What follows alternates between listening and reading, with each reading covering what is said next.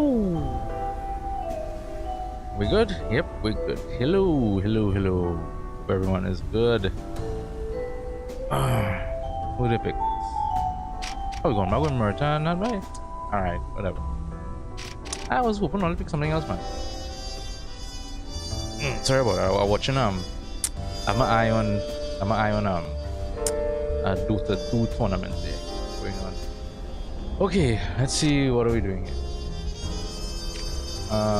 Need some upgrade. Did I take this? No.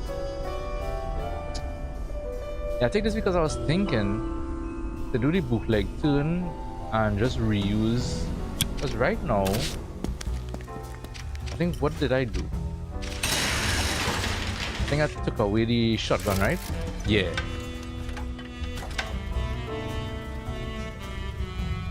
I want to keep it on the right or the left. That's what I was thinking, to just keep that there. And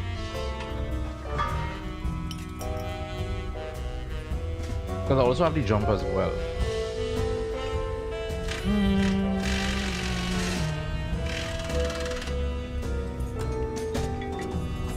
So I could use this twice now, you know? I don't have to. But let's... What does she have by the way? I don't know what to think about it.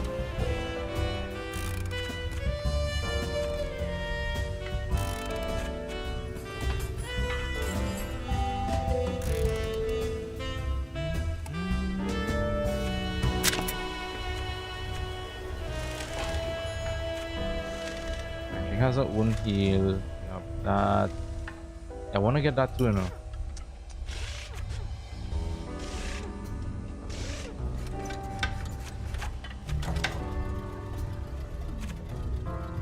I'm gonna go with it for this.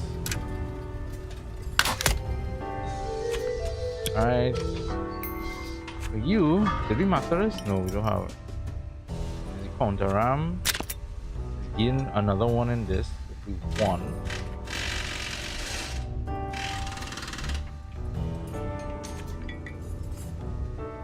I really like that. I actually really like that.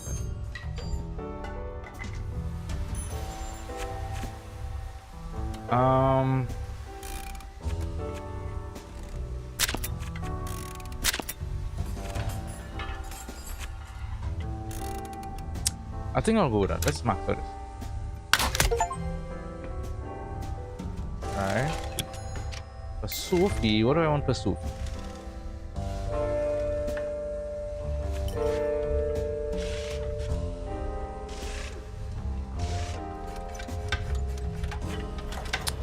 That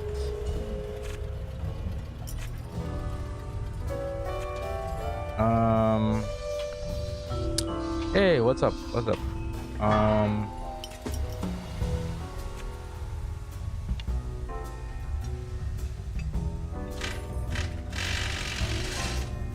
I should go gumshoe, right?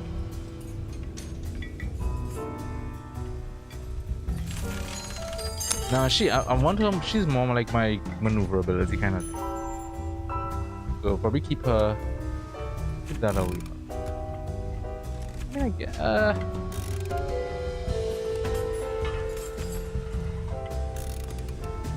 yes, I did get a haircut.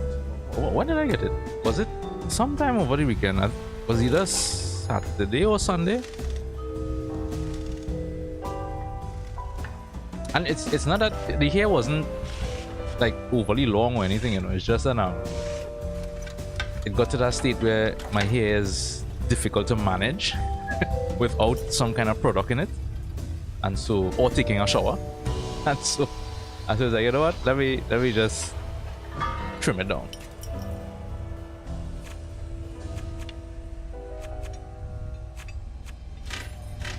Oh, you could do that. Wait, I don't have this.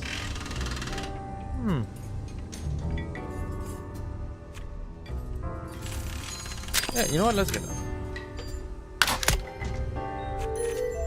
Okay. I guess let me level up the others one time as I hear. Press. Put him in there. Penny. Put him in there. Level you all up. Who's this? Press, right? Press had those.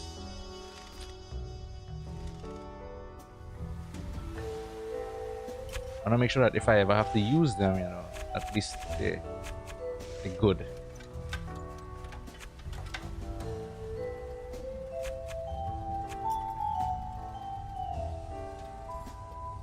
I think we'll continue with Brainia. And then for you,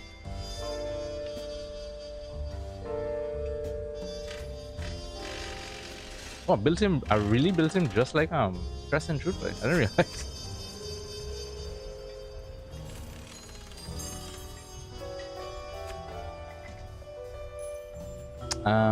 You know what? Go Grease Monkey. It's too good not to. That's too good to pass up. Oh, there's more. Oh yeah, there's more. Oh, I didn't realize.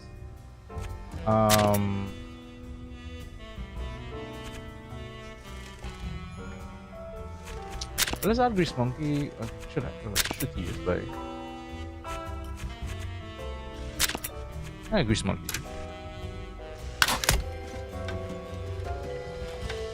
Oh, you didn't notice yesterday? Yeah. I mean, you can't see everything. Like there must be stuff you miss.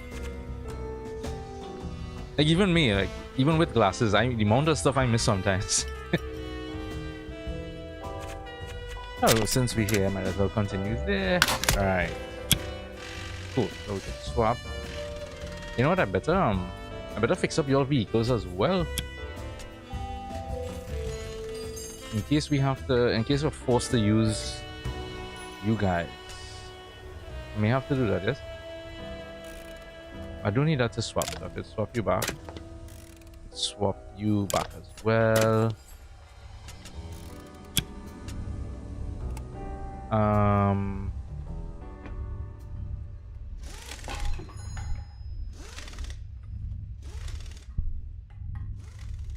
Watch streak good. 30 stream, damn. 30 stream streak.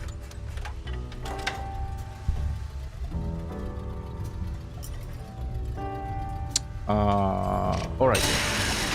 So he has the wagon. He has nothing on the wagon. What does he have? Shoot wave. Oh wait, what does he have? Shoot wave. Oh, repulsor wave. Alright, yeah, he has that. I mean, I don't think I have anything really. The sludge sprayer.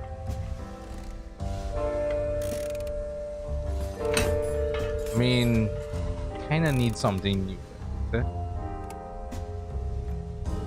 It's a turbo engine 10393.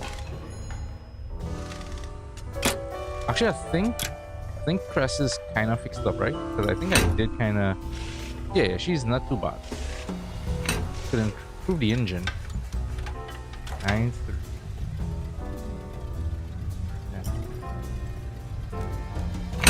Give her that, right?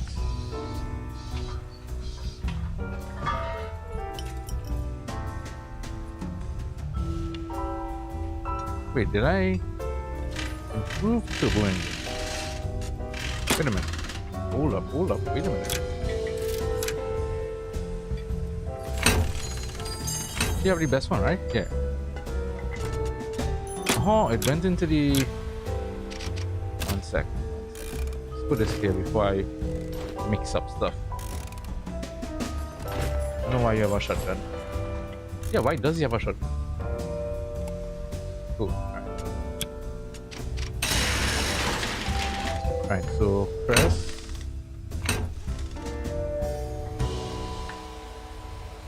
Right, so you have that. Welding arm and the armor buster. So we'll keep that. You're my debuffer. This is what to heal. I mean, there's not much I can use anyway. I know what you know. What about here? There's the that. Yeah, nothing much I can really do. Maybe give you some extra storage. Oh no, I'll save that storage for somebody else. Grants a projectile resistance status effect in combat. Take less projectile damage. Oh, that's nice. Oh! How heavy is that? +8. Shit! Okay, never mind. Never mind. How much with she has 16? Wagon. Alright, so you can take the turbo engine. And flatbed. Oh no, that's Crest's one. Alright. We have the Aether javelin. Applies Aether. This is a light weapon. Damages a single enemy unit. Medium range applied. Is that the same thing that Gia has? Okay, yeah. Just making sure. Alright, so we have a better engine.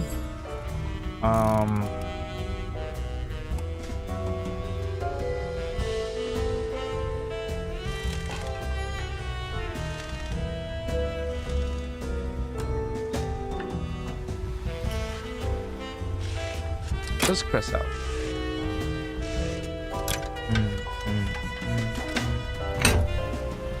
Stop repulsor as well, really? I didn't realize. I think I better give you that. Yeah. I have some money, I could buy some for y'all. So you only on stock right now. Flatbed and truck. Fishing repulsor, I guess, is better. He has Ether Infuser, which does increasing its EP. I think we can do better than that, no? Right, heal, so we'll give you a heal.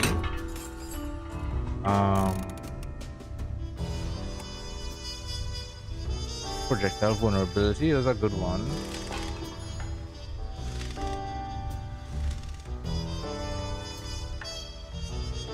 I think we'll do that. Oh no. Press has that right now.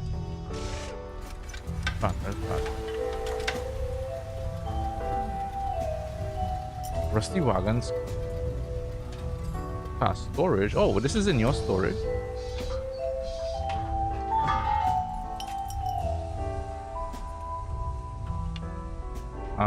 What?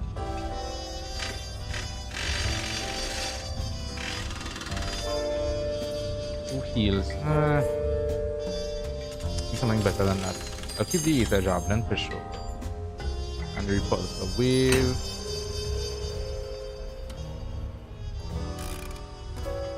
Flatbed's class storage. How much storage he has? 20. And I could work with that for now.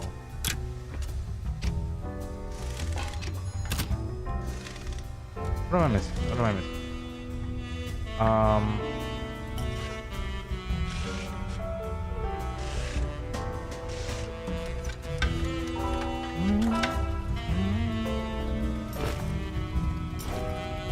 don't know why that's there. Okay, let's go shopping. Anything new? Bracing repulsors. More bracing repulsors. You don't have anything other than the bracing repulsors?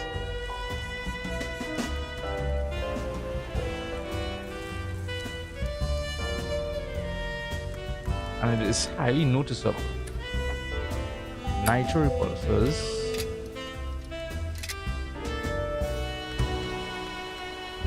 It's kind of expensive.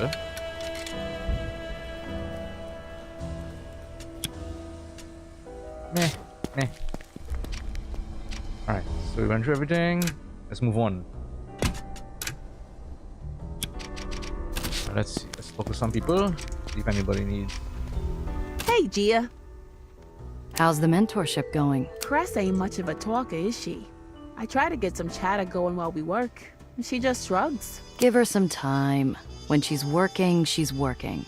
She's just figuring out where to fit you in. Huh. You might be onto something. She used to stonewall my one-liners, but I almost got a chuckle out of her. And she always slows down when I say I've never seen something before. Thanks for the insight.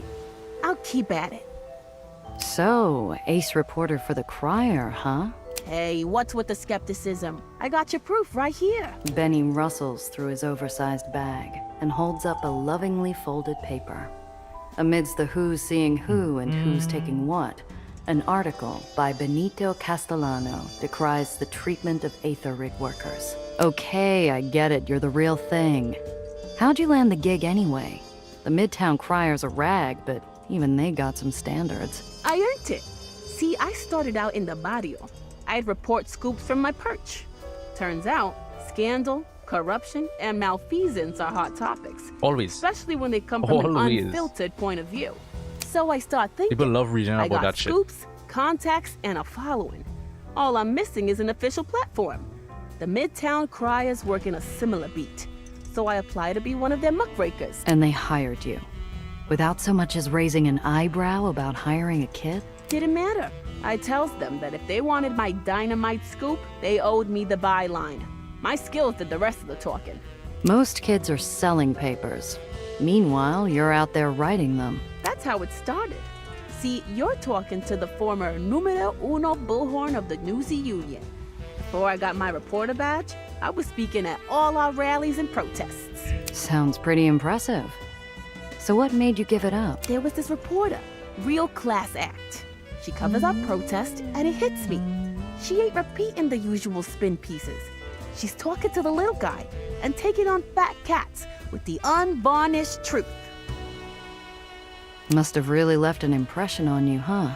Yeah, I figure, hot dog, if this is what journalistic integrity's supposed to look like, I want in. Catch you around. Okay. Need Luca? something? You and Diane. He grunts, Oh. but he First time we met was at a... love at first sight? Nah. Lucas Went through this smirked. already. Diane's been there. Really? No relation. I don't think she minded sticking around the hall, but Okay, I see ya. nothing new. Sophie? Hello again. I heard Oh, shit, Dreamlands man. had Oh, Picking the darling. wrong thing. humor me. Well, if you... That bad. I have no doubt. Ta. Gia. Oh, here we go. You used to live in Nation's Crusade, right?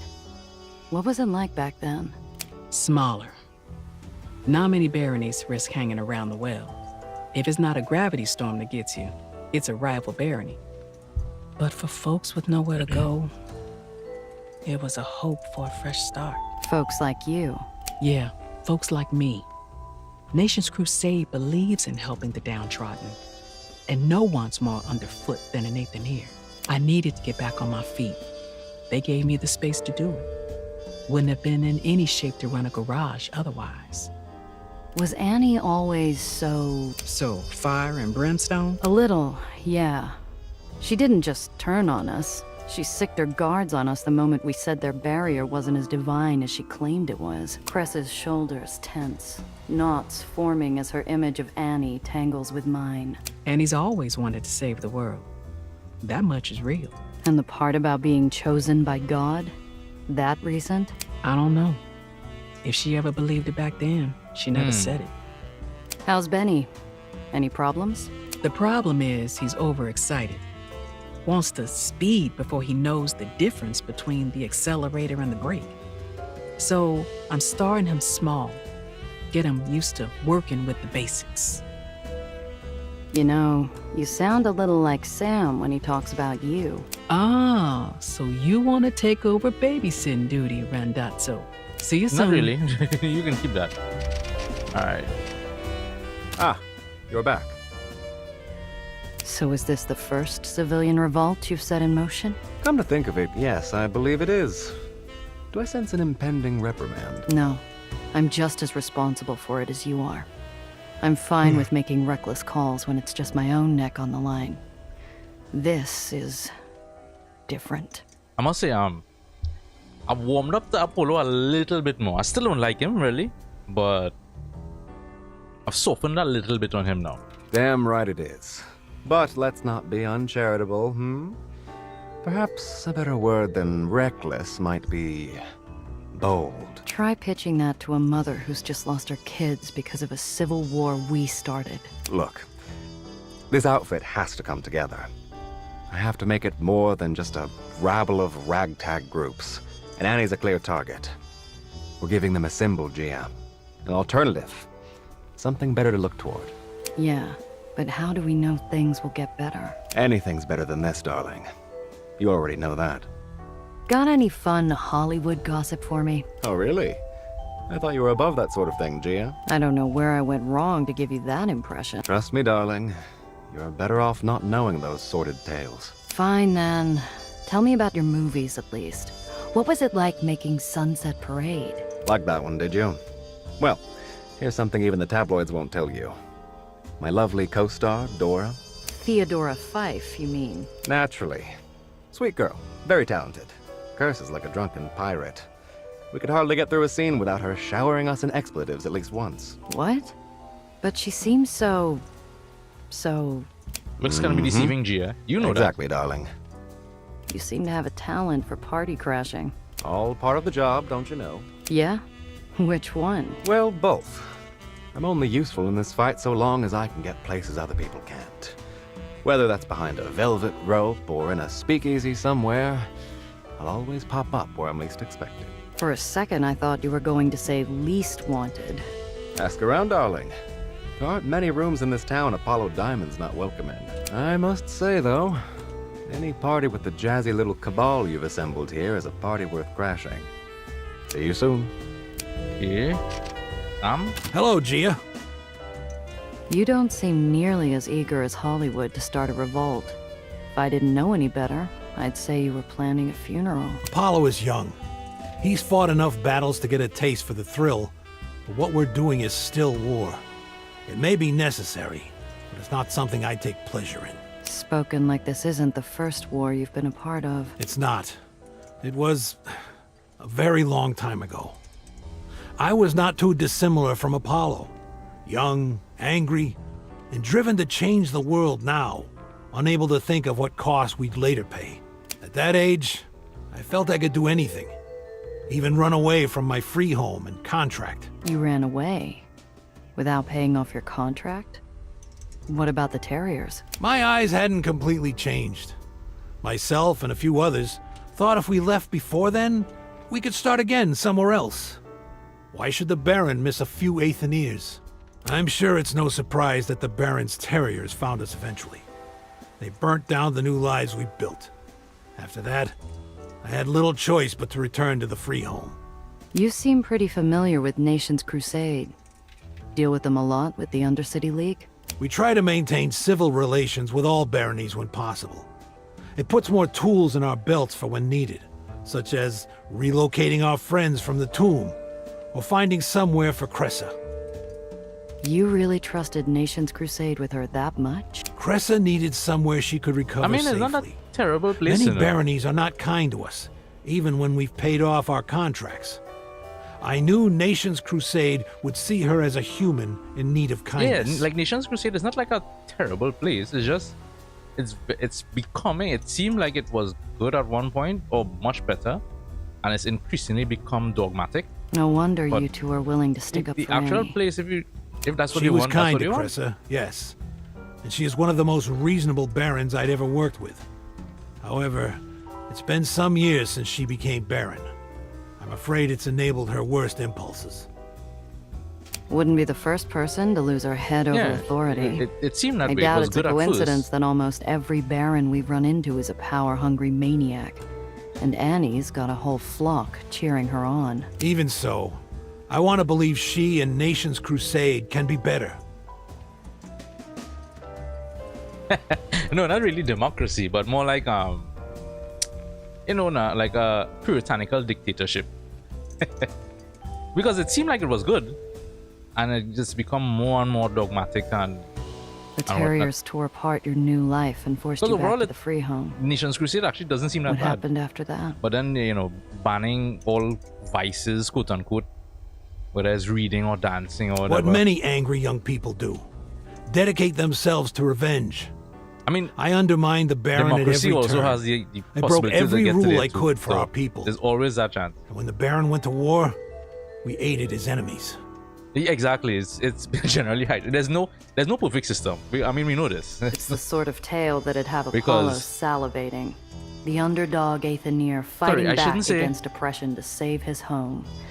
But I know there's no happy I shouldn't ending. necessarily blame the system, but more so, no system will be perfect because it's being run by human beings. And humans, we all prone to, especially the ones who want power. I mean, come on. They want power for a reason. So, like, yeah, just like most religions, anything run by humans is always, even if it's good intentions initially, it's always prone to going bad because it depends on who's at the head of it. When the dust cleared, it didn't end up changing anything, right? Which is like, I guess, the duality of being human. It's like, you know, we have the I'm ability afraid to it did be worse both than that. the The best new and the Baron was worst at the same crueler than time. the last. And when terriers were not enough to keep us in line, she would employ blacktails. I feel ice wash down my spine. Blacktails might be high-living adventurers, but almost all of them cut their teeth on the battlefield. So I don't know who is Barely the trained Aethoniers would barely put a dent in them. who is the people behind like Dufresne and the assassin and everybody. Like who is this? I'm sorry, Sam. If there is Thank somebody, maybe it's just a I've cabal had of years to people. come to terms with it. I might not have changed the world then, but I've done what I could, in my own way. Though I would prefer it did not come to war, I'll still stand by you through whatever may come. Cool. All right, Thank you. bye. Yeah, exactly. Very true. Very, very.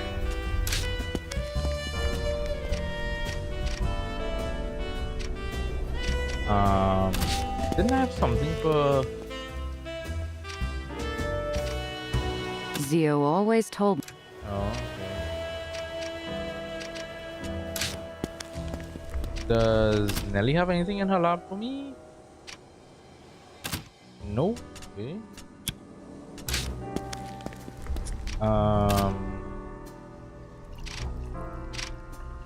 Yes?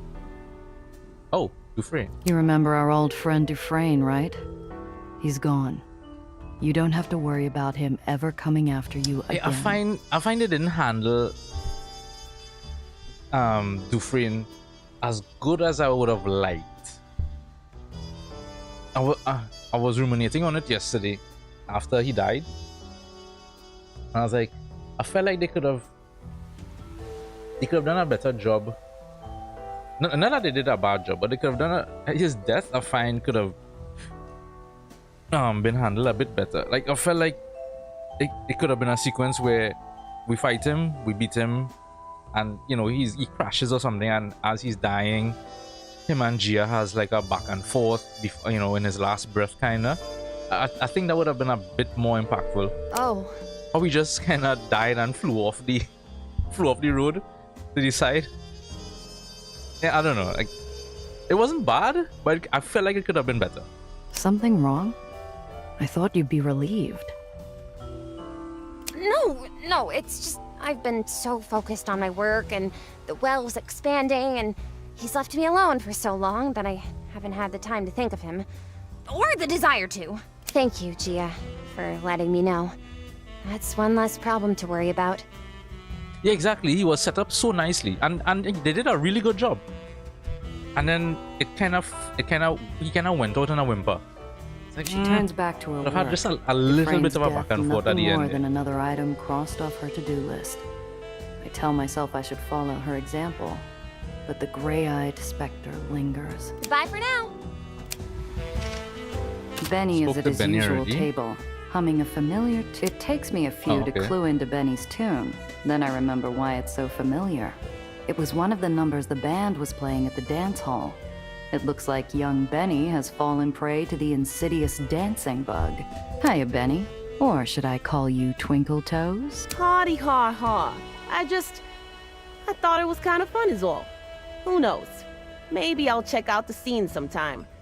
Only, Only you don't really know how to dance. yeah, But I he's still- kind of he's got still- the He's still idea. young, he could learn. But I'm not sure how to put it all together. I'd like to hit the dance floor and look real smooth, you know? I think I can help with that. Luca, Gardner, front and center. Thomas, turn on the radio. Find something jazzy. Huh? What's up? What can I do for you, Miss Randazzo? Hope you wore your dancing shoes, boys. Choose Benny for Antonia. Choose Alistair. Pick Luca. Luca, Alistair. Let's pick Benny. Why not? Since we're teaching Benny how to do it. Why not? The best way to learn is by doing. Come on, kid. Let's prance. Not sure about that. I'd rather watch first if that's okay by you. Give me some idea of where to put my big feet. Don't worry so much. Try to have a little fun with it. Oh, what was that series of novels? I'm always interested in medieval settings. I have a fondness for medieval style stuff. I mean, yeah, when they kill off the most interesting character, and you see, you could only kill off interesting characters if you have other interesting characters to kind of pick up the slack.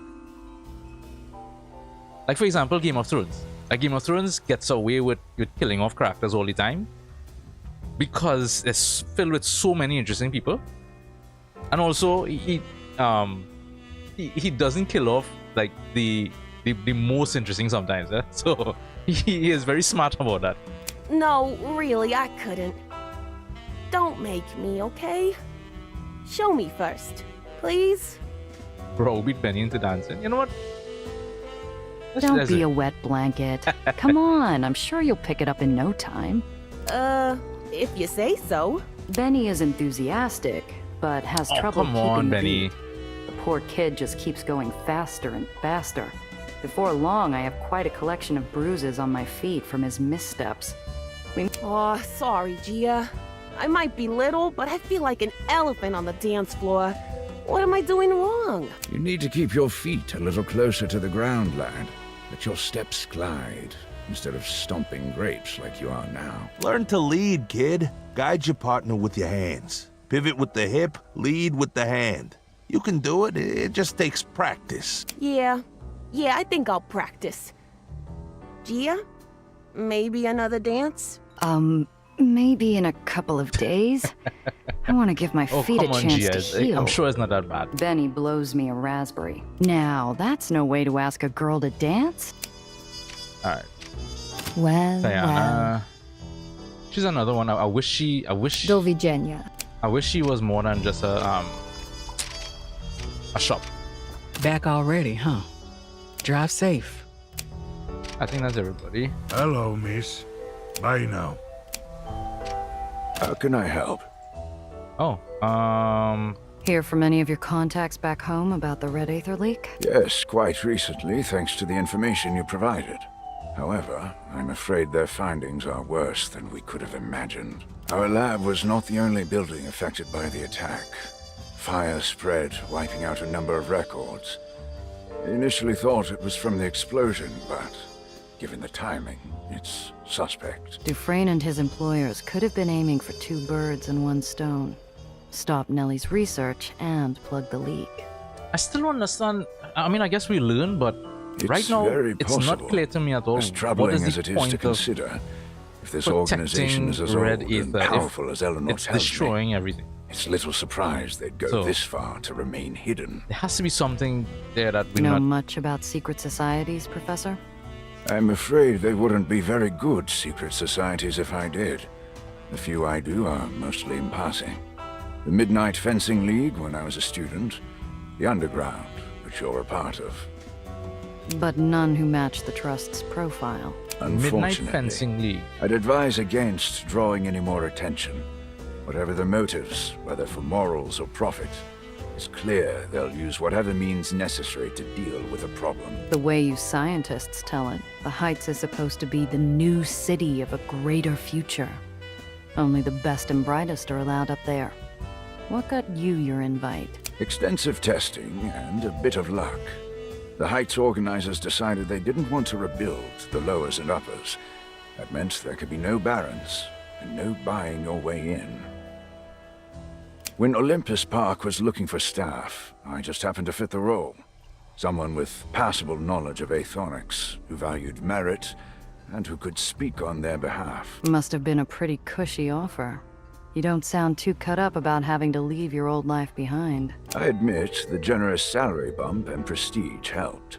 However, if that's all I wanted, I could have gone anywhere. A bright passion fills Gardner's eyes, softening the air around him.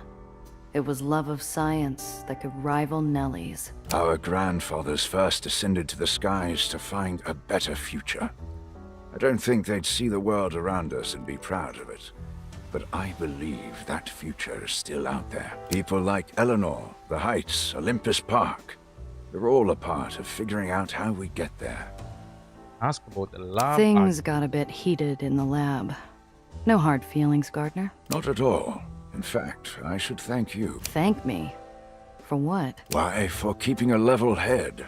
I tried to remain calm, but even I get tunnel vision. And when you said an island had been torn apart, I leapt to the worst outcome. Exactly what I'd warned Eleanor against. Look, I get it. The two of you have your heads deep in calculating worst-case scenarios.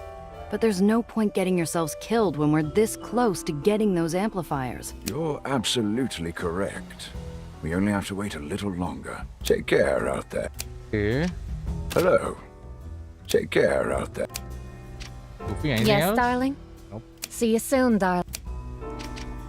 Miss, you know where to find me. Okay, I think that's it. Alright. Let's get the ball rolling.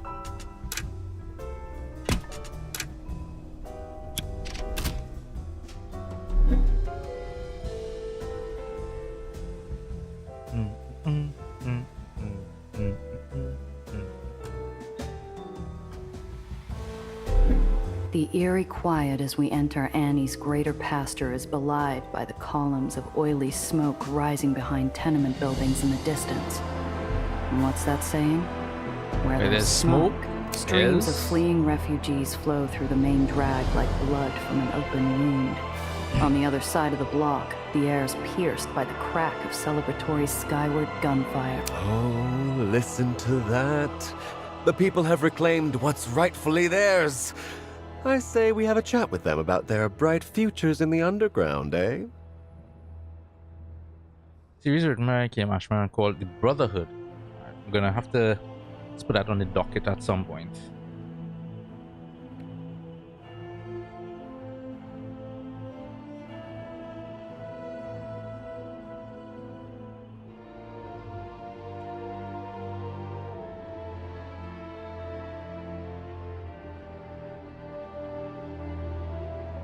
Well, recruitment's one thing, but what about those refugees? Who knows what they've been through? We may be able to help. I haven't read properly in a little while. Kind of fallen back a little bit on my reading, so it'd be nice to catch back up. I think, although funny enough, for Christmas I did buy 2 novels, and there's somewhere I haven't checked them yet. I just randomly bought 2 novels for Apollo's champing for at some the reason. bit. Sam's characteristically hesitant. Another argument looms above their heads like a gathering storm front on the horizon. I interrupt to swat away the clouds. Either way, it's tough, unpredictable terrain to move through. Lots of civilians. We'll need to tread carefully. Well, you're our resident smuggler. Which path would you choose? Oh, we have different paths. What's this? The checkpoint. Oh, we have 2 checkpoints, and then we're heading to here.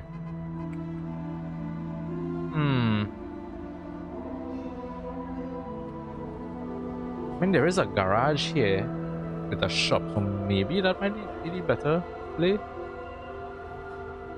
Yeah, you know what? Let me head this route. On the way. While I'm here. What vehicles do you have again?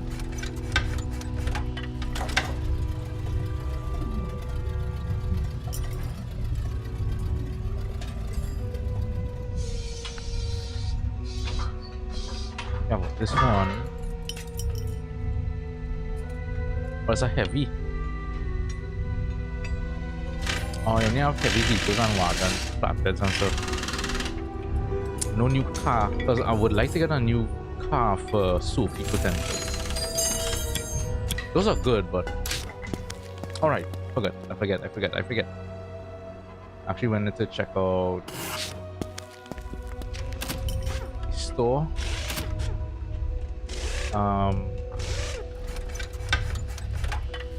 Is the Weber repair kits as well. One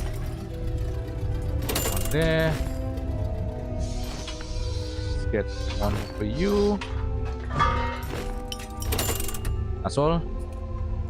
Yeah. Okay. All right.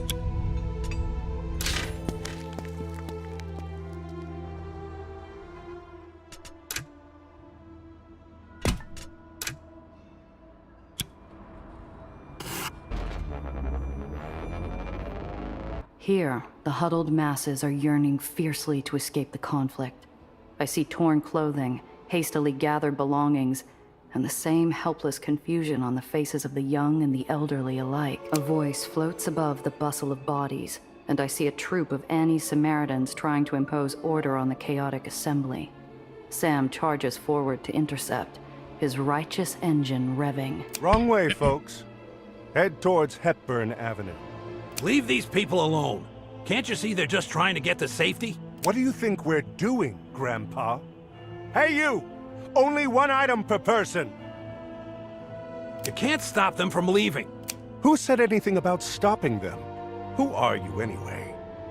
We're the Underground, pal, and we're here to make sure these people get to safety. Surprise and confusion strike the man in the face like a sudden nasty odor, and he blanches.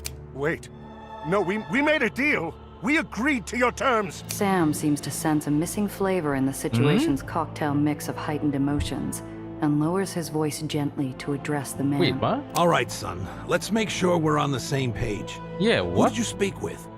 What were these terms you mentioned? The Samaritan's clearly itchy to escape both this conversation and the island, but his confusion keeps his feet glued in place as he replies. We surrendered. We just want to find somewhere safe. You, that is, the rebels, they said that we were free to leave. I'm starting to understand what's happening here. These rebels, were they citizens of Nations Crusade? Yes. Half of them have family or friends among these folks here. Look, we just want to evacuate. If we could... Wait, what? We surrender. We just want to find some. You. Okay. This is rich. You're telling me you've given up the fight? Annie the Axe's fiercest crusaders, corralling a herd of grandmothers to safety like gentle little sheep.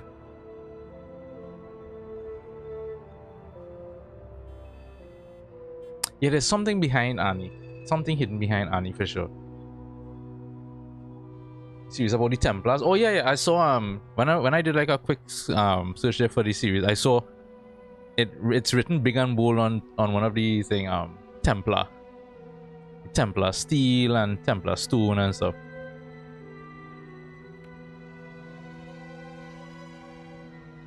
The Samaritan, raised to dutifully turn the other cheek, flushes angrily at the insult, but keeps his mouth firmly clamped. Apollo, they clashed with the locals, and they just want to resettle. Let's let them get to it. And let these fanatics go free without a word. Without answering for what they've done? I don't think so. What are you gonna do, Apollo? What we've done? What about what you've all done? Oh, I'm sorry.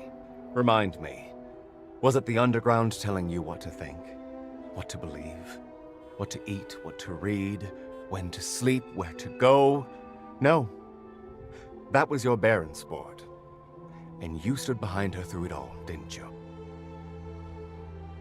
Agree with Apollo and take the Samaritan. It does. Agree with Sam and the Samaritan.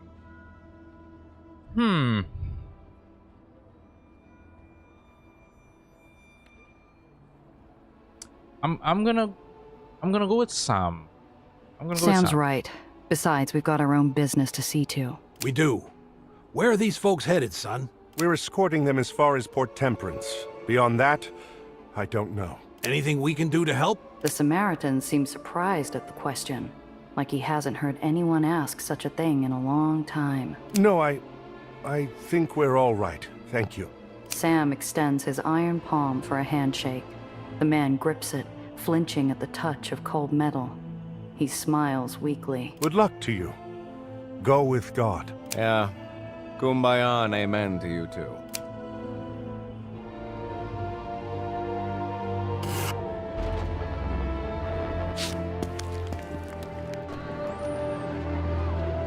forward base is a bombed-out husk, black streaks of explosive residue marking a grim tally of the lives that were paid to claim this territory. The echoing pop of gunfire from a few short blocks away reveals how close we are to the front lines. Here, in the throat-tightened quiet and on the face of the sentry guard, the atmosphere is taut as a bowstring. Mr. Ironhand, Mr. Diamond, sirs, welcome. Go on through. Thanks, pal.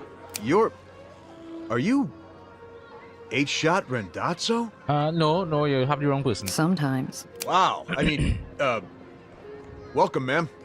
And thank you. For? The man seems confused by my question, as though my very existence were a blessing. His reply is painfully earnest. For everything. As we pass into the sandbagged sanctuary of the base, I see the fresh recruits we coerced on the road. Their shoulders hunch as they're handed fresh clothes, muffled explosions booming in the near distance. Gia, Apollo and I have matters to discuss. It would be a great help if you'd check on everyone and make sure they have what they need. Thank you. An oil-stained figure emerges from underneath the combat truck, waving at me in greeting. It's Cress, already on the front lines, already helping. No surprise there. She clambers back under the vehicle, and I take in the camp. All right. Rebel fighters, hands trembling with exhaustion, shuffle like ghosts through a food line. I approach one mid-meal, who's mechanically dipping some visibly stale bread into a bowl of colorless soup. Hey there. Got enough to eat?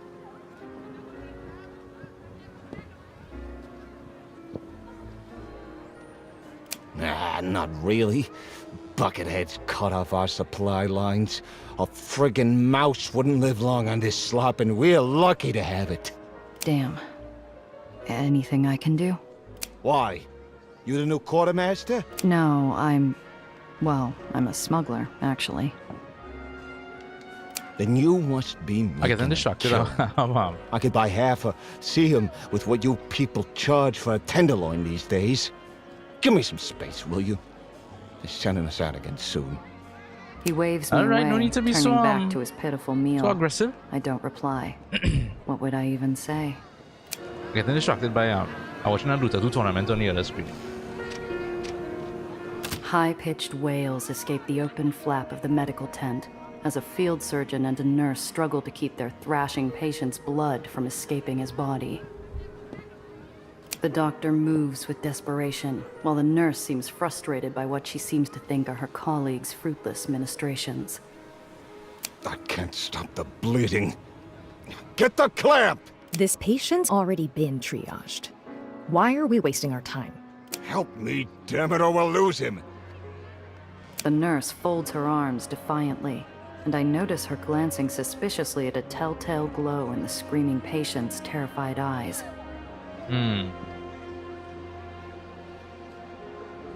When is the nurse to help by stepping in yourself? When is the nurse to help by flexing your authority? I mean, try it. Okay, nice. Good rule. Are you a member of the underground? Excuse me? What are you, deaf? Did you come here by accident? What? No. So you're here to help people, to save innocent lives. Look, I won't. I'm losing him. Save that man's life, or get the hell out of this camp, right now. Damn, Gia. Grimacing, the nurse snatches up a clamp from the surgical tray and moves to help her colleague. They work in concert, and the Aether's cries eventually fade to quiet whimpers. You've got about 5 seconds to explain yourself. I don't have time. I have real patients who need my attention. She shows me her back, moving out from the shadow of the tent. No, shorter retort. Real patients? What do you call? Save your breath, hon. She won't operate on Aether's. What? She's one of those. I don't... You said it. They're getting hit twice as hard as anyone right now. Which means twice the work for me. What can I do? You've done plenty.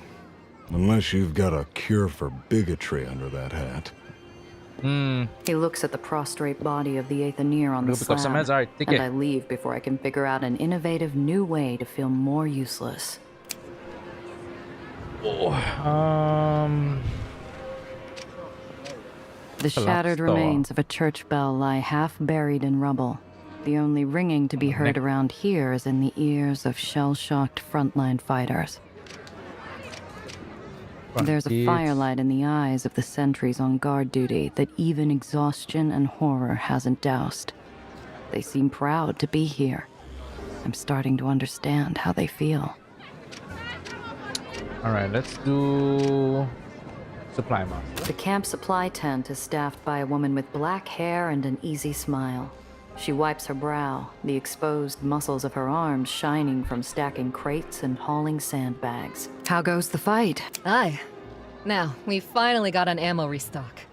We're ready to kick some ass. If you'll pardon the French. I'll let it slide. What are you after?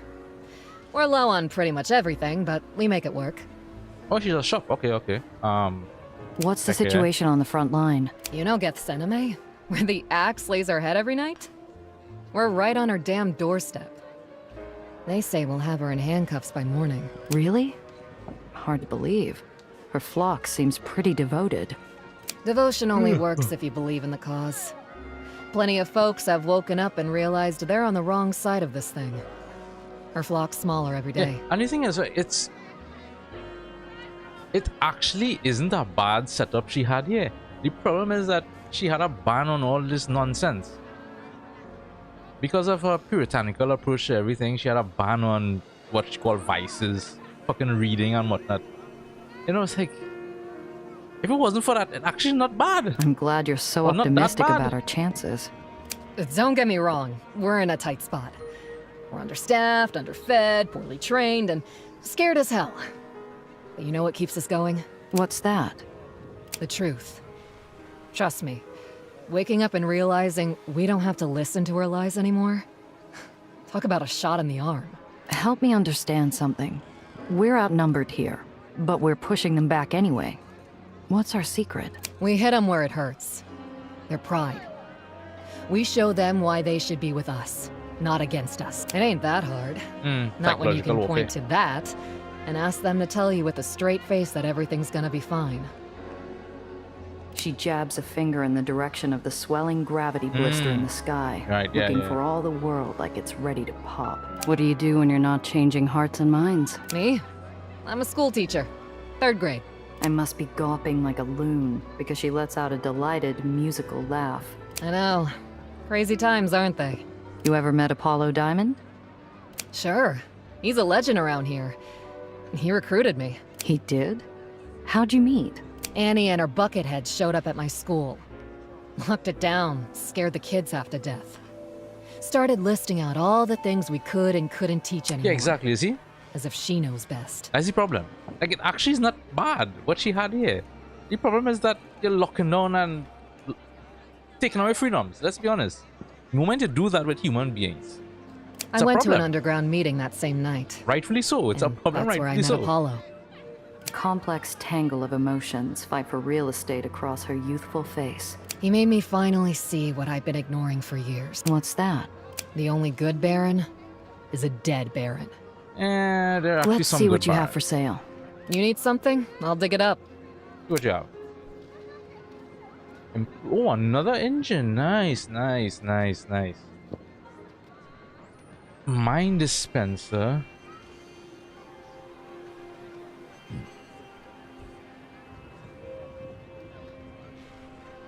What is this? Miss Sprayer? Damages enemy vehicles in an area and applies engine failure. Oh, engine failure means they can't move. It reduces the AP. You know, that actually isn't bad. But I need to get to our garage to put it to use.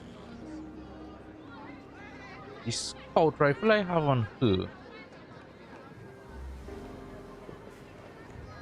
Damn, there's actually some good stuff on it, but what's this one? Zealot's lightning rod. Damages all vehicles, including your own, in a huge... Oh! Oh! Including your own.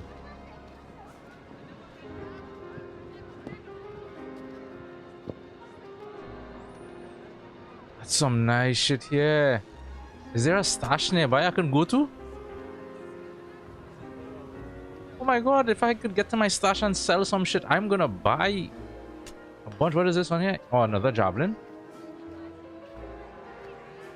Efficient gravity mall.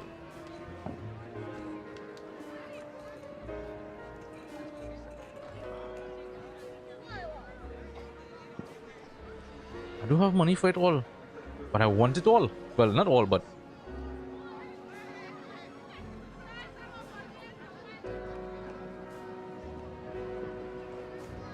and applies Aether vulnerability.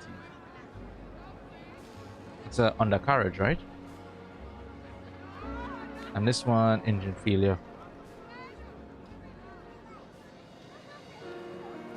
Does he seem damaged? Just one.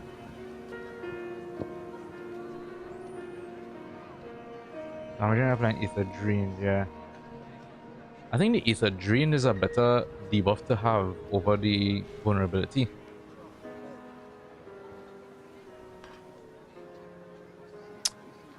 These are some really good shit. I want to sell some stuff to buy some of these things. Okay, let's get the lightning rod. Definitely getting this lightning rod. I'll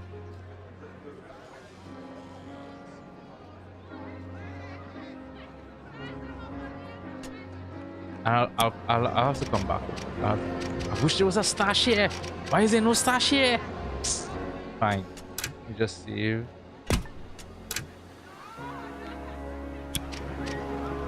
A mother shares what little comfort she can with a frail hug with her son.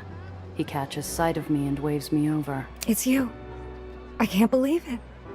It's really you. Hi. Hi. Honey, this is Gia Randazzo.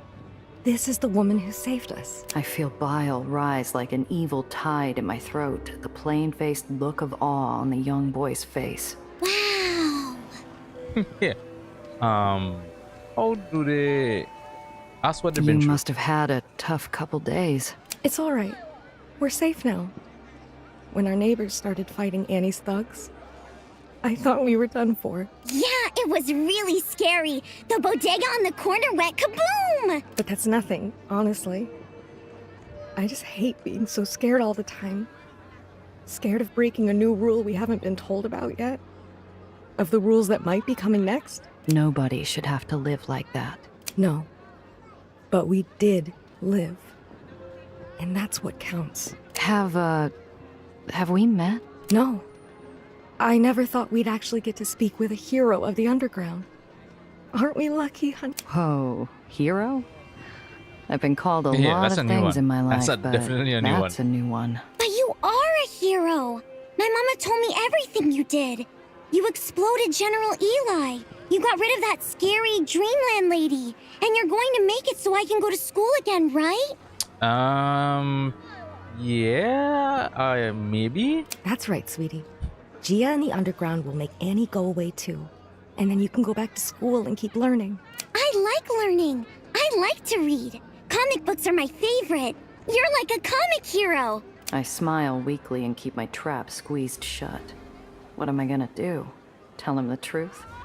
What good has that ever done? Yep, Gia's my name. This is all pretty new to me too. But you know what? What? Sometimes, even I get scared. You do? Yep. And you know what I do when that happens? What? I keep going anyway. Just like you. The boy beams like a 1,000,000-watt spotlight stroking the cheek of a cotton cloud. His mother's eyes are wet with gratitude as she reaches out her hand for mine. Thank you. Don't mention it. Okay, alright. Finish. There. Man, I want to buy some of those things. I want to buy. Alright, let's chat with Sam. Sam and Apollo bicker over a table inside a makeshift lean-to. Their caustic rhythms as familiar and stressful as fire sirens in the distance. There's no guarantee of a ceasefire if we keep escalating things. What would you have us do, old man? Roll over and beg Annie for mercy? You've overcommitted. A direct assault on Gethsemane is foolhardy, and you know it. We'll never get another chance, Sam. You can seek glory on your own time. I won't be party to it. Oh, selfless Sam. Never even looking for a thank you for his decades of toil and sacrifice. What a crock. You two blockheads can't even feed your own troops properly. What makes you think you know how to wage a war? Both men have retorts chambered and loaded, but the spark fizzles in the pan as we're interrupted by rapid, stumbling footsteps. Two rebels barge in, breathing hard, their skin painted with dust and blood. Apollo, sir! We're sustaining heavy fire at Gethsemane. We're dying out there, sir. We need support. Easy, sport. Easy. You'll have it. And what's your report, son? Buckethead set an island adrift. It's falling. We don't know how many is still on there. What? We'll send rescue, not to worry. Apollo pulls Iron Hand aside and hisses low so the scouts won't hear him. I hear him just fine. Sam, you said it yourself. We're overcommitted. We can't do both. Evacuate In the civilians. shadow of the hateful, bloated well, hearing the urgency in the island scout's voice and the shouts of refugee children in my head, the ways forward seem to collapse into one unavoidable path. We just can't leave all those people to die. My thoughts exactly. But sir! Sam turns his weary gaze to the scout from Gethsemane, placing a fatherly hand on the man's quaking shoulder. What you're doing at Gethsemane is very brave, but saving lives will always come first. If Apollo's angry to lose his shot at glory, he doesn't show it. You go, old man. You two scouts, come with me. Let's get you patched up. I'll help them. Gia, you good? I'm good. Right. Come on, Gia. There's no time to lose.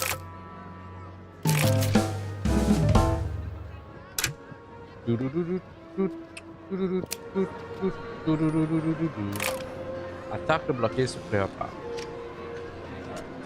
Go back out there.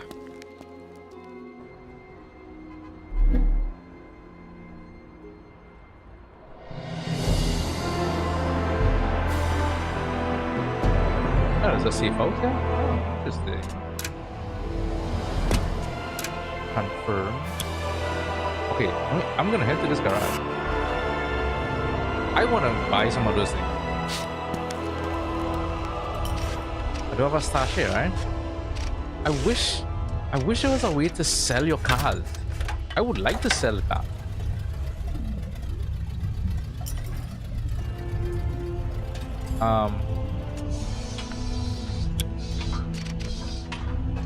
Vehicle parts. Ooh.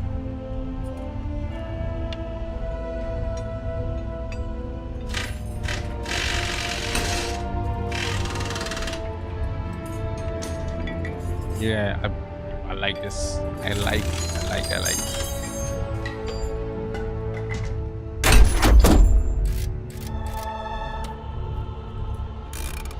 I'm actually thinking the repulsor, to replace the repulsor with like the gravity one and pull them in. Gravity mall.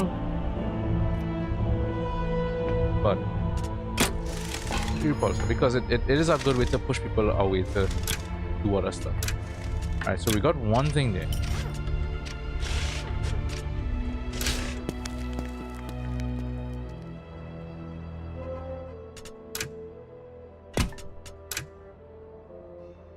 That's some damn good items, bro. I am gonna go back home, get my stash, and see what I can do. Those are some damn good items.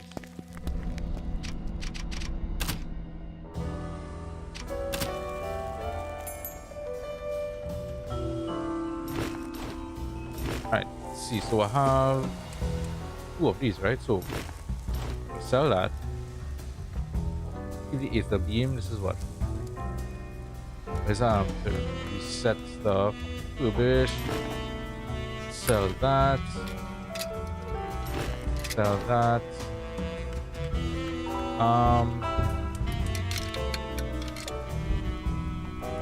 Probably sell this too. Why not? Stun grenade launcher. I think I'll sell that as well.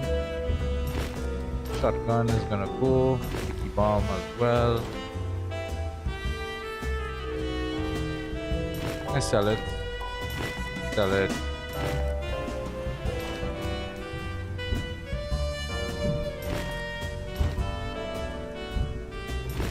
early champagne bottle. I don't think I really have any uses for those anymore. That. Stock engine. White sheet papers. I'll keep this one around. Stock pulsers.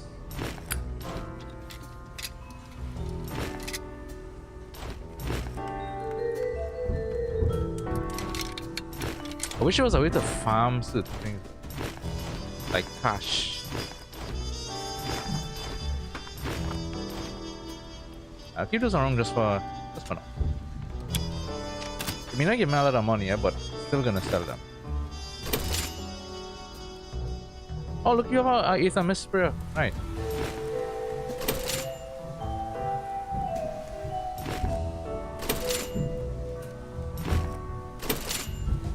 Sell that. Sell that. Keeping this, I guess. Sell that. Sell that. Oh, this was free, right. So I guess this has no seal back.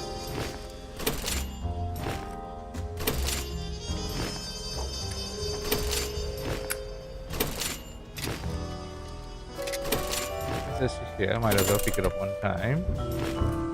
Sell that. Sell that. Sell that.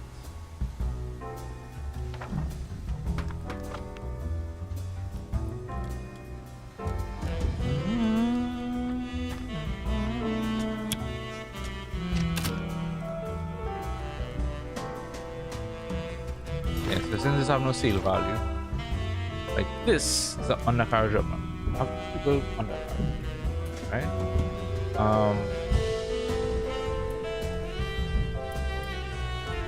I don't know. I'm not sure.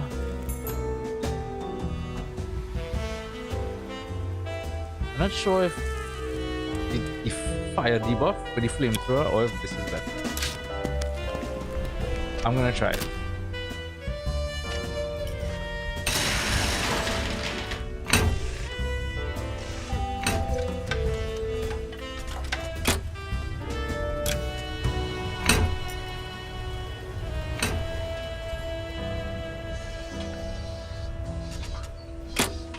Yeah, because they also have a nicer rifle.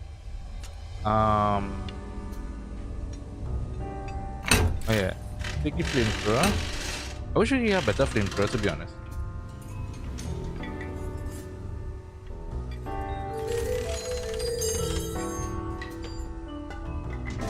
AP 4, AP 2, fire damage 3. AP 4.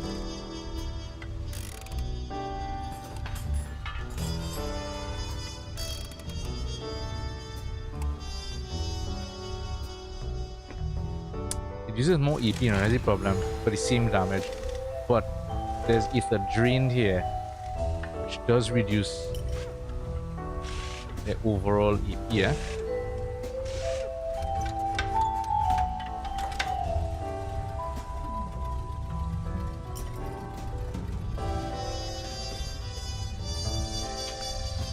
Let's try for a bit and see. Yes, why not?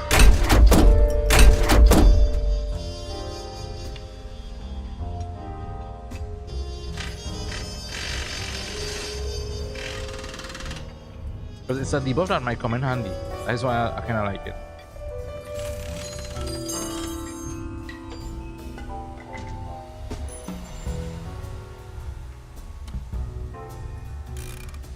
Kind of like it because of that.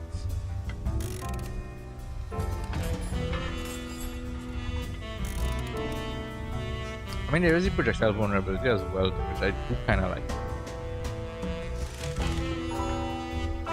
Mine dispense.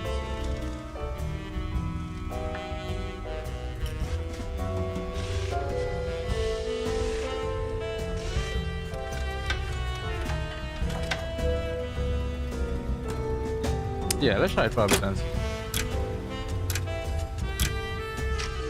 I already took him, right? So I need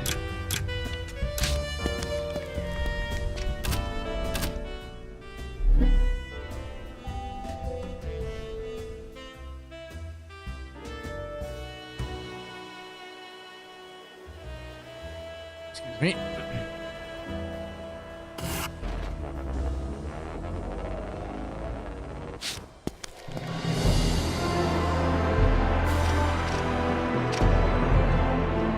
Every time a barony falls, the guns come out. After all, what's civil unrest without a little firepower? Wouldn't hurt to see if any scraps fell off the table. I grabbed the nearest rebel by his cuff. Excuse me, comrade. Who's the leader of this little band of freedom fighters? We're going after the Baron, and we're going to need all the help we can get. Give me a second here.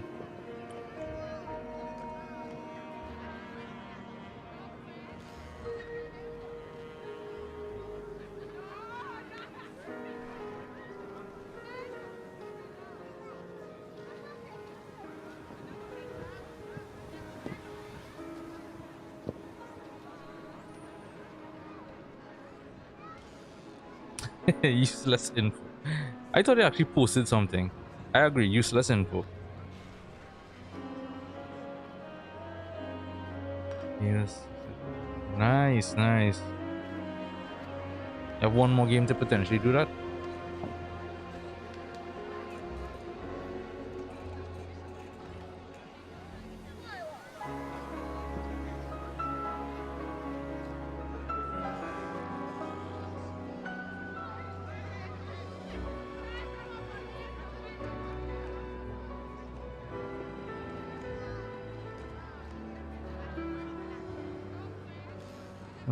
Four times. Wow, done it 4 times.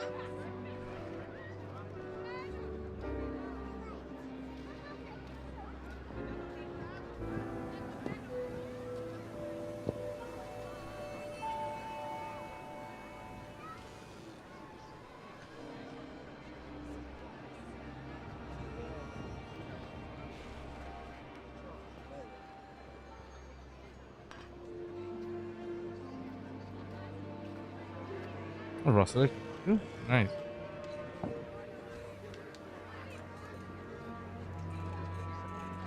Okay.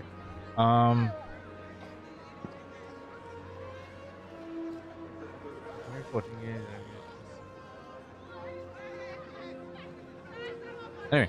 I recognize you. If you're going after Annie, you're going to need this. He cracks open the nearest crate and emerges with a polished automatic rifle, beautifully constructed from butt to barrel. It's a real thing of beauty, and I accept it with the care of a museum curator being handed a priceless artifact. Almost a shame it's about to see combat. Oh. Ooh, well, I do have to buy it then. Oh, wait, I didn't put that back in my stash. Let's see what you have for sale. Aye, what do you need? 6. Yeah, I don't need to think that then. Alright, cool, well. Was there anything else I wanted from this, by the way? Oh, I wanted that. We got a free one, so that's good.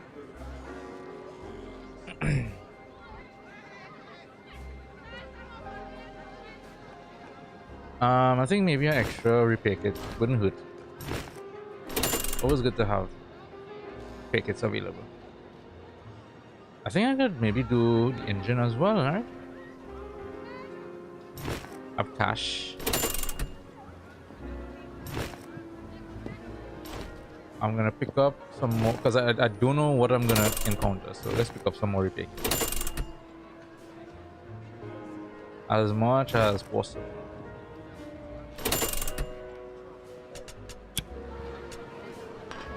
Alright.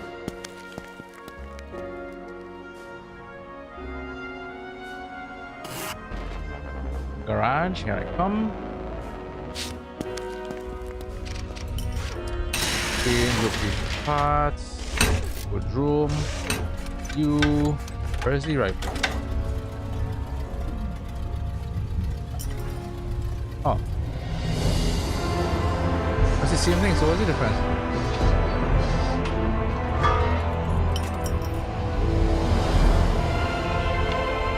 Oh, there was no difference. You sure? What about engine?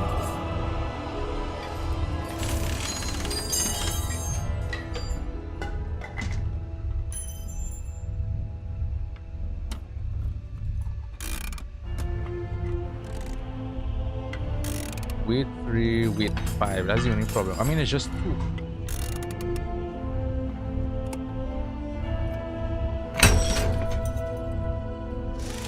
Nice. So she has a lot of AP.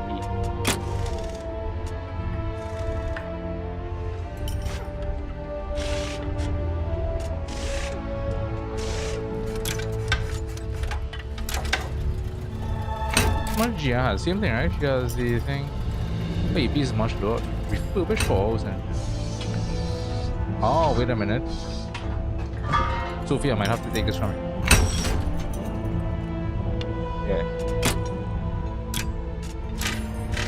Sorry, Sophie, but that's, I mean, that's the main card. I can't.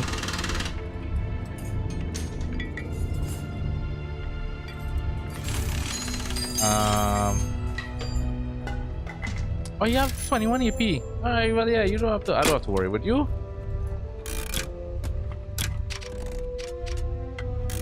Alright, let's go home. Clear my stash and then we continue.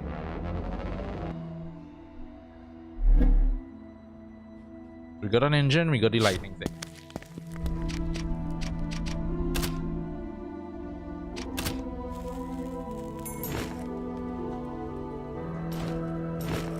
I also had to come home to get rid of this as well.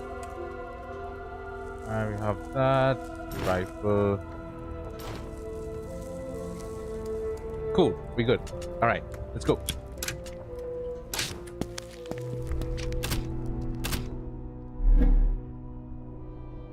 I don't know why my back is.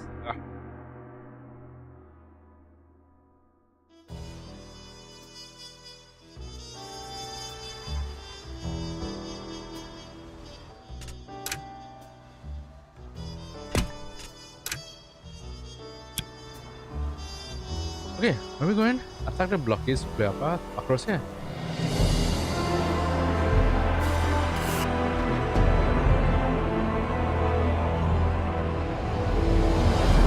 An entire island is aflame in the sky, pieces of its blazing tenements plummeting like falling stars into the dark.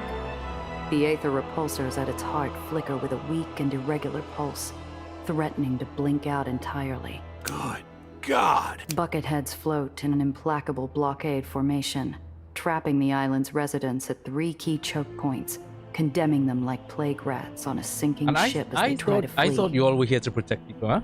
The troops announce their regret over loudspeakers, even as they spray escaping vehicles with gunfire. I hear them invoke Annie's name, assuring the civilian horde this is all part of God's plan. They're acting without orders, Sam. They have to be. I hope you're right. Let's move. We may still have time to help. His optimistic suggestion flops pathetically to the floor as we watch Annie's fanatical troops shoot innocent people out of the sky. Time is the one thing we don't have. We have to choose. Oh. This will be choose fire.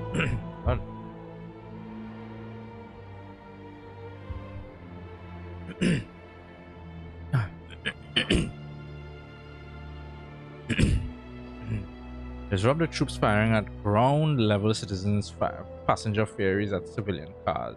I mean, the easiest one, let's just do the easiest one to make sure we we get it.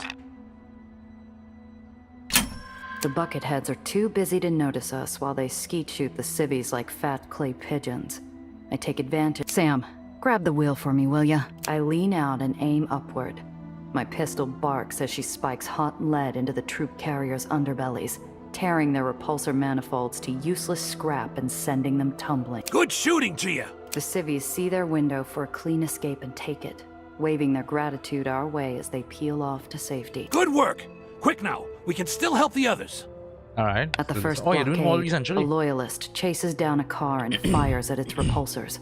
A rage touches off inside me like a forest fire, and it spreads all the way. Sam braces his hand on the dash as we slam at full speed into the side of the troop carrier, crumpling its chassis with a glancing blow that sends it spinning away in bits of metal shrapnel. That got him! The Civi sedan recovers and veers off to safety, giving us a grateful honk as it passes us. The bucketheads scramble to reassert control as more cars break through their line. Good work! Quick now! We can still help the others! Alright, let's try this one. Cool, almost filled it. Time to put those famous negotiation skills of yours to work, Iron. Pardon me? I throttle straight for the blockade, flashing my high beams to steal their attention away from the Knights of Nations Crusade! We're looking to get onto that island!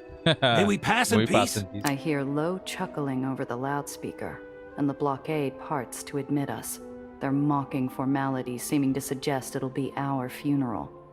Gia, look! There! Sam points to a section of crumbling blast. They're probably... Sam. Let's move. We may still have time to help. It's a death sentence. Are you crazy? Maybe for us, but if we don't help, it definitely will be for them. Can you live with that? The thunder of the collapsing island fills my ears. Crackling flames, popping gunfire, shattering concrete, and a constant overtone of shrill human screams. I set my jaw. It's too tight for the car. Come on. Sam and I park at the edge of the Undercity entrance and ignore every survival instinct blazing through our veins. We beat feet for the collapsing island interior. I hope like hell I'm not throwing my life away.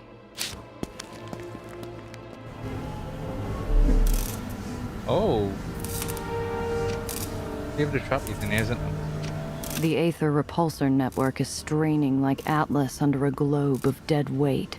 Its systems giving up the ghost and cascading failures that belch steam, sparks, and unfiltered Aether into the tunnels.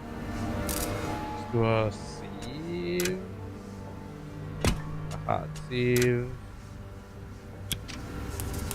Move! Get to the surface! The father huddles over his child, using his back to shield them from falling debris, ushering them to safety even as he plants his feet, intent on staying. Go, both of you! Topside, now!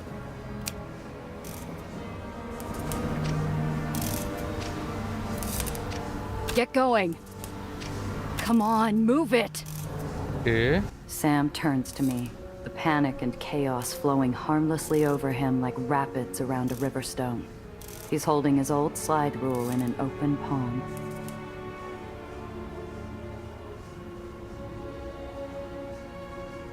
Take this, Gia. Please. For Cressa. Motes of broken concrete surround him in the flickering darkness. The metal superstructure is tested by our weight, tones of finality infusing its discordant creaking. Sam, don't tell me you plan to die here now.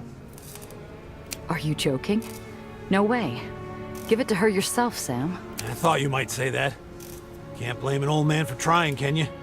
Keep it. I'll even throw in a protractor for her when we get home.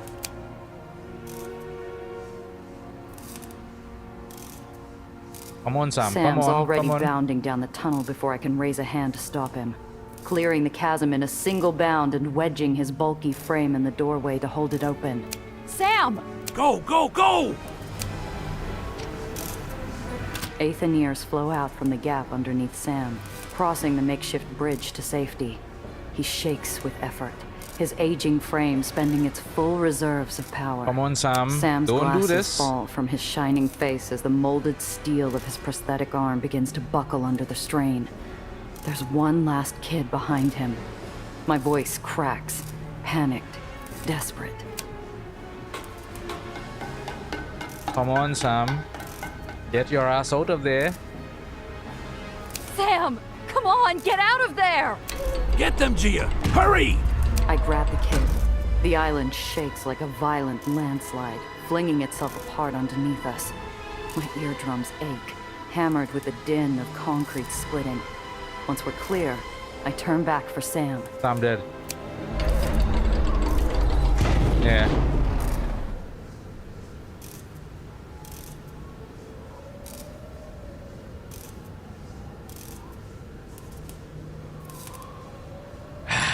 Maybe I should have gone the other way and let Apollo die.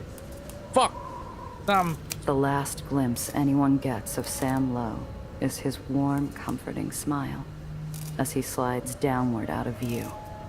In an instant, the entire half of the island plummets away, and I'm left staring at empty sky. Beside and around me, Aetherians hold their tools to their hearts in solemn salute. The name Iron Hand echoes in my ears, a mournful chant. I'm still gawping at the peaceful clouds, dumbstruck, tears frozen against my face. Urgent hands lead me away, voices ushering me through tears to follow, to run, to escape with my life. I let it happen. I can't do anything else.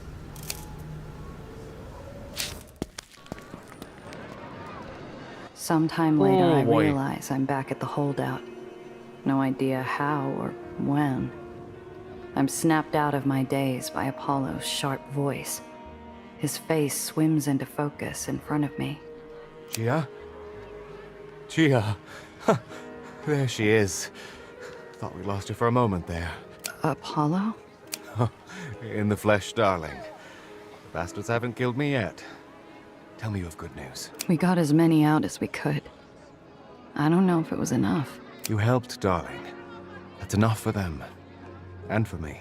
Wait a minute. The assault. Did Annie... Slow down, Gia. First things first. Where's that old basset hound, Sam? I have a few things to run by him. Apollo. Where's Cress? She's around. Giving something a tune-up, I imagine. Find her. Get her. Why? Gia, what happened? The Aetherians made it out. Every last one. Sam made sure of that. I watch a dozen emotions flit across Apollo's sculpted face like the pages of an open book in a soft breeze. He paces, running from the truth, but it catches up. It always does. Sam?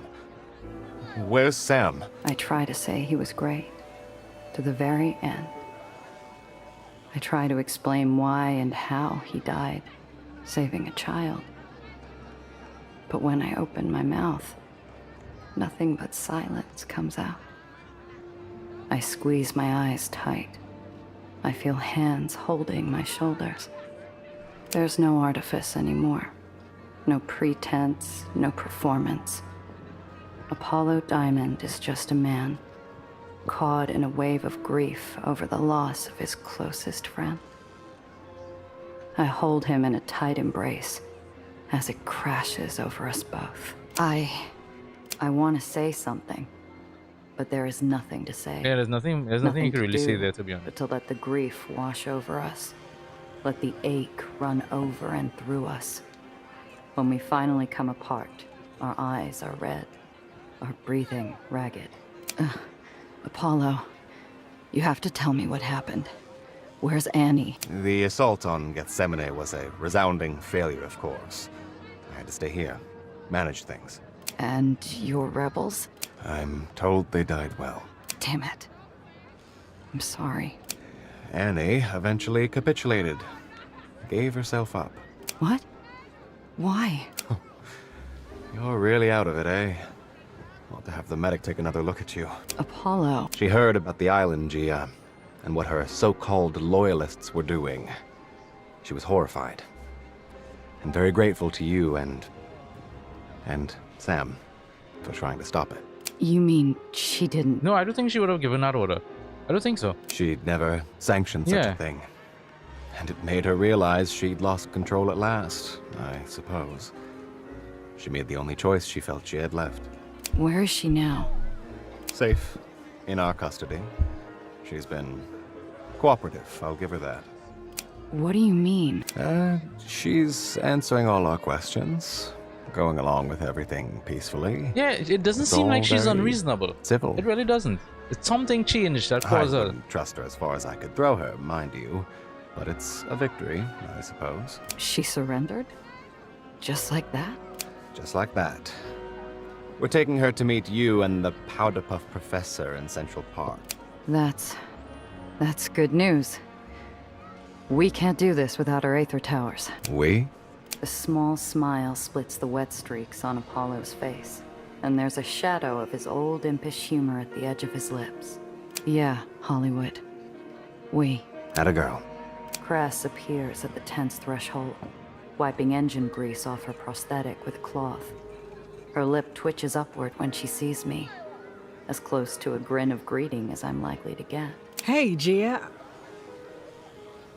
I don't know exactly what she sees in my eyes, but she drops the rag in her hand. Her eyes are already brimming with tears by the time I tell her what happened. I stay with her. I stay while she screams and rages, while all the grief in the world pours out of one small person. I stay while she sits in marbled silence. I stay for hours, until she's ready to talk. Apollo Diamond gazes up into the pink gloaming hanging over our city and closes his eyes, as if expecting his old friend's voice to float down back at him in reassurance. It doesn't. None of this would have been possible without him, you know? I was always so damned sure. But he was always there to steer me right. Now, I don't know what to do. We finish it. His way. He looks at Cress, who takes his hand in hers, and blinks away the fresh tears blooming in his eyes. Right. His way.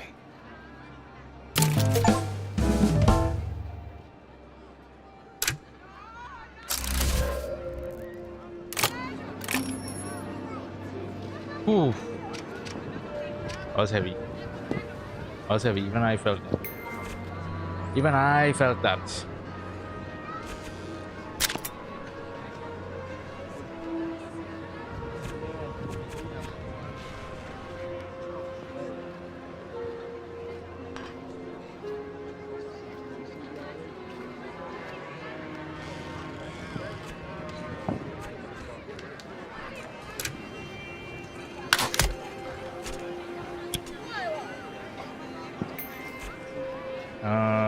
You marked out here.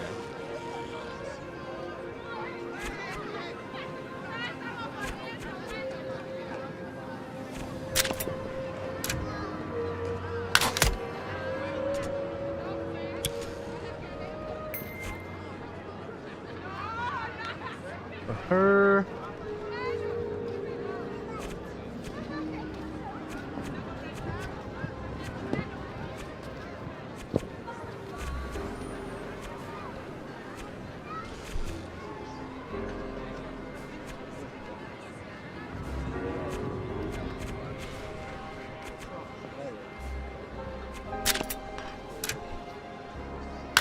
Take that, I guess.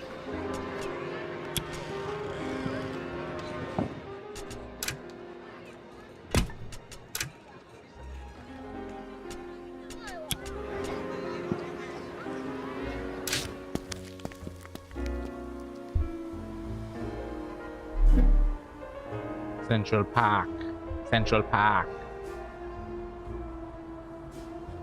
Yeah, but that was a heavy one. Central Park is all but abandoned. What once was teeming with families, couples, and street vendors is now eerily quiet. Monstrous black clouds roll over the island, tinged with red, like a storm in the depths of hell. This close to the well, there is nothing to take our attention from the hungry vortex swirling just off the island's edge. The cold silence is punctuated by irregular crashes of lightning and thunder. Gardner, Nellie, and the rest of the underground arrive just before Annie is brought out by her own people. Though she is not restrained, the firebrand's flame has now been quenched, her eyes downcast. Forsaken. We have been forsaken. All is lost. Nellie is wringing her hands. She looks at me with pleading eyes. I get the message. We need to move while we still have time. Enough gawking, people. We have work to do.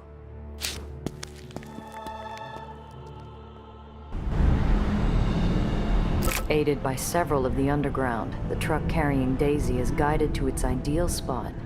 Nellie busies herself ensuring that every connection and weld is sound, with an unusually antsy Gardner looking on. E2 to D6, A7 to... There. Now the other side. Can you believe it's really happening? I spent ages planning and designing and building, but it never felt so real until now. Feels like it's been years since we met, huh? A wet behind the ears kid full of crazy talk. Tonight's your big night, Nellie. So sorry that it ended up this way, Pastor Annie. But you're not the only one who lost something precious today. I'm not any happier to be here than you are. Alright, cool it up, Polo. Relax, relax. I'm not one of your revolutionaries, Exactly. Mr. Diamond. I am here as I was bidden. No less, Relax, no Apollo. more. You don't have to be so crass. I can see that losing your people's faith hasn't cut yours down to size. Fine. You don't want to be friends? I don't either. But we're both fighting for our people's survival. We can help each other. Apollo produces a burlap bundle and unties it, revealing Annie's axe. He offers it to her casually. Annie reaches out and takes hold. Her mouth is twisted in a scowl, but she's controlling her instinct to lash out. I agree to lend my aid to your enterprise. Apollo. The old man would have chosen to see her good intentions. Trying things his way. Final checks are complete. Daisy, Alistair, and I are ready to go. Just let me know when you're ready to proceed.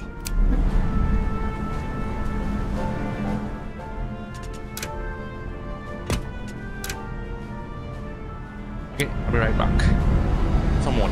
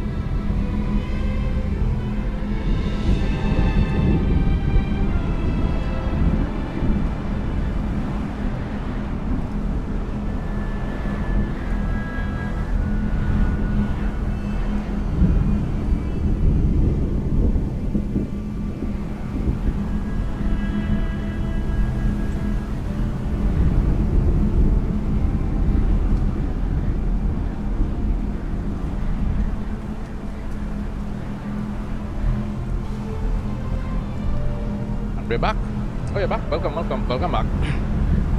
Oh, the mess didn't arrive. AI viewers. Bots have evolved, boy. AI viewers now, yes? Alright, what do we have here?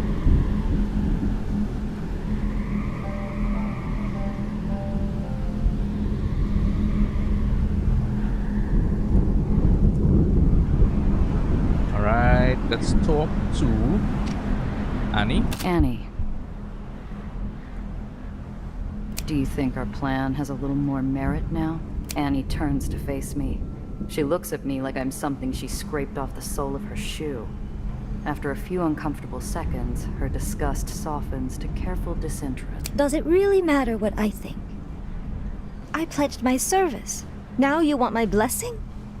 Haven't you taken enough from me? You know what caused all these Sky Islands? I don't think have they gone into that reasoning. I know there was, I'm trying to remember if we ever learned that, because I know we developed the technology based on the whole Aether thing. There is how we have the floating islands and whatnot. So that's how we have the technology to have the floating islands. But I'm trying to remember if there was a reason. There's a codex in it. That's a good thing.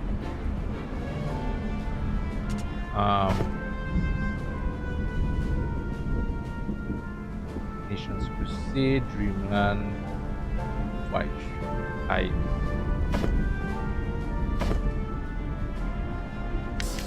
Incident, labor movement, yeah.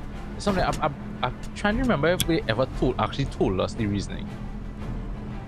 It would if it happened, it would have been at the start of the, well, not at the start of the game. I guess we would have learned throughout, like all the little bits and bobs of storytelling here and there.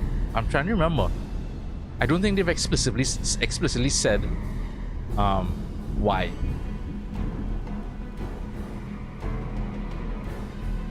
All I know is that pretty much the entire world is in floating islands, because there's New York, there's Europe, there's European floating islands, there's well, they didn't mention Asia, but I would assume they would have Asia and everything as well. Yeah, I don't think it's explicitly stated, but I think based on the bits of lore that they've given out throughout the game, I think if I go back on it, we might be able to piece it together. Like if I read through the codex, I guess we might be able to kind of figure out. So it's come to this. You're a prisoner of your own people. Maybe you should have sided with us to begin with instead of dealing with whatever comes next. Will your people show you mercy? Yeah, you didn't listen to us the first time, Annie. I don't know why. I will be taken before whichever betrayers end up in charge to face judgment for. As they will no doubt put it, presuming to know the mind of God. I will not ask for mercy or understanding. What will be, will be. Oh, you became so dogmatic. From my understanding, you weren't like this before. Bleak. Realistic. I did what I had to do. Not that they see it that way. Justice is rarely kind. That barb isn't lost on me. I should watch my step if she finds her way back up to the top. Right. Yes. So yeah. So again, I don't think they explicitly stated, but I think the whole Aether, like the same thing that is causing the islands to float and everything. Also, I think based on the history, when it showed up in the world, it also caused, well, as they say, the wasting disease, which is a kind of disease. They didn't really explain the disease fully, but like it seemed kind of like a, the closest real world thing I could put it to by.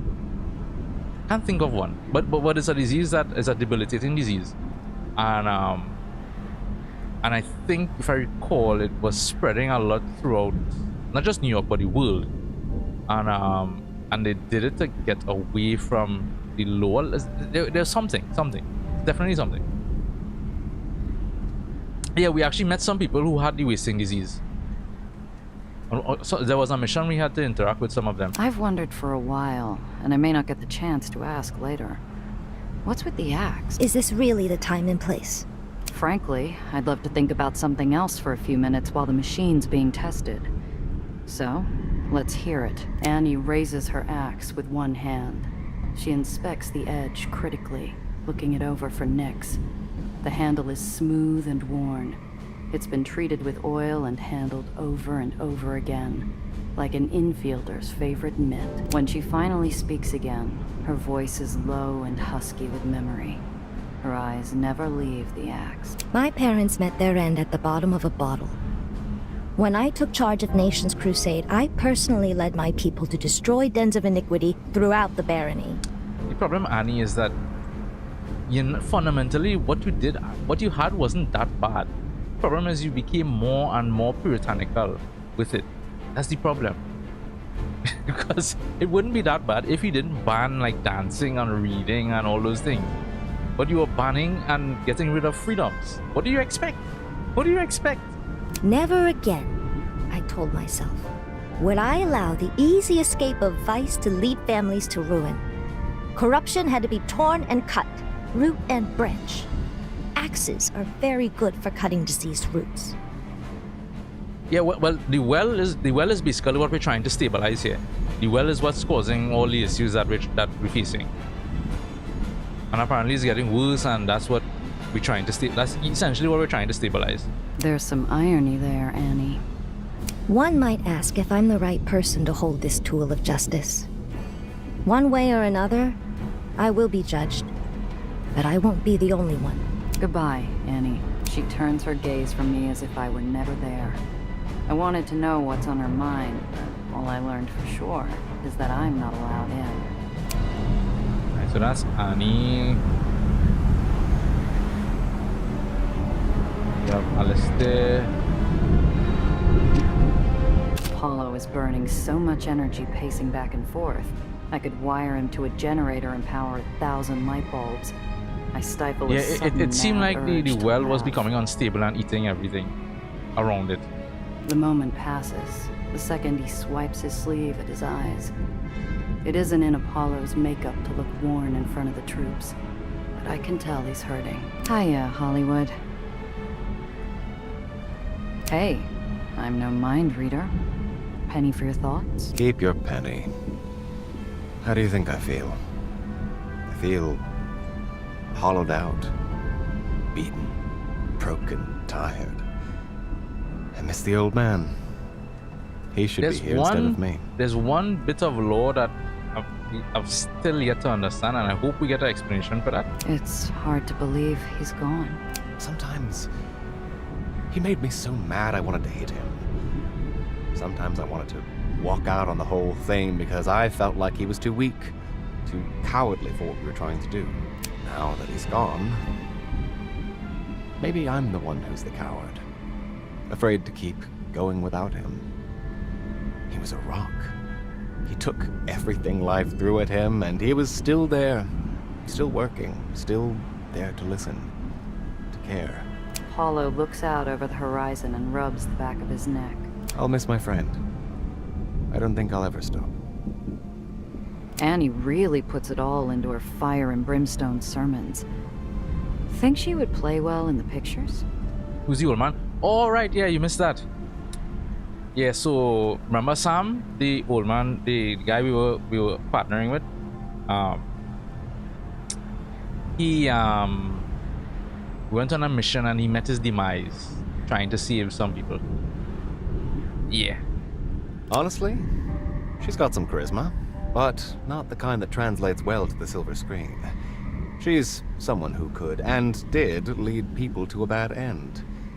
Who knows? Maybe she'll gain some perspective now. Because we went, they had cut off an island and they was sinking it basically.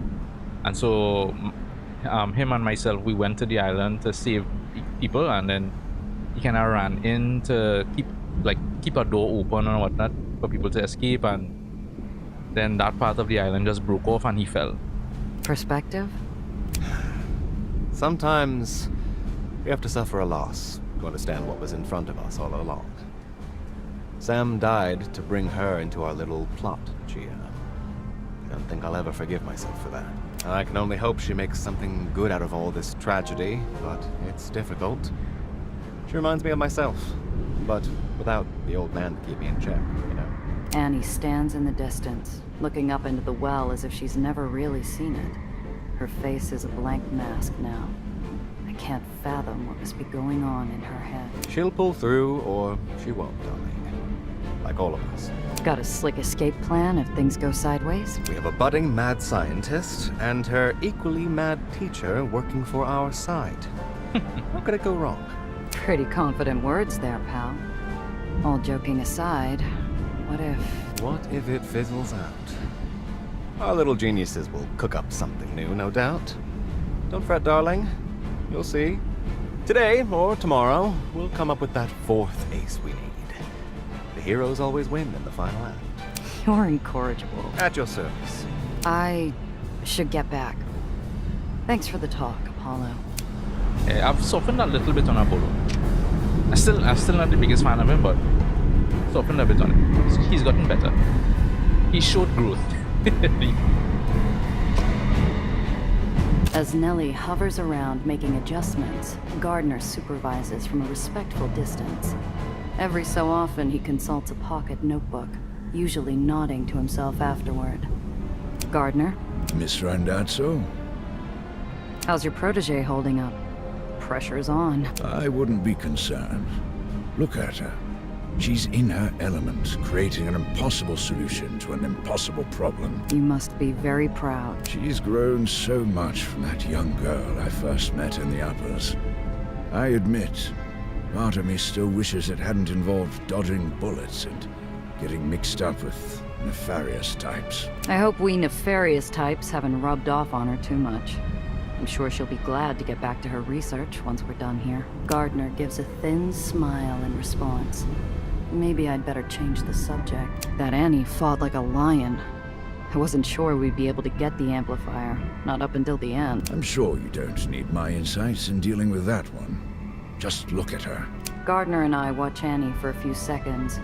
Her knuckles are white as polished bone as she clutches the handle of her axe. I'm well past the age of dealing with such unstable factors. But even I could tell you she's been holding the end of the rope for a long time. I hope she can hold it together a while longer. She could do a lot of damage if she puts her mind to it, even now. Quite. What do you think? Are we ready to go? As soon as Eleanor has finished double and triple checking her readings, yes. When her conscientious nature allows it, I will be ready. You almost sound confident. Aether is my life's work. The very moment she proposed her Aether diffusion device, I knew what I had to do. Best of luck. All right.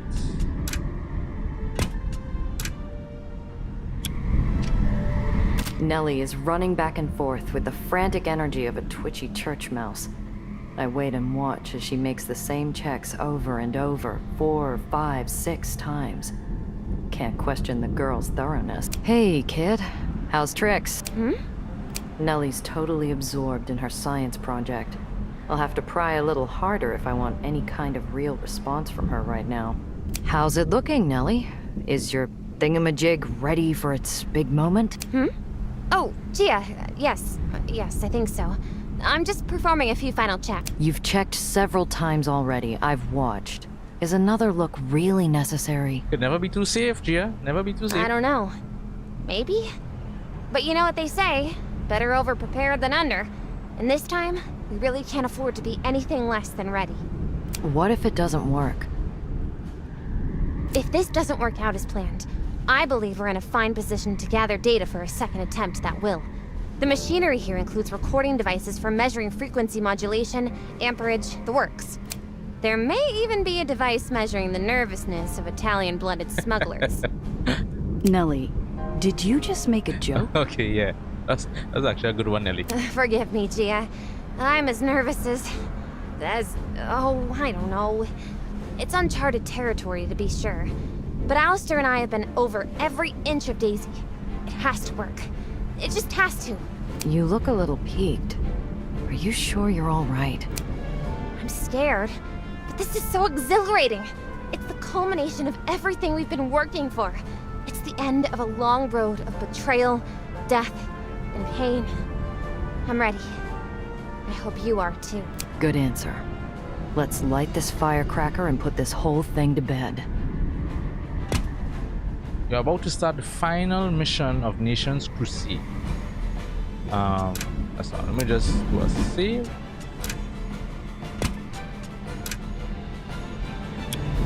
Okay. Nellie is running back and forth with the frantic Hey, kid. Nellie's totally absorbed in her song. Is this thing ready or what? We're all set. Stand back. All right, Nellie. Hit it. Nellie mans the main panel, while Gardner flits back and forth at the gauges. The two of them dance in perfect rhythm around the machine, to a tune none of us could possibly hear. Readings barked aloud with a perceptible tempo. Green across the board. All systems are nominal. Excellent. Beginning transmission sequence in 3, 2... Nellie takes a deep breath, then pulls a large lever with both hands. The machine drums loudly, faster and harder. Arcs of purple aether crackle above Daisy, whipping up a vicious wind. I shield my eyes, looking around at my comrades in arms. Sequence initiated. Is it working? Energy is linked. Gravitational flux is stabilized. Yes! It's working! Hold. Graviton production is rising. Something's wrong. Shut it down! No, wait. It may stabilize. Give it more power. No! Shut it down! It's expanding too quickly!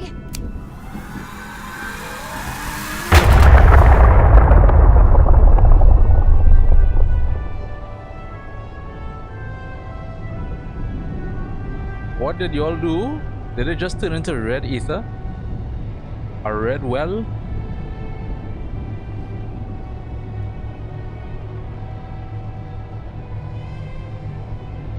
Debris, cars, trees, rubble, all go to feed the insatiable, unstoppable hunger of the well.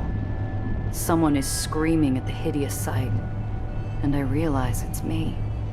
My throat is raw, torn from cries of grief. No! It's impossible! I was so careful! Shake a leg, people! We need to get out of here! Move, move, move!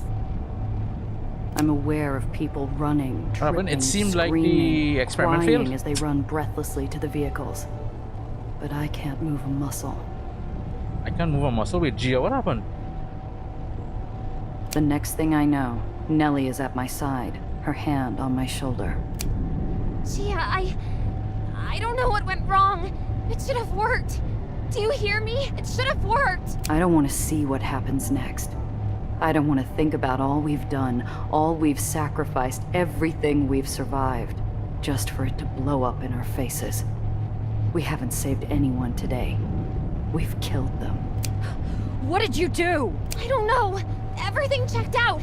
You have to believe me. I swear all of the levels were correct. Professor Gardner and I triple-checked everything. Looks to me like we haven't done much good. It looks to me like we made things a hell of a lot worse. Like maybe we should have left well enough alone. Spittle flies from my mouth. I'm shouting and I don't know why. I just need to let it out and Nellie is there, and before I know it, I have her by the shoulders. What happened? What on earth happened? Why didn't it work? Nothing. It was all going as planned, and then... And then what? You forgot a part? You pressed the wrong button? What happened? I don't know. I believed in this. Hook, line, and sinker. It's my fault, too. I should have known. You... Tears spring forth from Nellie's eyes, and she rounds on me angrily. Distantly, I know that what we are doing to one another is wrong. But the storm blustering nearby is nothing compared to the rasping of my lungs. If you think I'm going to stand here and be lectured to by a self-confessed murderer, 8-Shot, you're very much mistaken. Or did you forget that nickname of yours? Why not ask Needles about how you never make mistakes? Or Mr. Blanc? Why not ask Sam? Oh, right. Because they're just another stepping stone for gunslinging, wisecracking Gia Rondazzo. Eleanor, we have to go. We're out of time. I numbly watch as Gardner and Nellie brush past me, the fatherly mentor guiding his sobbing charge to the truck that carries their precious, worthless device. The engine rumbles to life, and they begin their retreat. As the last of the wind from the device dies down, I look around and see that I am alone, except for one other soul nearby, on her knees before the terrible supremacy of the well's hunger. Annie's face is unreadable. Maybe she can't comprehend how much of this is her fault, how she played games with her people's lives. Not that I'm any better.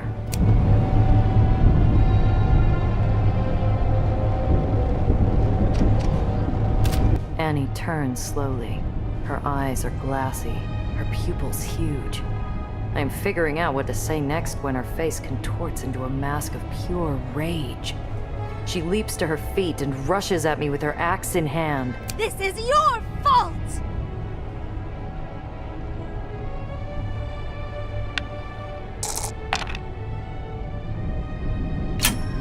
It's more instinct than training that has me diving to one side.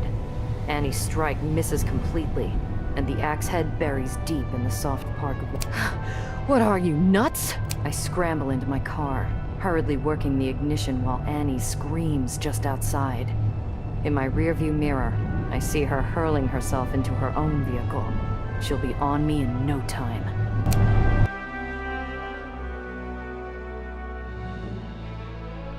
I sneak a peek in my rearview. Annie's all over the road, face twisted, mouthing Old Testament curses. That tank was hard to handle. Her repulsors are screaming in protest with every turn, punched through with bursts of gunfire. I swear I see the tank almost tip over, leaning on a single stabilizer as she wrenches herself back onto my tail. This is now improved sabotage area. Applies engine failure and hazards. Okay. It's me, that's Sophie, that's Luca. Soldier, Annie, Axe Guard.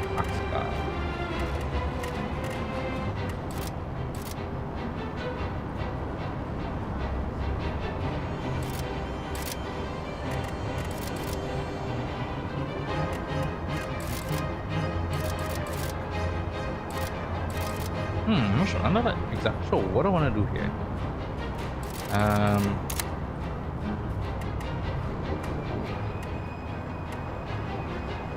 Maybe do this.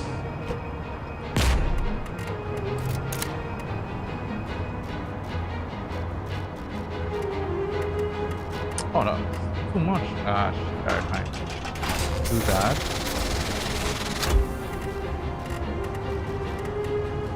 Shift here. Turn.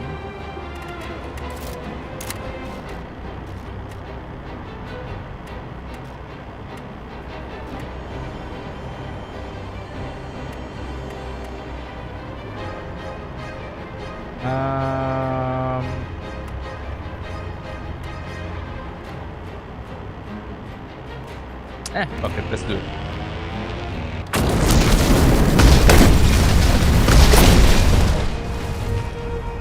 Oh my god, that's a lot.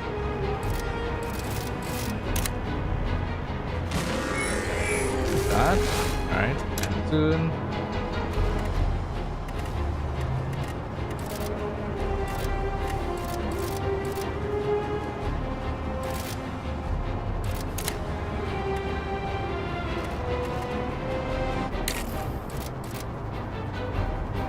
Go bootleg soon.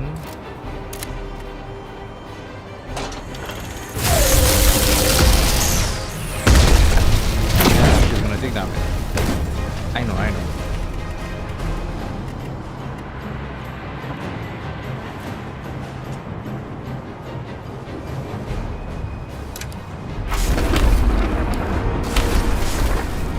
Red lightning strike. Oh.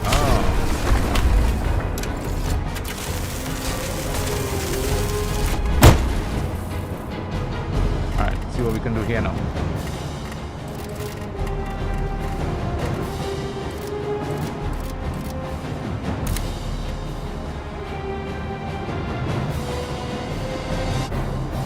Was that barely did any damage there? What?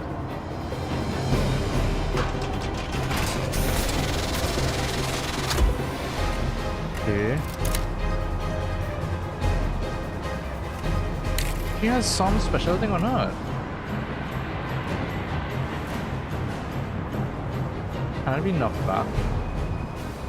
Projectile resistance. No, but this is ether damage. This is not projectile.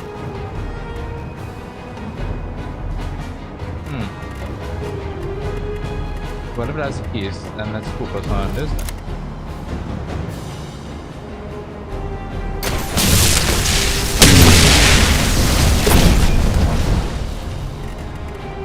Alright. I guess backward here. Next turn.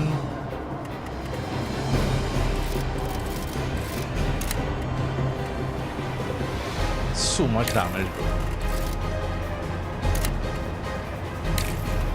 She has that on right now.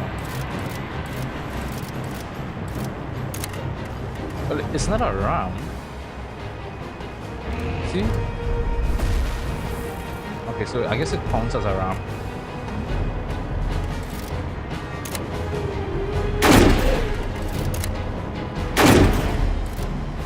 Count the ram here.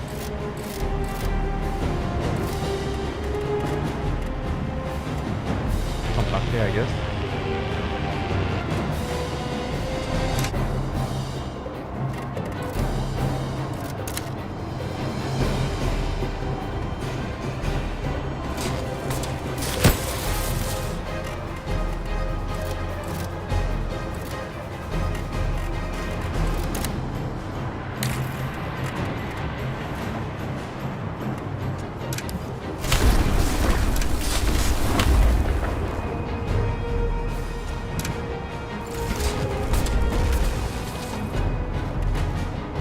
She's still immovable? Oh shit, man. Why?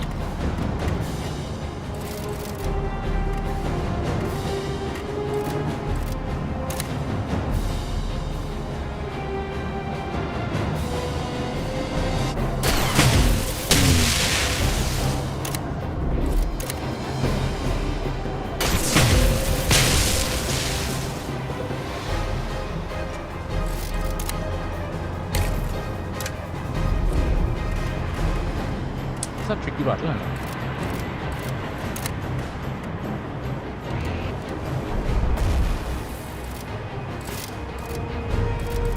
There's 19 I need for that?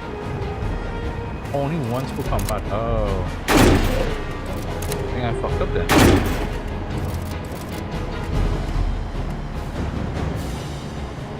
Go forward here.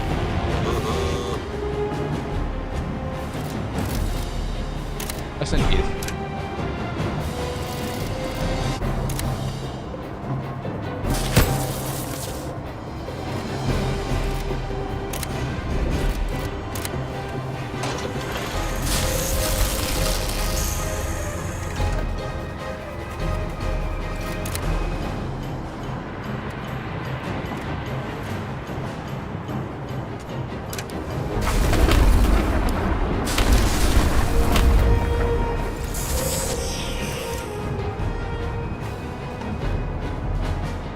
Alright.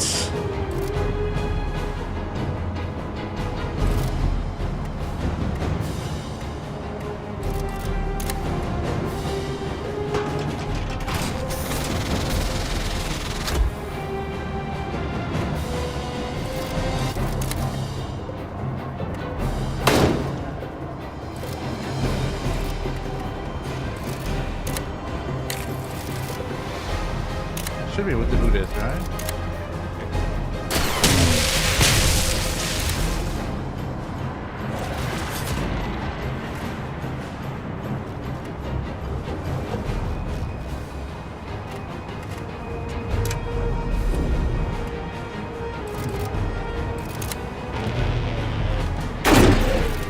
I don't understand why it's immovable, but whatever.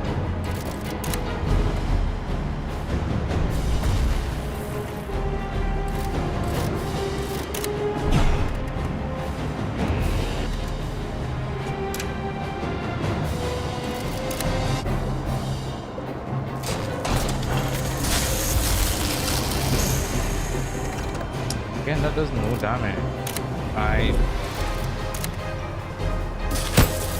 So she's not taking any ether damage at all.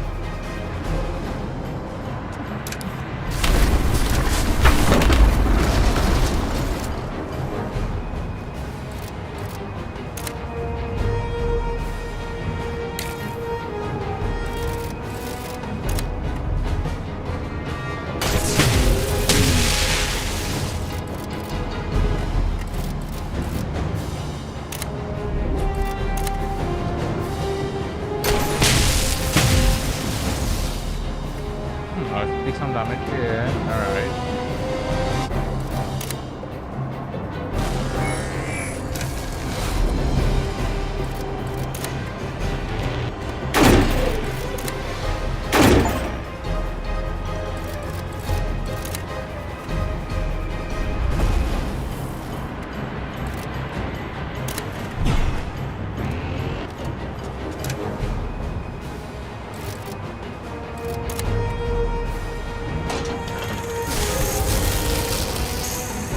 Some damage there.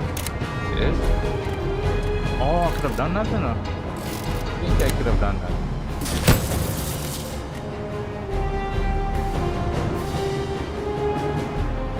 Try it and see. Oh, I can't do it. Alright, fine. Whatever. Fine.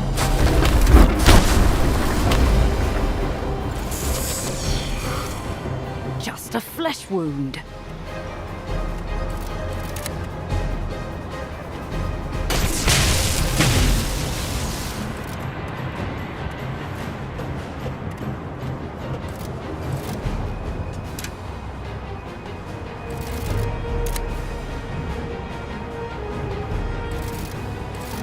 God, I blocked the way. I blocked the way.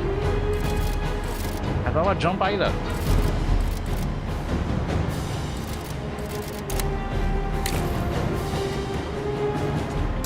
Fine.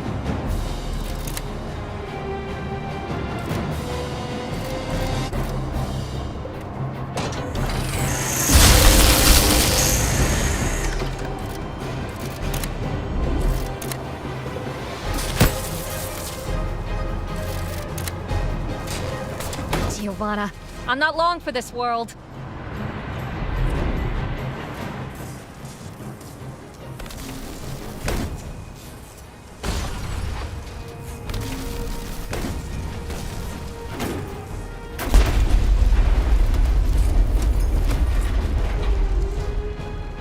There's a sickening sound of impact, and then silence. Annie's not in my rear view anymore. I pull over, heart racing in my chest like a champion thoroughbred. A rising torrent of smoke is billowing into the air. Annie plows her tank into the front of a church.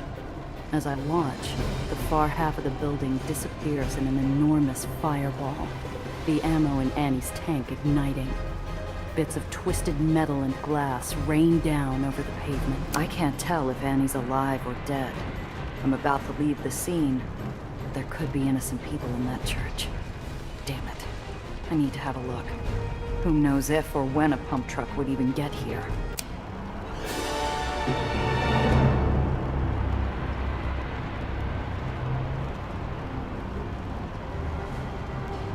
Stabilize arc lightning gen. Does I have your weapon as well? Oh, I'll be able to use that instead. Also, we have another one.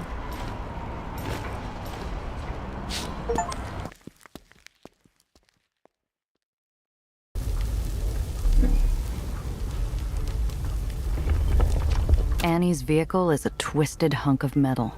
It should have been a death trap. I'm amazed it's not. Must have been her ammo that went up in a fireball you could see from a mile off. The church's face has been smashed open by the impact of the crash and explosion. Thank heaven for small miracles. It looks like there weren't any churchgoers inside. Let me just repair it quickly before something happens.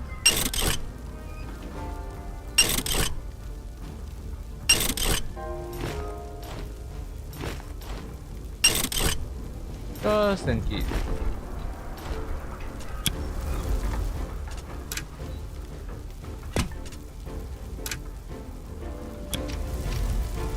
I have to stop and rub my eyes. Surely it's impossible that anyone survived this catastrophe. And yet, Annie stands at the front of the ruined church. A little singed, but in one piece. More or less. You're still alive. That's great. How about I just sit down here for a minute? You can come cut my head off with your precious axe. Clearly you can't die, so what's the point in fighting? Every inch of fight in me has been spent. I lean against my car. The metal is hot from the engine, but I don't care. I wish I had a cigarette. Then I remember that I quit. Annie shuffles over toward me. Despite my earlier look at her, she's hurt. Probably whiplash. Maybe just coming down from the shock of it. She uses her axe as a cane, then sits on the sidewalk in front of the church, head down. It all seemed so clear. What I should do. What I did. To guide a lost flock, sometimes you must convince the sheep that there are no wolves. I misled them. But for their own good. What the hell are you talking about? Was I so wrong to do divine work? Did I presume too much? How did I fail? I was to be the guardian of my flock. Or was that the sin of pride? Yep. Seems to me that maybe you're alive for a reason. Maybe instead of sitting here on the back of your lap moaning, you should get up and get on your way. Go do something. Why'd you do it? Why did you lie to your own people? Did you think God wanted you to take that red Aether? The woman recoils, seeing in me her every fear and shame reflected back at her. I can't remember. The people came to me when the previous Baron fled. They sought protection from the evils of the world, but it was too much. I risked everything falling apart. You got desperate. The trust reached out and you took whatever deal they offered. They told me they believed in what I was doing. They said it was a miracle. That I could make a miracle. They would help me make my people believe. All I had to do was believe in myself. Any clarity on what happened? Well, no, not yet actually. It looked like the experiment failed and the well became red. So I guess it turned into the red Aether, the dangerous red Aether that we kind of was trying to avoid. It looked that way. I don't know if the red meant that. Who were they, Annie? But so far, no. What made you so sure you could believe them?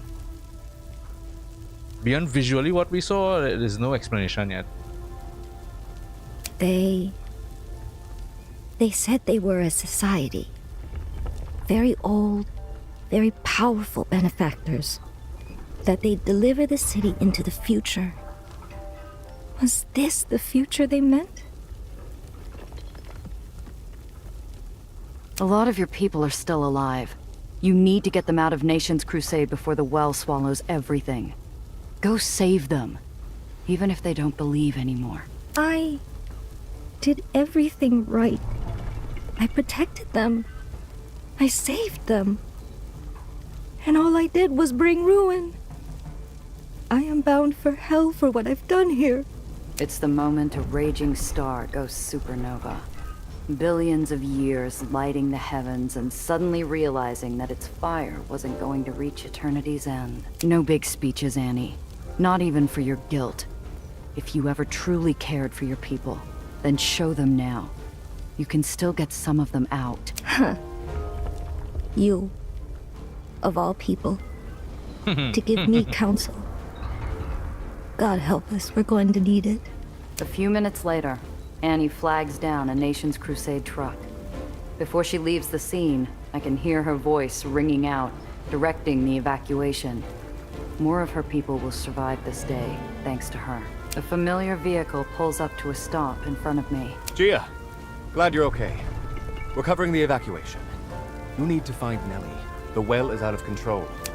I'm not sure Nellie will listen to what I have to say. Damn it. We need to get her back or it's all about to come tumbling down. You're a professional, aren't you? Never leave a job half done. The underground car wheels around and into the distance, no doubt looking for more refugees. He's right. I need to finish the job. I don't know what to say when I find Nellie, but at least I know where to look. If I know her, she's on her way back to the hold to figure out what went wrong. That means I'll find her at the lab.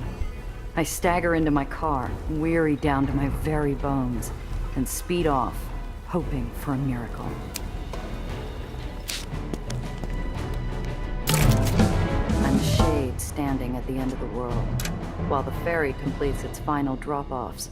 Visions of islands caving in on themselves play through my mind's eye like a film reel on loop. I distract myself, wandering the walls and cabins in search of the girl who tore the barony apart. Instead, I find Benny, sitting on the catwalk, shoes dangling over the abyss. He nearly bonks his head on the railing when I walk up. Jiminy crickets, lady. Anyone ever tell you not to sneak up on a fella in thought? Have you seen Nellie or Gardner? Nah, not since the whole Nation's Crusade fiasco. I swallow down a lump of scalding disappointment and make to continue the search. Hey, Gia, can we talk? Off the record. I need to consult with somebody about this story. Benny's fidgeting with his fingers like a lightning bolt in search of an Aether rod. For once, the smartass who pretended to be years older looks his proper age. I take a seat beside him. He shuffles, leaving room for my feet to dangle over the gloom with his. So, this story. The Underground hired me to be their bullhorn. I get my scoop, the people get the truth, the Underground gets PR. Not a bad deal. The towers, that frocked fraud, a secret dance hall, kid stuff. Everything after? It's important, but I don't know how to write about it. There's no bread big enough to sandwich it. It's written across Benny's face as cleanly as one of his articles. The Civil War, Sam's final sacrifice, Nation's Crusade crumbling. It'd be a lot for anyone, let alone a kid. I ruffle my hand through his hair. Though he lets out a token whine, he doesn't pull away. We sit there a minute, us and our thoughts. He trying to act all grown up. Look, Benny, sometimes there's no silver lining. Yeah, we won a war and toppled a baron. But even that don't feel good. Why'd you talk Annie into staying, anyway?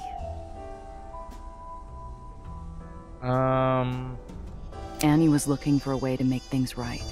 All I did was point her where to do it. You really think she'll follow through? I don't know. But I'd like to believe it wasn't only snake oil she was preaching. Benny nods along, doubtlessly jotting my answer in some cluttered corner of that busy head. About what happened. I thought Nellie had it. Not now. All I want to do is find Nellie and figure out how we're fixing this. The ferry lands, rocking our legs. I help Benny up and we head to the pier. I scan the remaining off-boarding faces. My heart sinks when a certain blonde's not one of them. Mr. Throg, seen Nellie around? No, ma'am. Not since she and Mr. Gardner went to Nation's Crusade. She could still be okay, right? It was a madhouse at the end. The Underground was herding people onto every available ship. Maybe she caught another ride? What if she went back to the heights? Maybe. I'll check the lab. Let me know if you hear anything.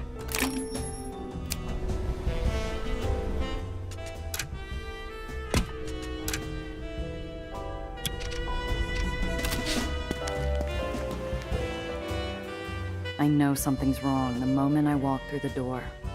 Nellie's little lab away from home usually smells of Bunsen burner coffee, ozone, and chalk. Neither that or the scientist are there to greet me. Oh, what if the professor did some shit behind Nellie's back and fucked up the whole thing? And he ran off with her. The lab hasn't been empty for long, but it already feels like a checked out room. Another link in the chain of things Nellie's run out on. Because he was a bit antsy when we went to do the experiment, eh? The half-full jar of sweets is unguarded. My stomach churns without appetite. Nellie's chalkboard is crammed to the edges with physics equations and calculations and all sorts of mathematical junk I can't begin to parse.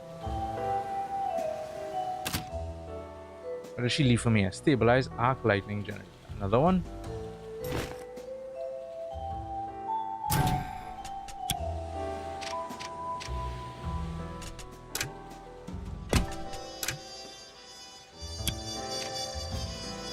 All this time spent trying to build something to save the lowers, just to have it torpedo. Maybe I should have let Nellie and Gardner sail away on that ferry back to the Heights. At least this would have been Olympus Park's mess to clean up. Not even fresh brewed coffee's enough to cut through the scent of decades-old mulch.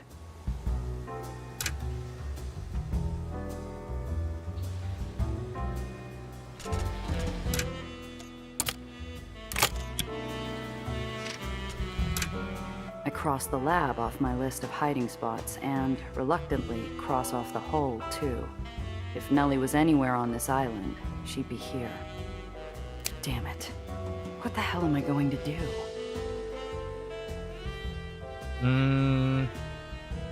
Mr. Blanc might have been the best, but he's not the only stem on the grapevine.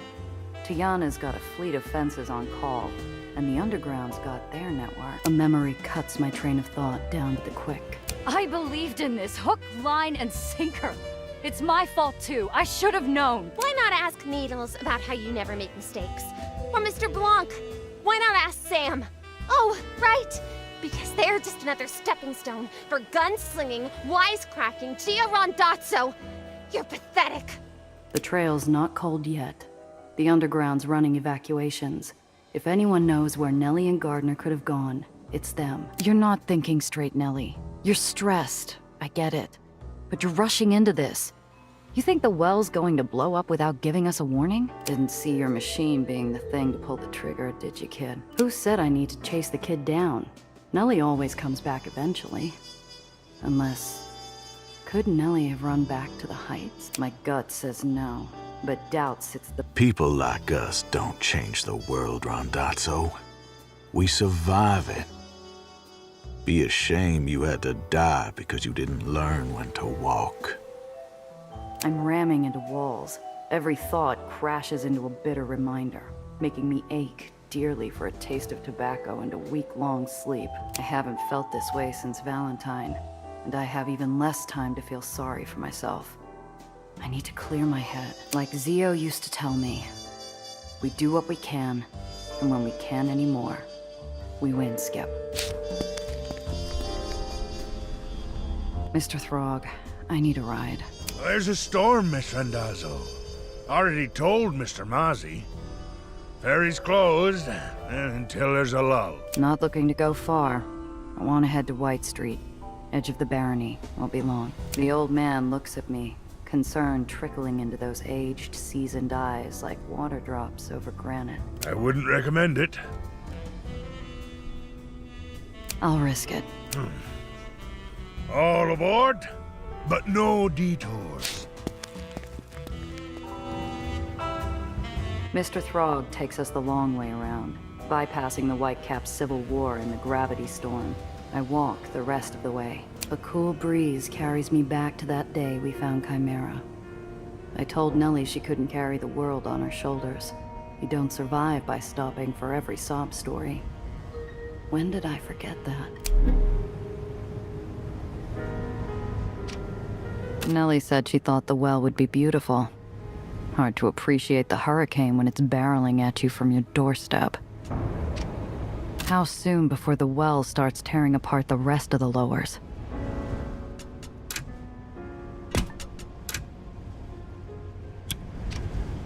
I'm a smuggler, not a swashbuckling comic hero. I stuck around over a missing briefcase, and what did it get me? I know, right? You didn't sign up for all of this. My car gone. My rep slapped with a Baron Killer label. An assassin gunning for my head. And another job gone to hell. Fixing the well, saving the lowers, that's above my pay grade. I've done my dues with the Underground. Nothing's stopping me from cashing out. Paulo can get someone else to find the kid. I should have learned from Valentine. Letting the job get personal gets you hurt. Even Zio knew that. For a moment, I smell his cologne. The hard back of the chair in Valentine's waiting room jabs into my back while Zio lectures me. Maybe I would have listened more carefully if I'd known it'd be my last talking to. Niels knew what he signed up for. In our line of work, doing the job comes first. Failing that, choose yourself. Always have another way out, Giovanna. Matana, I wish I could talk to him. What would he say if I'd spun him a yarn about a bird from the heights, the well, and my dilemma? She's a nice girl. I can see why you've entertained her so far. But as a professional, you should have cut her loose long ago. Don't lose your head acting like one of your comic book heroes. Sounds straightforward enough. As I form the words, though, they curdle in my mouth like wine turned vinegar. I try a different question. Okay, Zio, but that's for clients. What would you do if I was the kid in over her head? Would you take on the well for me? For you? Well, obviously that's different. Your family.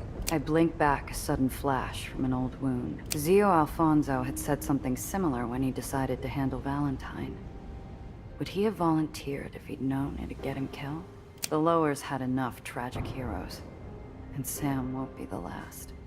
Was Nellie worth risking my neck any further? I heft a stone. Skips are even, I get back to work. Skips are odd. I hand in my notice and get as far away as my savings will get me.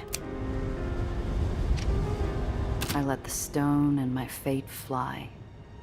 1, 2, 3, 4, 5. My stomach immediately curls inward. I peer over the edge, watching the stone tumble into the red-hued clouds. That should have settled it. The job's long past its date, but something keeps me anchored. A vision of a girl standing on a taxi platform, with a heart big enough to light the world, and make me believe it. Damn it. Who am I kidding? I couldn't leave Needles for a crate of cargo. I sure as hell can't leave Nellie to face the well on her own. If I can grit my teeth through the fallout over Valentine, I can push past what happened with Nellie's device. I close my eyes and breathe. For the first time since Central Park, my head's as calm as blue sky. Better get back to the underground and figure out our next move. Gotcha. Hey, wait. Dufresne, I thought you dead. What? My only warning is a voice that'd have death itself uttering prayers. Tobias Dufresne, a man twice dead, stands at my back, pressing his gun into the back of my head. How? It wasn't the first island I've been thrown off of. Shame you didn't try a bullet to the head. I'm a breathing corpse, trapped between my personal revenant and the edge of an island. A choice between a gunshot and 10 seconds of sky under the eye of a raging red vortex. Dufresne, listen to me. We've got bigger problems than your contract. The well destroyed Nation's crusade. Unless I find Nellie, it'll take out the rest of the Lowers too. Not to worry. That's no longer your problem. Best make peace with yourself. I'll give you a minute. As a professional courtesy. The shadow closes in, ready to usher me onto the final ferry. But I grit my teeth in defiance. I'm not about to let some scarred-up black hat punch my ticket. Seconds ticking, I look for my way out. Yeah, I'm not actually surprised he's back, but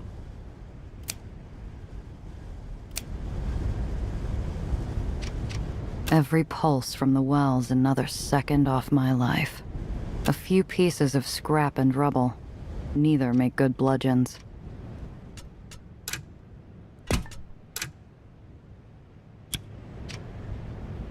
There's only one thing holding back the torrent of cold sweat.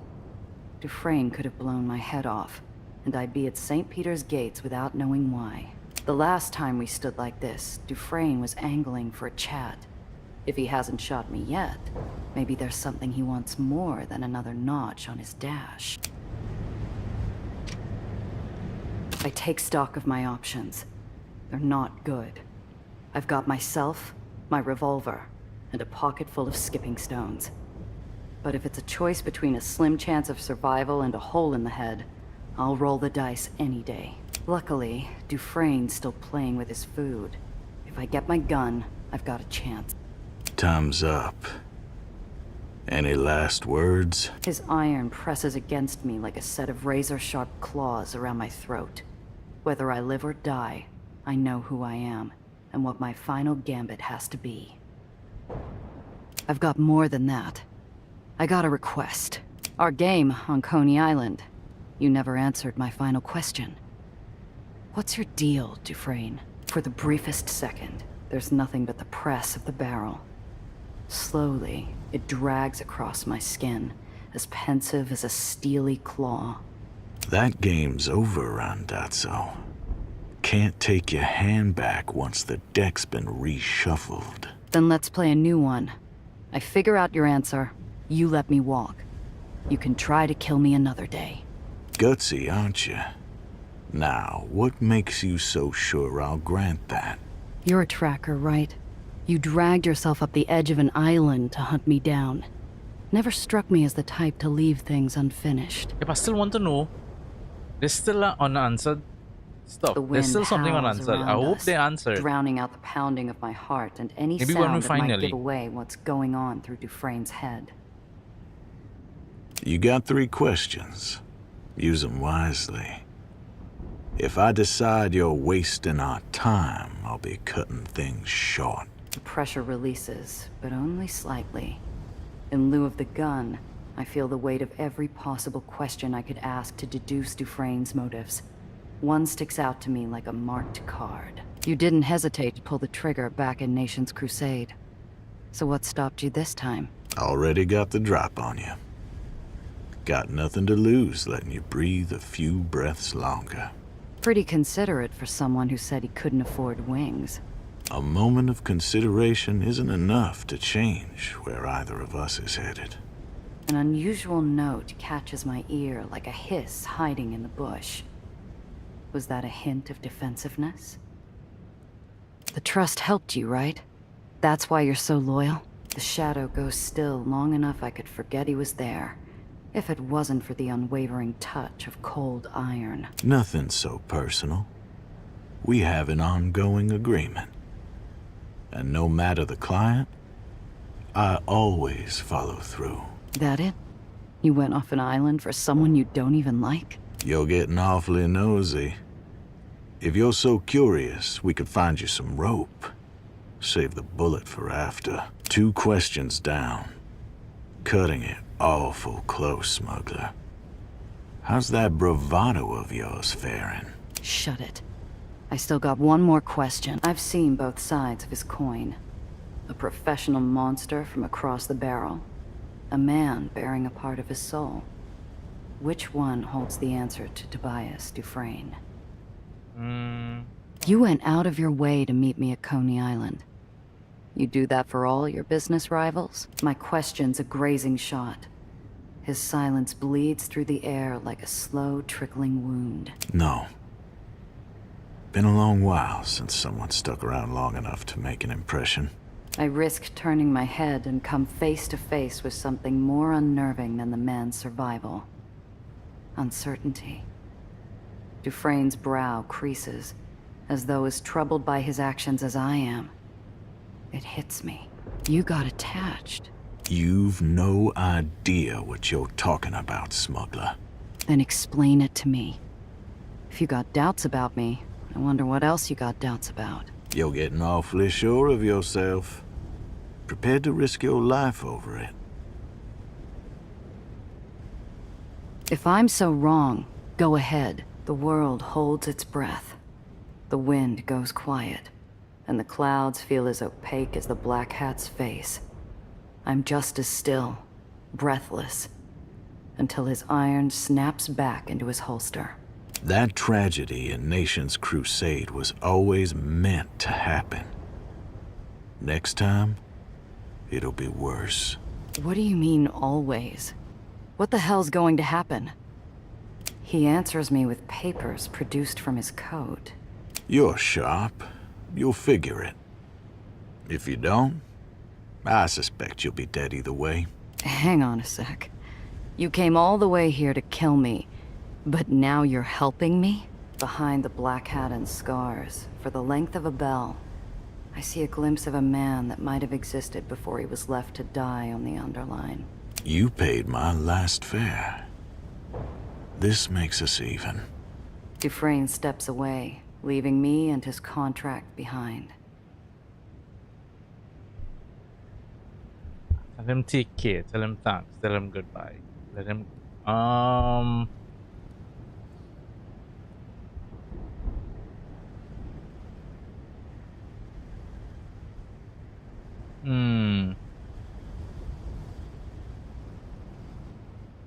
Let's go. Dufresne, look after yourself. He smiles, as serene and deadly as sheathed steel. Oh, I intend to. My employers are currently occupied. If they send someone, well, they know why they hired me. He leaves me with a mysterious stack of papers and the rumbling well. It's only a few sheets, but I'm sure whatever's in it, Mr. Blanc would have traded half his collection for it. Okay, I start reading. Hopefully we get some answers here. My eyes immediately leap to a file on Olympus Park, the tragedy that started this all. Tucked along orders are instructions, schedules, entry and exit points, even routes to plant the explosives. Destroy all evidence around the well and its expansion. If you are unable to retrieve Dr. Reinhardt's research, destroy it as well. Certainty forms in my mind as firmly as a boulder. This was an inside job. The orders signed with a sigil. Familiarity catches on my mind's eye like barbed wire, and before I realize it, I'm digging through my coat for the rubbing I found in Mr. Blanc's office. Side by side, it's unmistakable. The sigil on Dufresne's orders is an offshoot of the Trust's. Mr. Blanc had called the rubbing an identifier. Whoever's sigil this is, they must be someone in the inner circle. One order stamped with a bright red stripe. I might not know what codes the Trust uses, but I've seen enough secret smuggler messages to recognize when it's urgent. Suspend all activities related to Dr. Reinhardt. As you've shown repeatedly, retrieving a young runaway girl is outside your area of expertise. Another approach is required. Though I'll never regret keeping Nellie out of Dufresne's hands, I feel a sympathetic twinge. Dufresne was called off between Ellis Island and Coney. What changed between then? Ellis Island? What do you mean what changed? That's when the professor showed up. That's when the professor was around. My number comes That's exactly the timing. Cold dread seeps into my bones like a soul narrowly avoiding the executioner's axe. Randazzo's made herself a nuisance. Get rid of her before the Aether diffuser is activated. Afterward, immediately vacate the lowers. New instructions to follow upon my return. The chill becomes biting. Dufresne's orders don't explain why I had to die, or how they knew Daisy was going to fail. But when did the Trust learn Nellie's device was an Aether diffuser? In the Private Mania comics, the panels always go as bright as light bulbs when the detective solves the mystery. All I feel is a blistering itch that burns like a hand held over an open fire. Dufresne's employer is the inside person. They didn't just know about Nellie's research. They knew how to get Dufresne into the Heights without getting him caught. They were someone with a hand on the pulse of everyone involved in this job. Dufresne, Nellie, and me. They knew what we were doing, and that Daisy was doomed to fail. And they didn't just have an altered copy of the Trust's there it is, sigil. They had a signet ring I now recognized from long before I opened Mr. Blanc's safe. Gardner, I need to get back, now. I knew I didn't trust that bitch. My feet pound the plank. I all but leap off the ferry, accelerating into a full sprint, when Apollo darts out in front of me. You don't just show up randomly out of nowhere, send an encoded message over the radio just to find Nellie, and then happen to have 2 tickets to take her back to the Heights. Gia! What's got you running like a bat out of hell? Something big. Get everyone together. If we don't do something fast, what happened to Nation's Crusade's going to happen to the rest of the lowers. The matinee star's face slides into an expression pained by fresh memories of ash and ozone. Once more into the fray, or so they say. See you there. So I guess the only thing I don't understand is what's the motive? Is it what, just to destroy the lowers? So the heights. So the heights are basically for the rich and famous and whatnot. Well, not the rich and famous, but I guess that's the motive. That's the only thing. There's the motive I'm trying to understand now.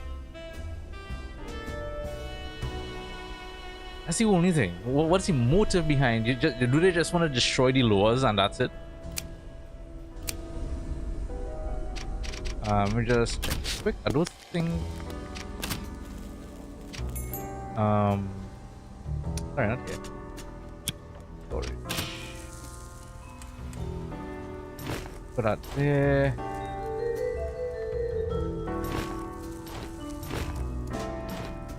These are heavy weapons, right?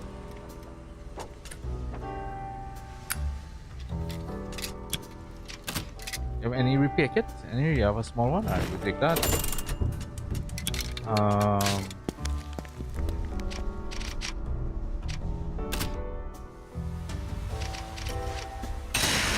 Yeah, the motive is the only thing that's throwing me off a bit. So I hope we learn something there. Zealous lightning rod. I mean, this is so good at this lightning rod, but that is too much damage to take on my own. I think I'll take this one instead. Although it is more AP to use.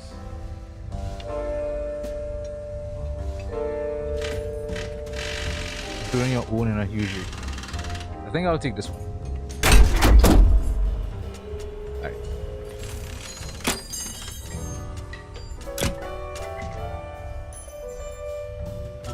Oh, it become undrivable. Oh, it's so heavy. +5. Oh, weight +4. Health. I guess I'll only get a little bit less health, but whatever.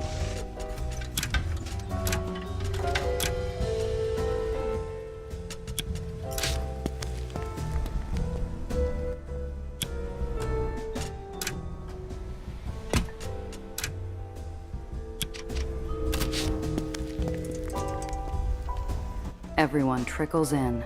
Cress with her squared shoulders, Sophie with her hardened eyes, Luca with his big hands tightly laced together, and Benny with a bouncing leg that won't quit.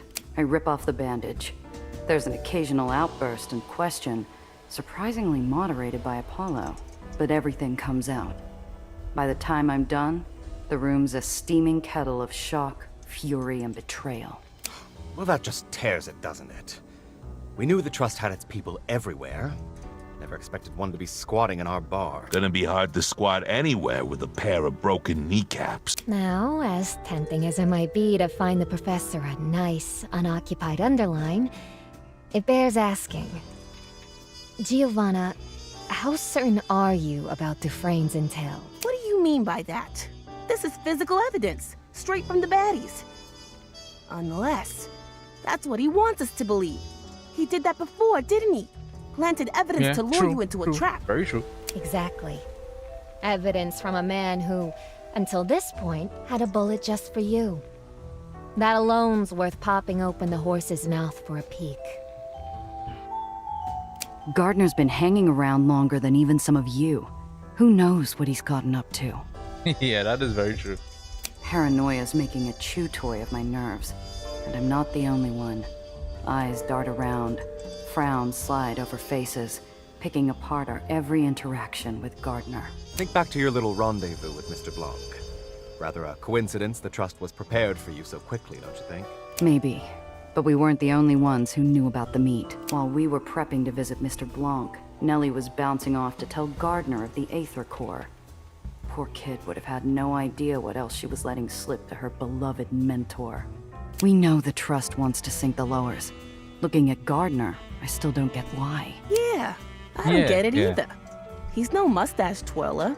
but he don't act like someone looking for money or revenge. You think we can trust anything about him? If you do, I got a bridge to sell you. Aw, keep your bridge to yourself. It's just, he's Nellie's mentor, yeah? She adores the guy, but he blew up her lab and let her use her device knowing it'd crack up. What kind of sickle do you gotta be to do that? Benny's point sticks out like a rusted nail in a polished antique. All those days working in the lab, all those chats in the root cellar, were they all part of a long con? Or something worse? Is whether or not she will believe us as well as the I next don't thing. know, Junior. We can shake it out of him later, after we catch him. Damn right. If that bastard's a part of it, I don't need to hear his sob story. We stop him. Mr. Blanc said the trust is everywhere. They're power brokers with access to red Aether. The same thing that Gardner's supposed to be an expert on. Not quite as neat as an open and shut piece of evidence, but it'll have to do. I'm sure we can get something more solid out of the old dear's own mouth. Oh, yes, very fascinating. Now leave the whys and the hows to the biographers. We got a well out of control, a scientist MIA, and a villain setting her and us for a fall. Gia, tell me you're closer to finding her. The trip to White Street had been enough to clear the blockers from my mind. There's only one road I could see Nellie taking. Nellie came to the lowers to fix the well. It's why she stuck around even after Gardner showed up. She seemed like the type to give up. You think she ran off to try and fix it by herself? Wouldn't be the first time. Without Annie's towers, she'll have to go to the source. And if Daisy can destroy a barony from outside the well, think of what it can do from the inside. The implications sweep across the room like a gale. To find Nellie, we have to go into the well. She did talk about doing that. Apollo recovers first, clapping his hands as though to disperse the gloom. Right. I suppose this would be the part where the old man says, think before you leap, eh? He's not here anyway, so I suppose that falls to me. Anyone want out? Now's your chance. Choose wisely. I feel the world rock beneath me. Like I'm standing on the step to a ferry to who knows where. Once I get on, there's no getting off. So you root for Nellie, so you're in it together. You're in it to deal with Gardner.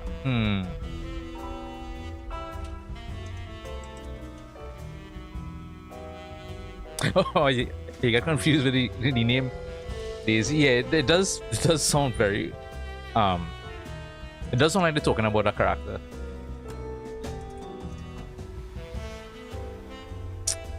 Say root for Nell. I think I'll go with, you know what? Deal with Gardner. Gardner pulled one over on us.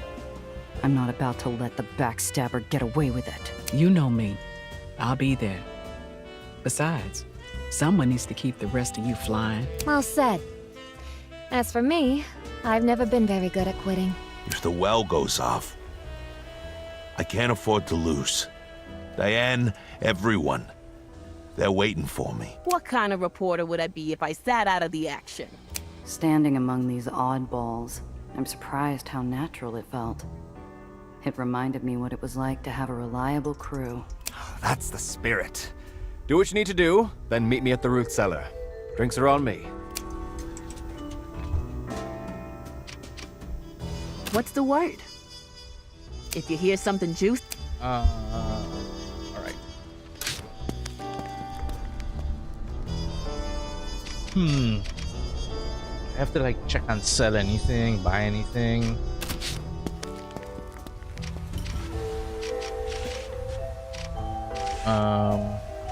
See what's in the stash.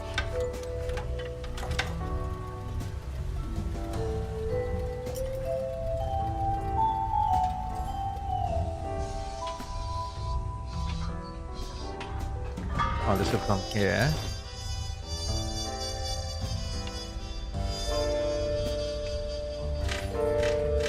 I mean, I don't really think there's anything for me to do. Maybe sell something to buy more repair kits. Just in case I need them.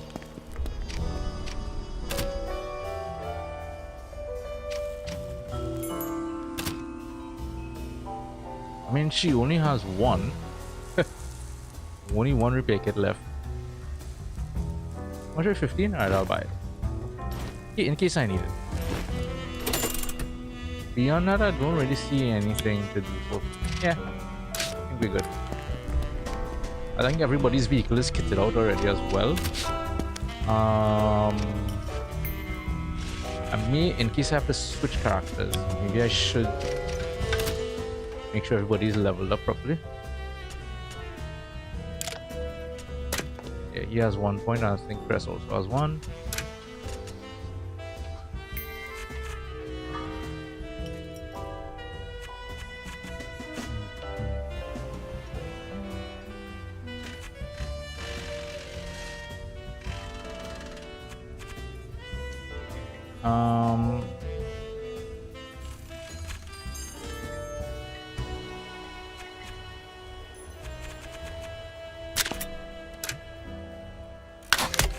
Okay, and then you.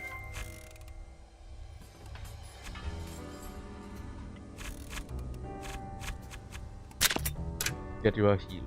In case anything goes wrong. See if his vehicle is sorted. So he has a repair, javelin. So he has the heal. I guess I can give him.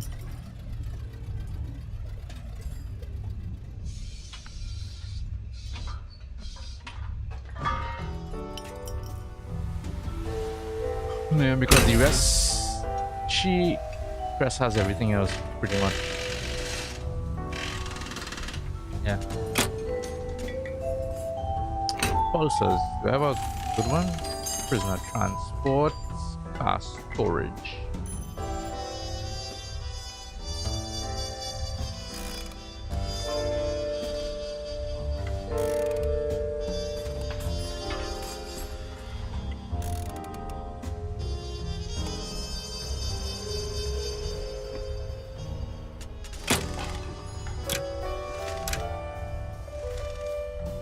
Transport is you, huh? Yeah.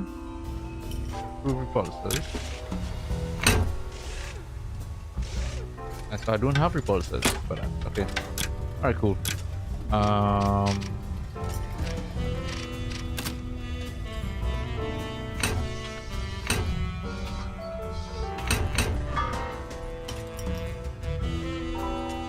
Ooh, that's what I have you driving around in, boy.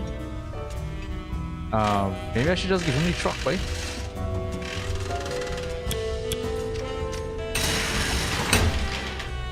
Truck has a repulsor and a grenade launcher.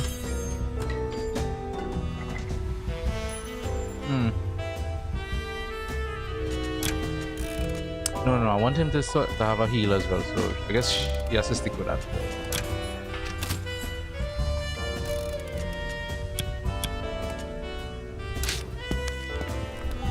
Well, yeah, I think that's it there. See you.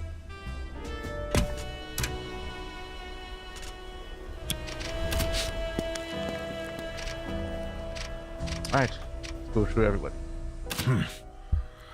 Hello.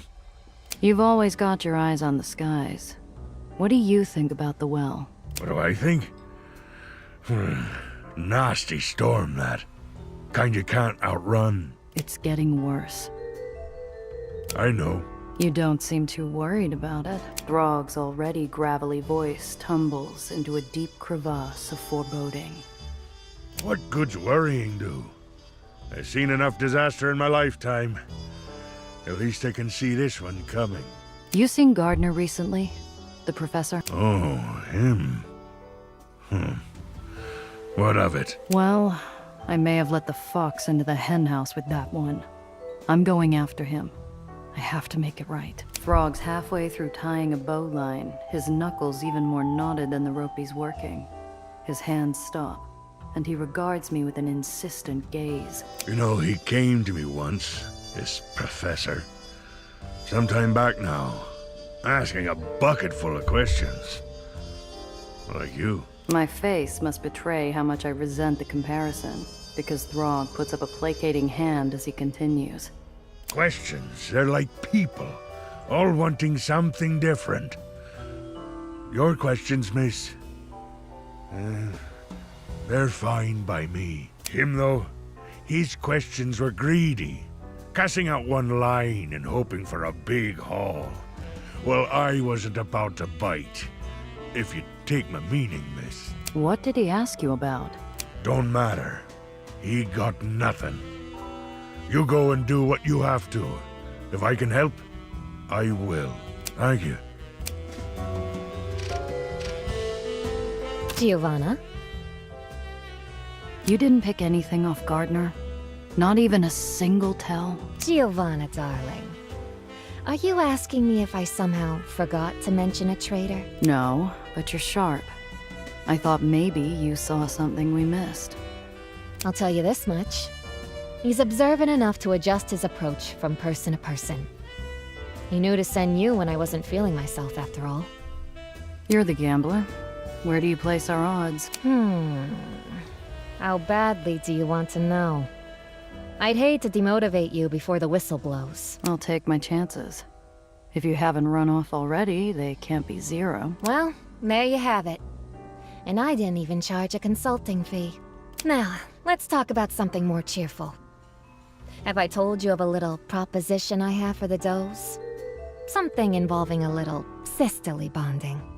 Here's one thing, Sophie's my favorite character, and I always like how she dressed. See you soon, darling. There's a crook in her neck as Cress hunches over the table, leaning heavily on her metal arm. A piece of paper cowers before her glowering eyes. Who are you writing to? Unless you've taken up doodling. Home. My folks haven't heard from me in a while. Figured they want to know what happened to Annie. And about the well, about Sam. Cress looks up. Her eyes are dry now, but small, wrinkled watermarks mingle with crossed-out lines on her page, showing that a few tears had managed to spring free. I don't know what to say, really. What if Nellie can't fix things? Do I tell them to leave the city? They'll get the terriers sent after them. Do I tell them to stay? She's a metronome, swinging back and forth, never resting on any answer or word. The pendulum only skips a beat when Benny comes over, summoned by the smell of paper and ink. Oh, wow, Cress. I didn't know you were a writer. What are you writing? Can I read it? Do you need any help? Help Cress get a space. I think she Kid wants sticks space. his nose over Cress's shoulder. He's had a rough few days, but he has to give others their space. I'll have to intervene before he starts meowing and crawling into her lap. Come on, Benny. Let's leave Cress to write her letter. I can help, though. I'm sure you can, but not right now. Thanks, Benny, but I just need to work on this. Maybe next time. How about, you help me with some pamphlets for the underground later? He hangs his ears like he's been sprayed with water as I walk him away from the table. Sure.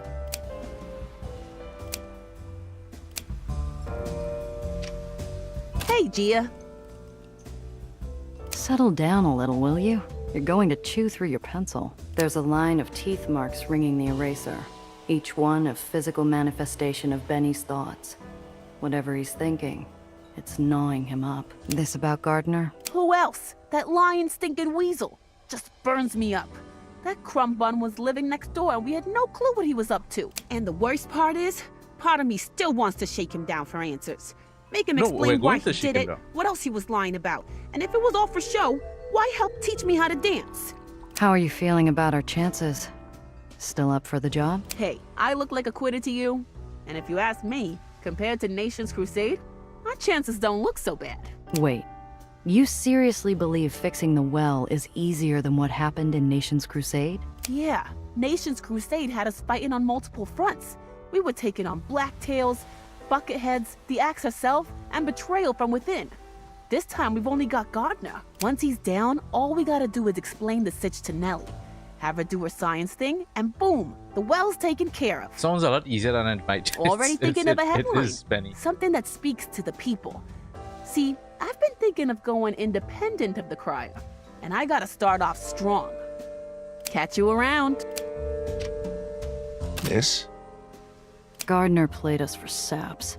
Still feeling sore about it. Luca's hands flex, taking out on air what he couldn't from the man who'd wronged us. I didn't used to dislike him. Might not have always agreed with his commentary, but kept things polite. Tipped Thomas well and always seemed to be looking out for Nellie. At least I thought he was.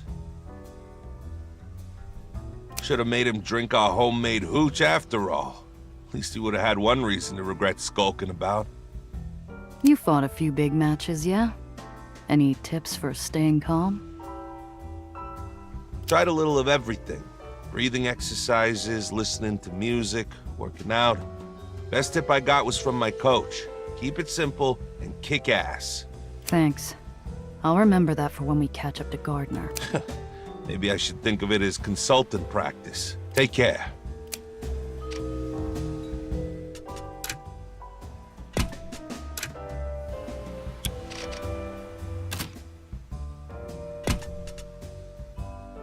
You are about to start the final mission, which will permanently close off any remaining missions. Confirm. The root cellar's half bar, half war room. Someone set up a map of the lowers on a table, while Thomas fills a row of glasses from a bottle expensive enough to be encrusted with gems. What's the occasion? Good luck, Chum. Paid for by your friend here. You only live once, sweetheart. Might as well enjoy the finer things while we're still around to do it.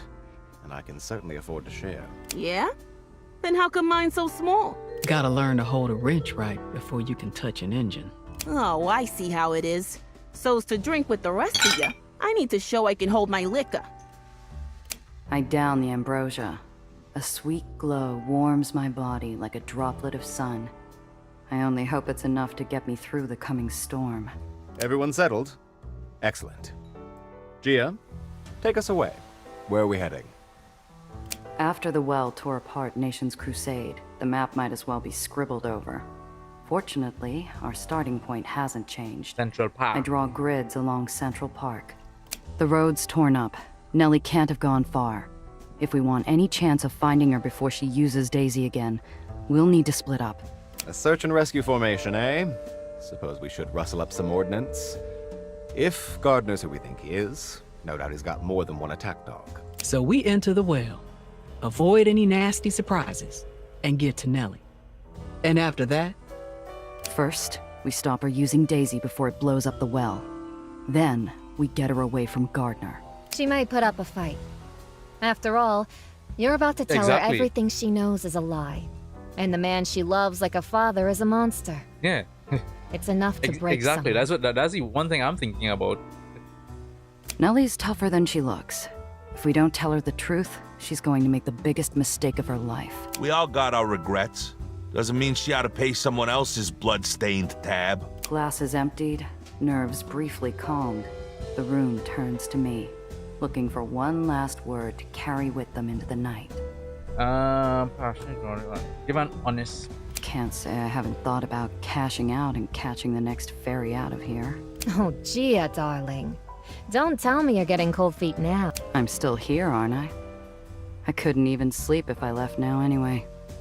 And if I'm sticking around, I feel better knowing it's with this group. Save the sappy speeches for after we win. After that, all that's left is to grab our gear, catch the ferry, and find our friend before it's too late.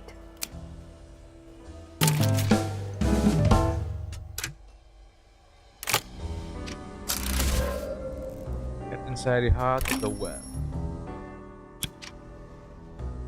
Back to school. I don't remember. I had those two in my party still. Swap crew. I better level you all up one time just in case. Okay, let's go with that.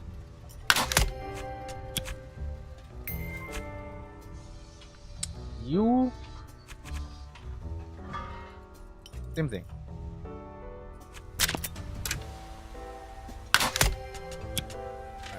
Stop you, Luca, back here. Stop you, Sophie, back here. Me. I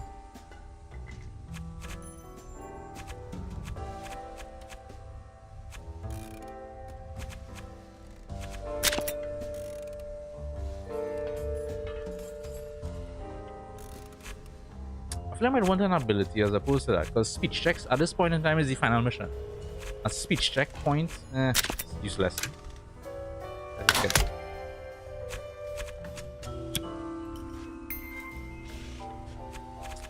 For you, same thing.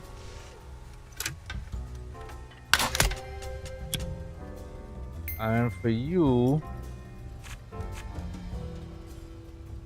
I guess you can do Aether Void.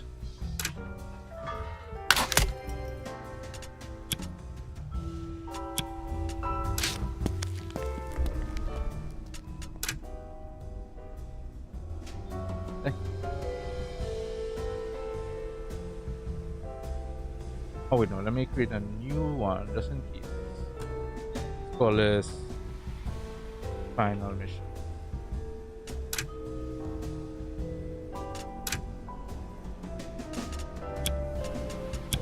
Alright, I'll be right back.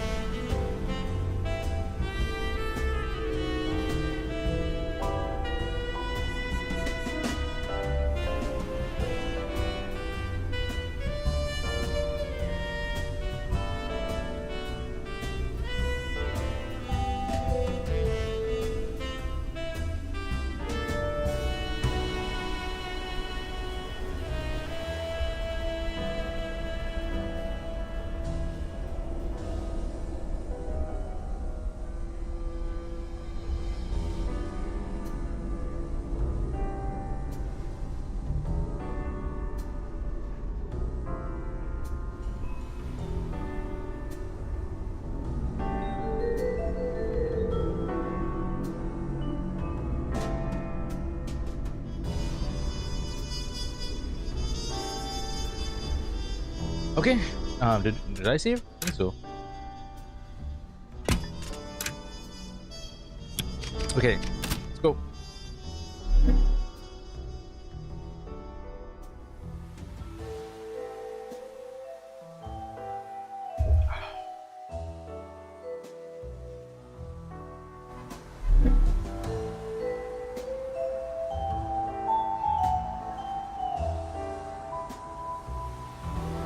We're bypassing Central Park. I have no money. Do I need money for anything?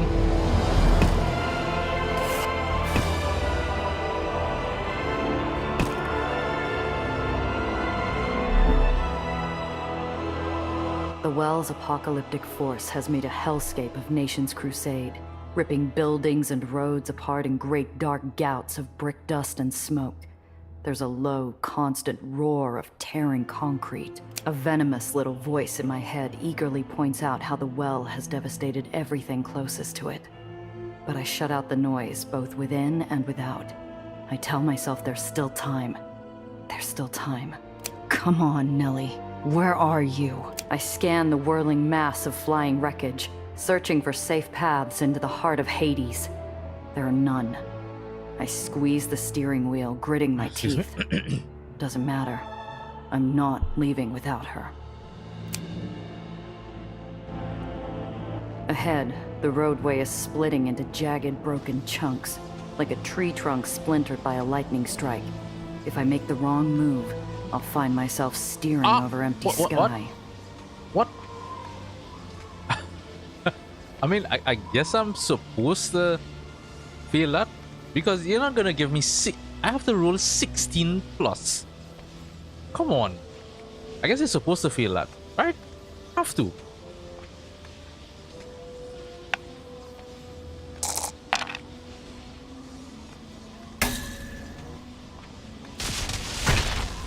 Yeah. I speed forward and realize the highway surface is too unstable to traverse safely. I'm rocked like a die in a cup as my repulsors slam me back and forth across the jagged gaps of the torn road segments. Ahead, the shattered remains of a hotel churn in a spinning funnel of gravitational force, forming a devilish whirlwind of steel, brick, and glass that could rip my car to pieces. What in jail is this? What is all of this? Maybe I should have put those points into checks.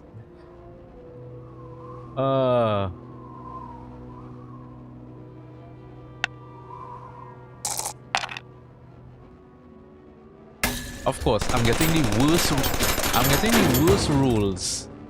Of course, I'll get it on the final mission. Carefully picking targets, I start to blast apart the spinning obstacles in my way. But I can't make a dent big enough to slip through unscathed. My ride is rocked by battering impacts as I sail past. Of course, I got the worst rules. There's no calm in the eye of this storm. Gravity forces play havoc with the air itself, ripping bands of static electricity across my path like miniature arcs of lightning.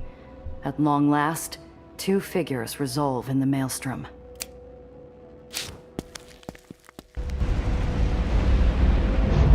Nellie's body is rigid with confused frustration, her platinum curls buffeted by the Aether winds as she tries in vain to rouse her mechanical creation. Next to her, a beast dressed as a kindly old professor is entreating her to leave. At the sight of him, I feel a jab of hot fury punch through my forehead like a railroad spike. Oh, I don't understand. Daisy, what's wrong with you? I'm afraid we're out of time, my dear. Let's get to safety. Hey!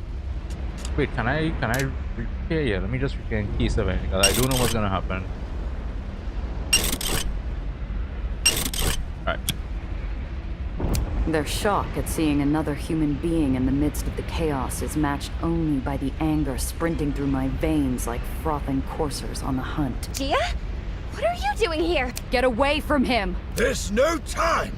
We have to get clear! I don't want to speak with you right now, Gia. I'm busy. This grease spot lied to all of us about the bombing at the Institute. He looked me in the eye and lied to me.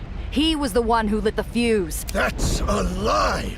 Dufresne is Gardner's attack dog. It was never personal, Nellie. He was just doing what this spit stain paid him to do. Spitsteen. I like that.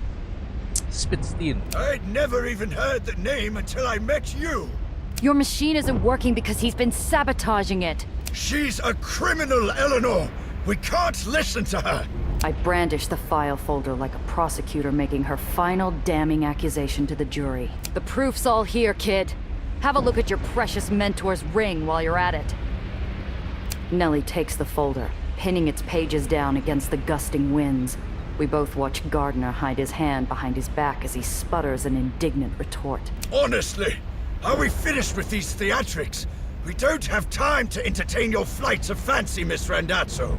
Nellie scans the evidence, dropping loose paper to flutter off like dead leaves. The well howls around us, echoing Gardner's impatience as he tries to snatch the files from Nellie's hands. She swerves away from him, and he shouts in anger. If you have nothing to hide, why are you trying to snatch it away from her hands? It's a forgery! My dear, don't you see? She's not your friend. She's trying to trick you. Professor? Show me your ring, please. Eleanor, listen to me. We need to get somewhere safe. If you would... Show me your ring! With a flick of my coat, the black aperture of my 7-shot jumps up to stare Gardner right in the eye. His cheek twitches involuntarily. Better do as she says. If we don't activate Daisy, the well will destroy the lowers. Innocent people will die. And I'll scrape the filth off the bottom of New York's shoe. And I'll be celebrated for it. I can't believe this. Professor, please. There must be some mistake. You couldn't have been lying to me all this time. I was. Every word, every moment. My designs are far beyond your understanding. For such a smart girl, you're actually quite stupid. There are mechanisms at work here you'll never comprehend. A line of quicksilver traces through the air as the man-shaped beast whips out an elegant blade from inside his dowdy old cane, like a gleaming fang unfurling out of a cobra's maw. He aims its trembling tip at the base of Nellie's throat, his signet ring glinting in her eyes. I see her pulse leaping in her neck as a teardrop traces her jawline. His voice is softer than a wisp of smoke curled off burning paper. I'm so sorry, my dear. You were a real prodigy. You had such promise. This isn't how I wanted it to go. Before I can move, before Nellie can scream, his arms stiffen, and he shoves her bodily off the ledge and into the wide, storm-shaken sky. I throw myself after Nellie, watching her fingers tighten around a spar of broken metal. Gardner escaped in the truck somewhere behind me. Doesn't matter now. The fluttering white form of my friend dangles off the edge of the world. A sweet porcelain doll about to tumble down a rabbit hole into the dark. She's out of reach, and her grip is weakening. We've been here before, Gia, with needles. The wind rips tears from my eyes, the gale screaming like a chorus of banshees around us. I make one wrong move, and it's over. But I don't care what happens to me anymore. Brass, hustle, or smart. I mean, I think my highest trait actually is hustle. I search my whole scummy life for a solution. Surely all my experience, everything I've been through, should have prepared me for this. If I don't have the hustle for this, Zio, this is my highest points. If I went with... What's my lowest one? My lowest one is smarts.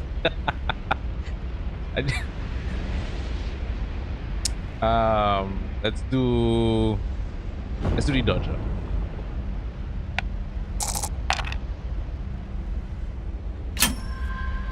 My eyes focus like silver starlight through a lens, honing in on Nellie's loosening fingers. My body feels weightless as the distance between us disappears, and I'm next to her before she can blink. The moment my hand makes contact with her wrist, I pull like I'm throwing the lever that opens the pearly gates. After a moment of frantic, scrambled recovery, we fall back in a heap, and she's safe next to me.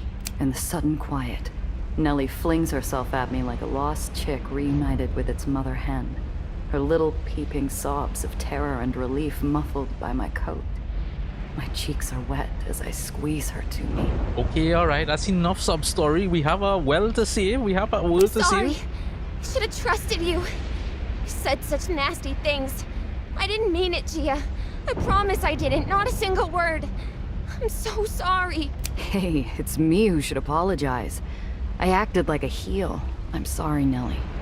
I'm just glad you're okay. You came back for me. You're a true friend. You never ever lied to me. Not like him. Oh, I could kill him. First, we gotta stop him, Principessa. Then you can do whatever you want. The truck carrying Daisy isn't built for speed, and we catch up soon enough. I thumb the switch on my forward turrets, but Nellie puts a hand on my arm. No, we have to activate Daisy. It's the only way to stop all this. So basically what, we're gonna activate it while he's driving? Right. But I don't think Gardner will let us do that. Not without a fight. Best to head home now, girls! You're out of time! what are we doing here? Eliminate Professor Guard. That's Luca, me, Sophie. We have bystander, and him. I mean, do I really care about bystanders now?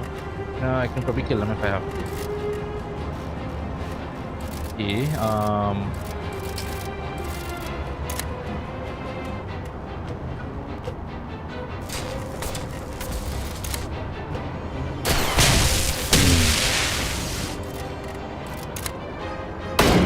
get your ass up for us there. Sure. Probably see that. Okay. To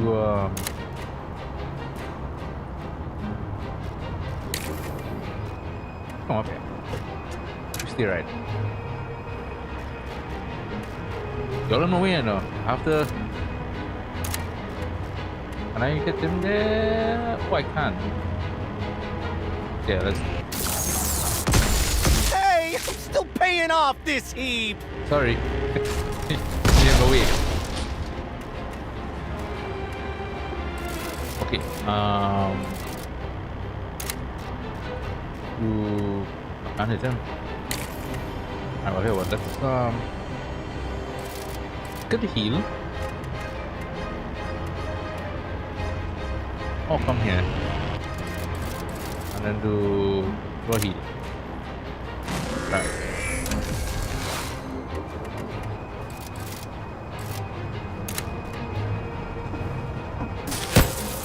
Do that. Spin around. Go laser shot.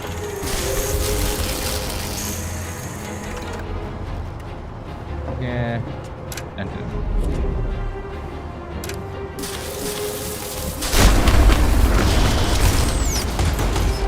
more bystanders. Where am I here?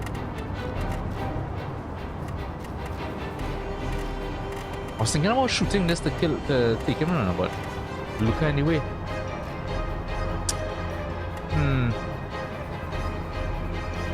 You know what, Luca?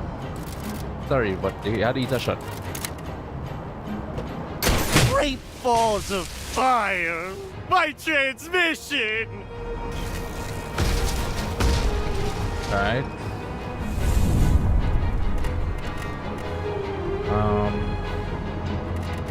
Back off here. Probably do a heal.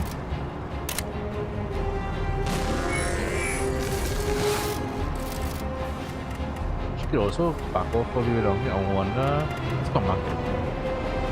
E70. Alright, Luca.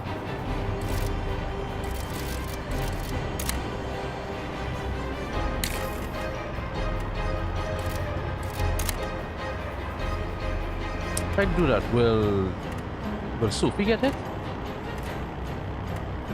Yeah, she might get it. You know what? Ah, okay. Because I'm not sure if that one does friendly fire.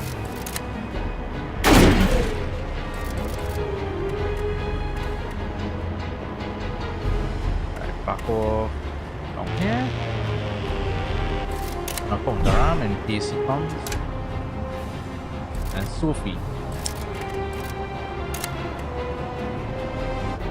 Not using so much by 8. Do that then. And then back up.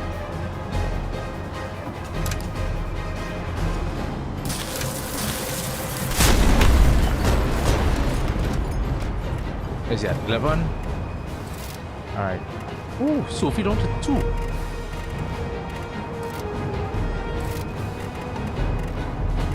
I don't want to kill her. Do this.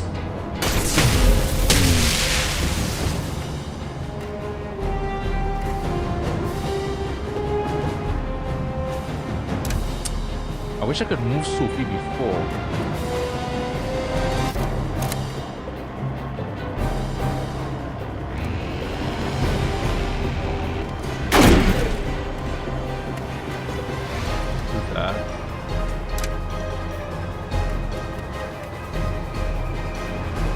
That uses all 18. Fine. I just don't know what's gonna happen afterwards. I don't want that. I mean, it is the final mission. I'll make sure she survives.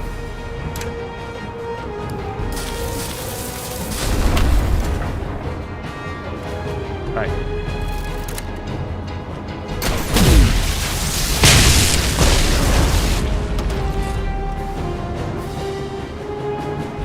How could you do this to me, Professor? It's not about you, you silly child. It never has been.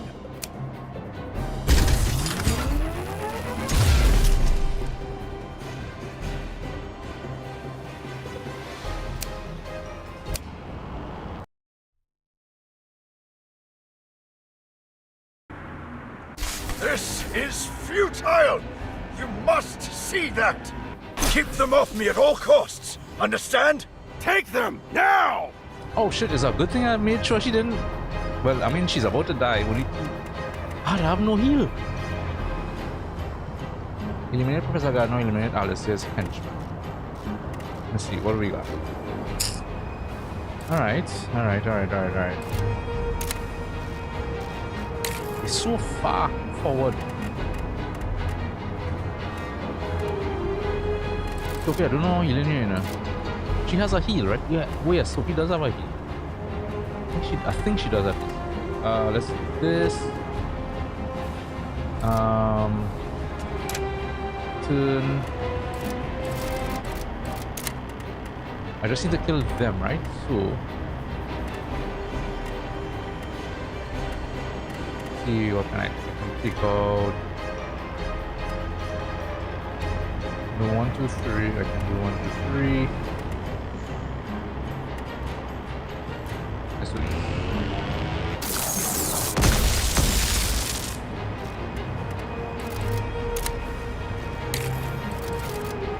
You stay there and do that. Alright. Heal up. Alright, you. Oh no, she doesn't have the heal. It's Aether Void she has. Oh. Damn it.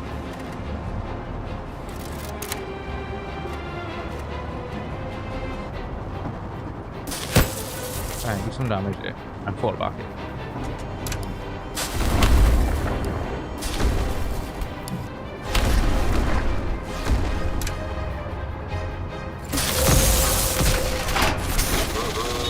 God damn it. Alright, Sophie's gone.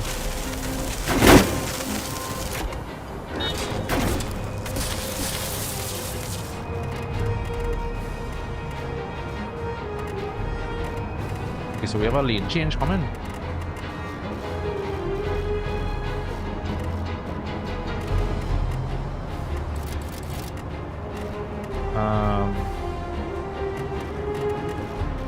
Well, if that's the case, you stay right there then. You knock him into there.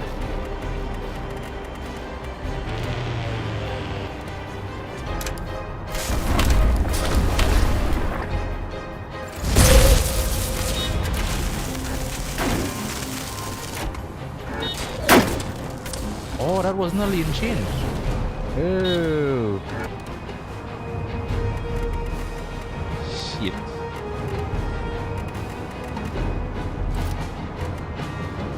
Okay, come here.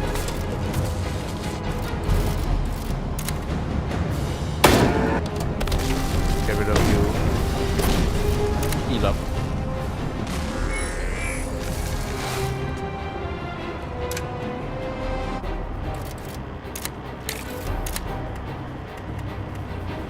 How much does it? 9.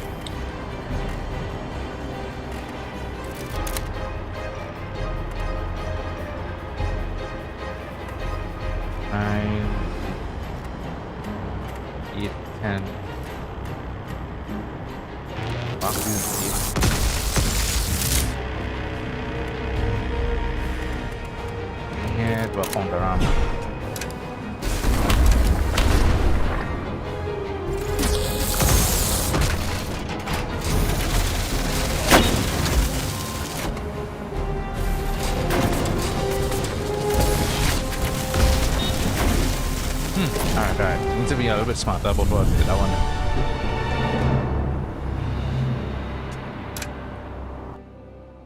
This is futile! Keep them off me at all costs. Understand? Take them now!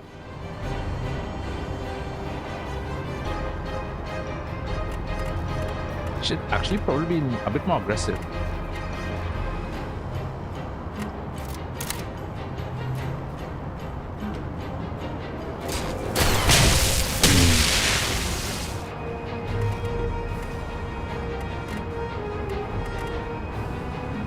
Fall back.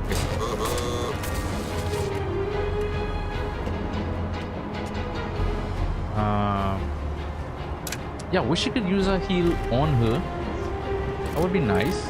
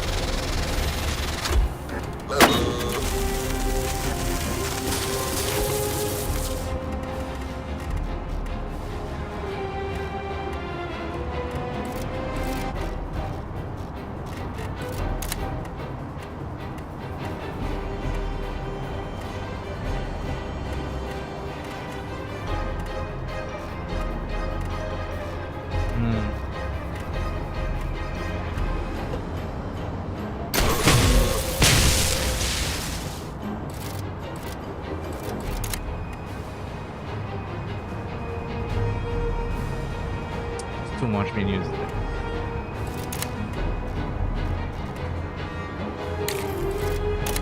We got heat.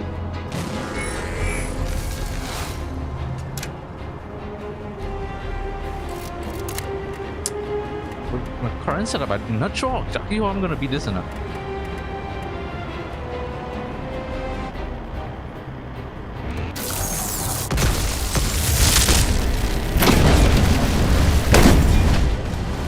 Because I'm losing Sophie way too quick. That's the problem.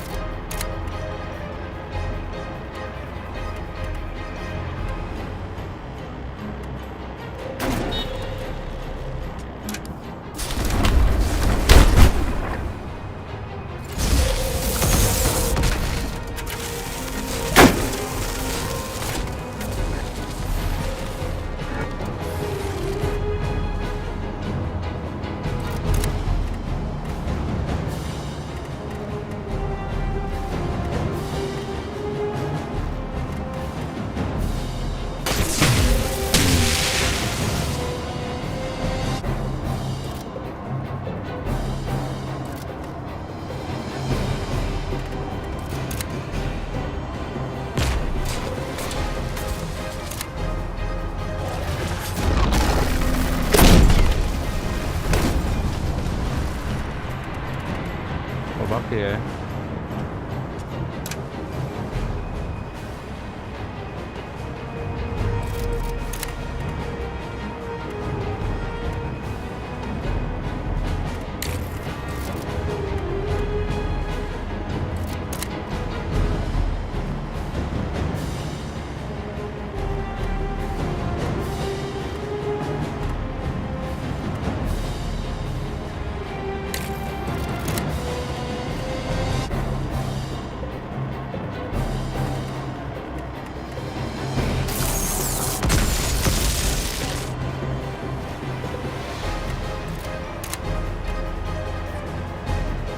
Anyone know a good mechanic?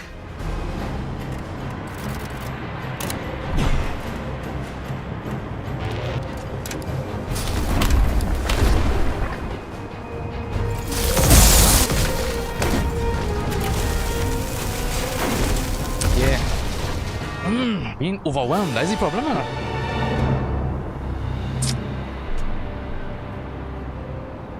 don't think if there's any way, I feel I might have to reload somewhere else because This Try one more is time. futile! Keep them off me at all costs, understand? Take them, now!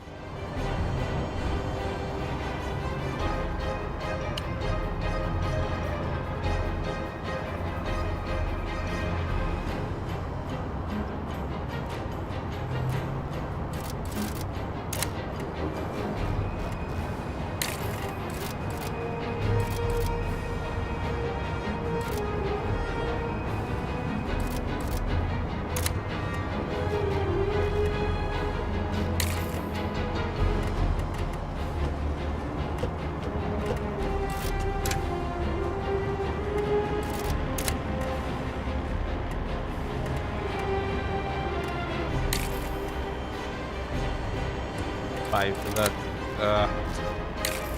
Always the same as you, always the same as you.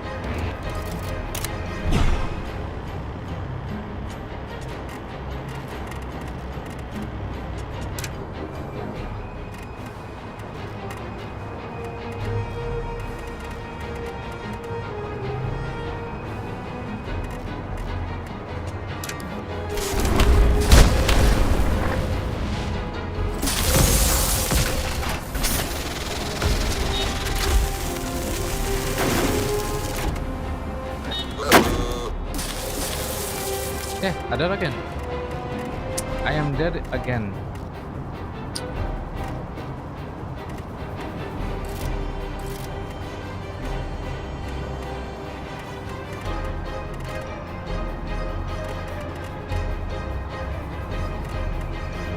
This is his attack. This is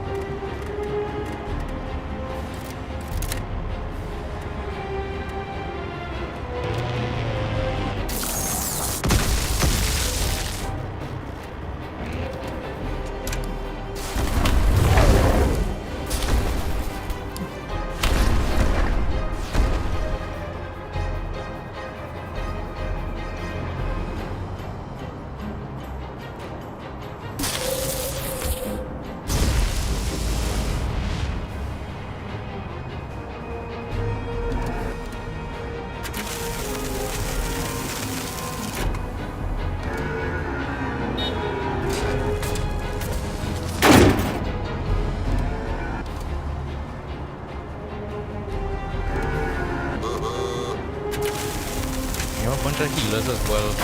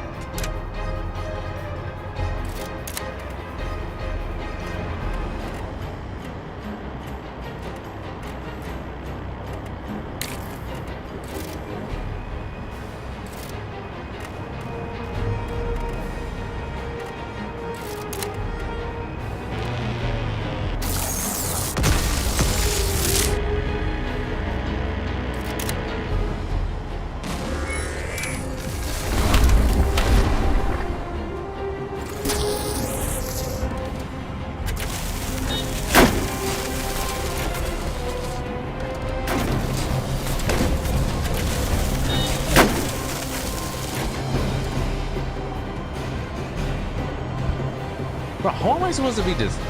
Literally all of them healing him. All of them are healing him. Fuck, boy. Hey.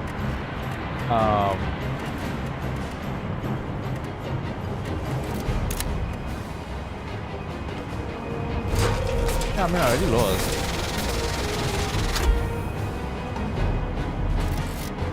Nothing else I can do.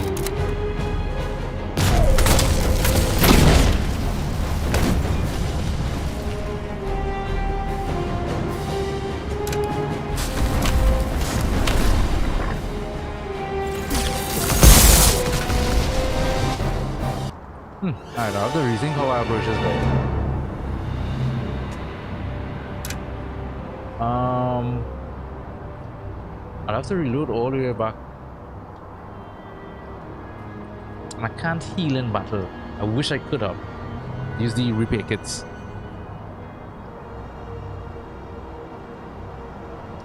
Let's see. Let's think about how I'll push up like.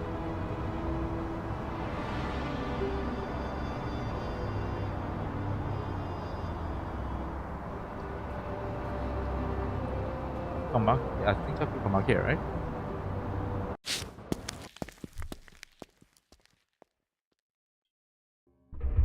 It's a long way back. Ugh. Alright, let's try.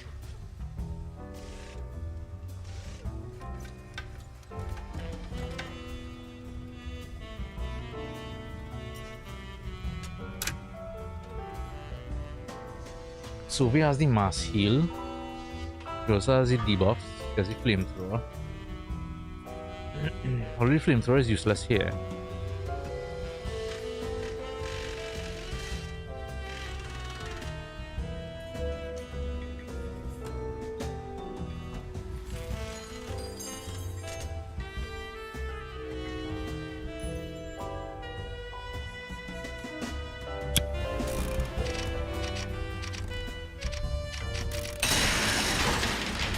Anything different I can do with the vehicles, maybe?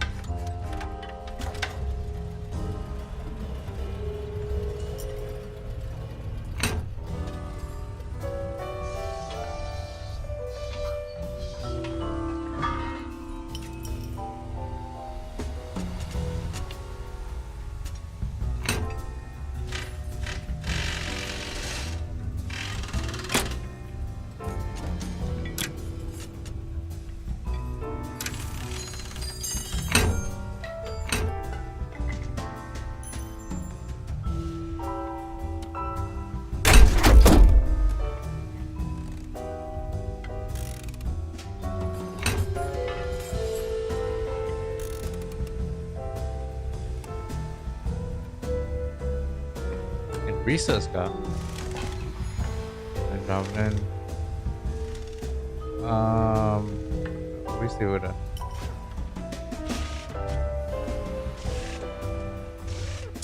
Rifle is more damage. The only problem is on the side.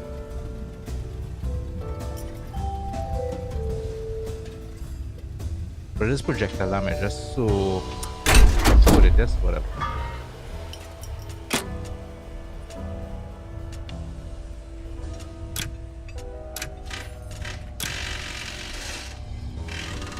Alright. I guess we try this again.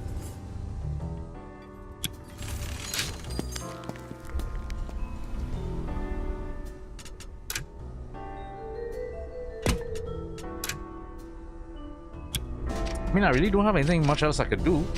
Like, I mean, if I check, there's nothing I can buy to make this even, you know? So yeah, we just have to go with it. Try this again.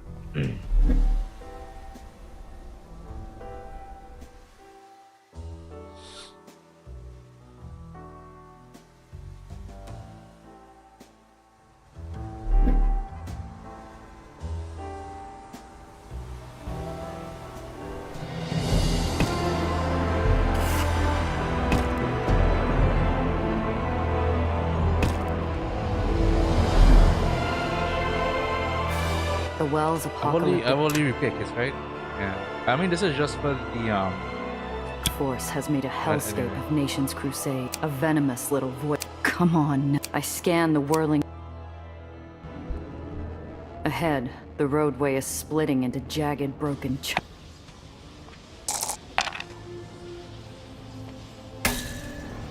I speed forward. Ahead, the shattered remains of a hotel churn in a spinning funnel.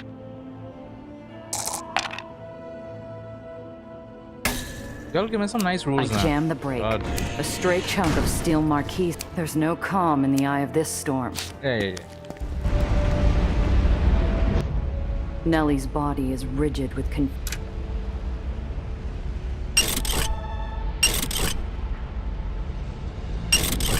confused frustration. Next to her. I don't. I'm afraid we're. Hey! They're shot. Tia? Get away! This note. I don't want to speak with you right. This grease. That's a. Dufresne. I'd never. Your machine is. She's a. I brandish the proofs of. Nellie. Honestly. Nellie scan. It's a forgery. Professor? Eleanor. Show me your. With a flick of my coat. Better do as. If we don't act. And. I can't believe. I want. A line of. He aimed. I'm. Before I throw the flutter, the wind. I search my whole scummy life for a Shit, wrong solution. thing I choose this. Surely all. I seize the moment and the sudden. I'm sorry. Hey. You came back. First, we gotta. The truck carrying Dave. No. Right. Best to head home now, girls. All right, let's try this again.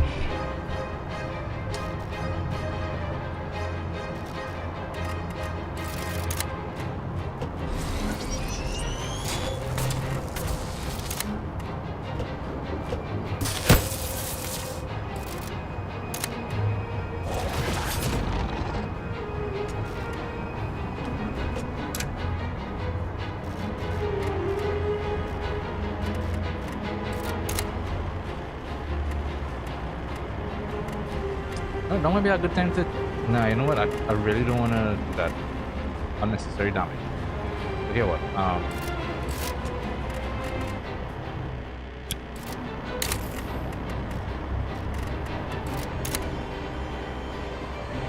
Move out of my way. All right.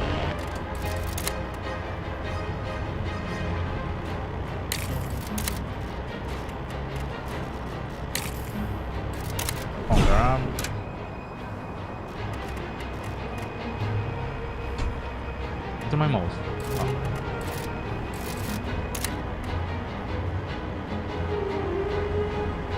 Okay, let's debuff him.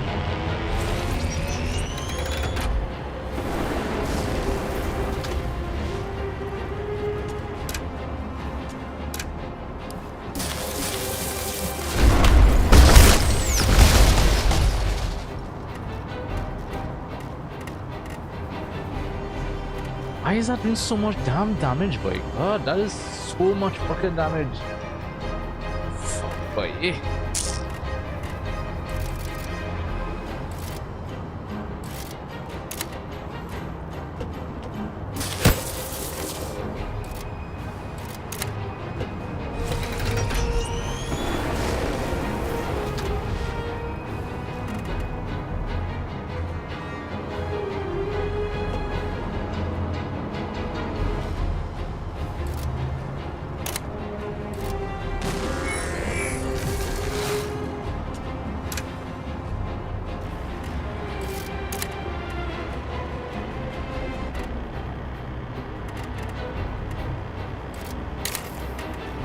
He's gonna get hit here, so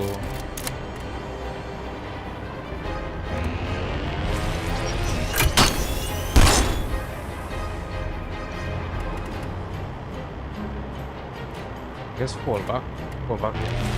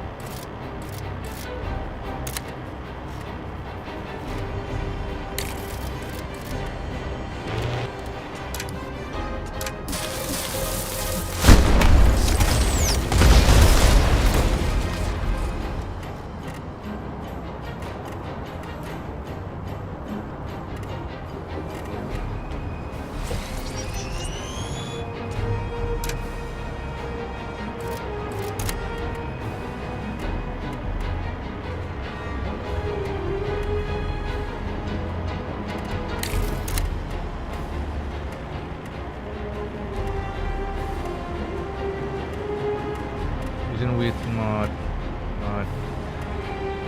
Yep, come here.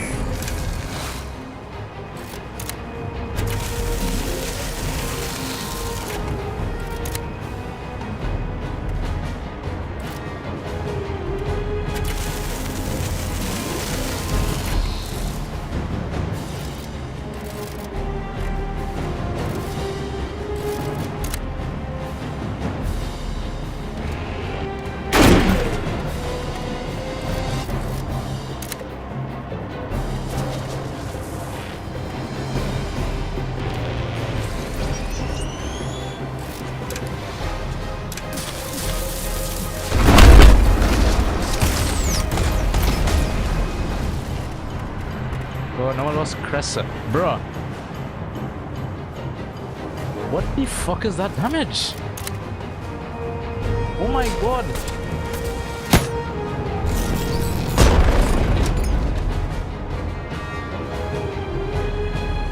How could you do this to me, Professor? Are you lost? It's not about you, you silly child. It never has been.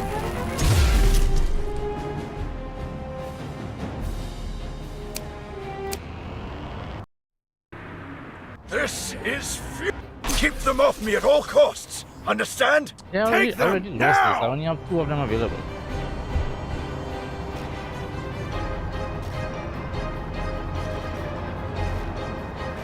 There's literally nothing I can do here.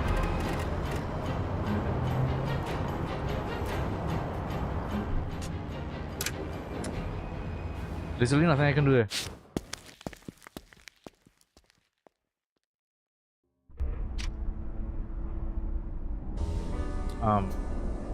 I can't do a save all the way back there. Yeah, because it saves before the dialogue. I mean, it doesn't save during the dialogue.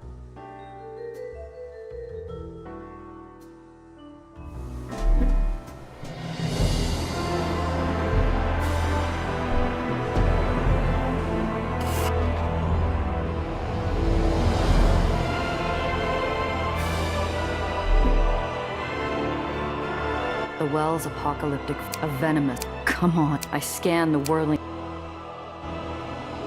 Ahead. That's a lot of dialogue to go through.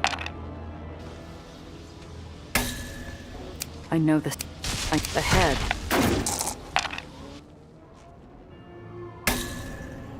I jam a stray chunk. There's no calm in the eye of this storm. Nellie's body is rigid with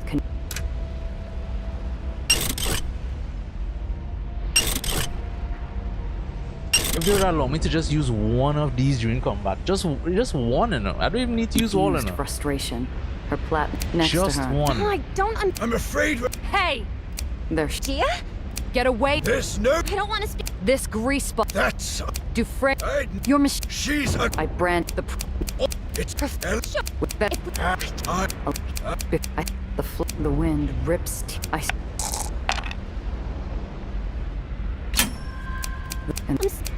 First. The truck carrying Daisy isn't built. No. Best.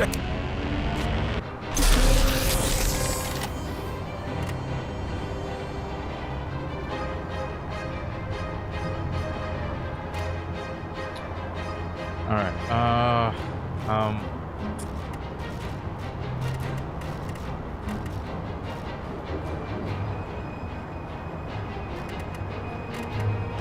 Let's see something here.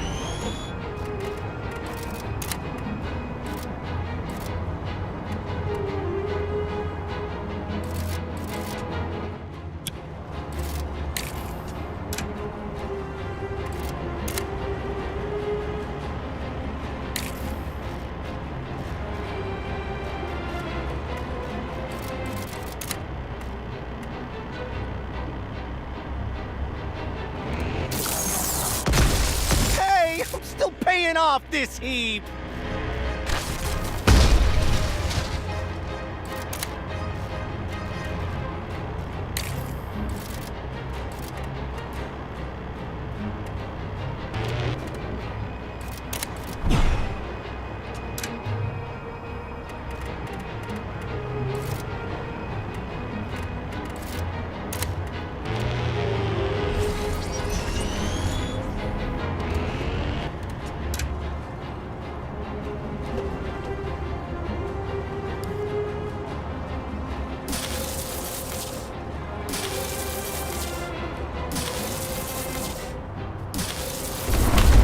insurance don't cover this kind of monkey business. My insurance don't cover this kind of monkey business. Great balls of fire! My transmission! What the fuck is that? I've lost the battle before it even started, and he didn't even do anything. What? What? He didn't even do anything, and I'm already dead. The fuck was that?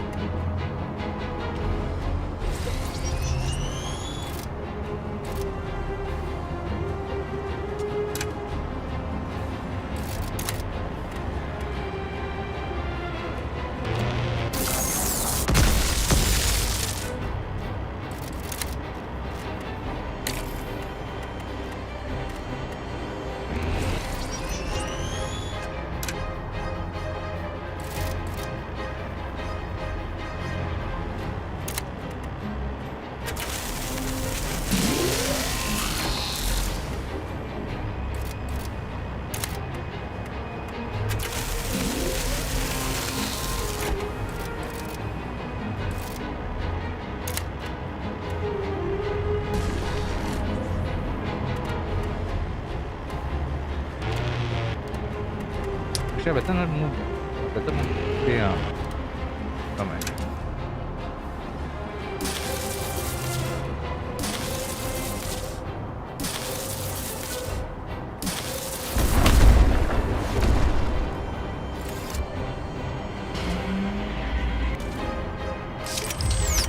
Great balls of fire! My transmission!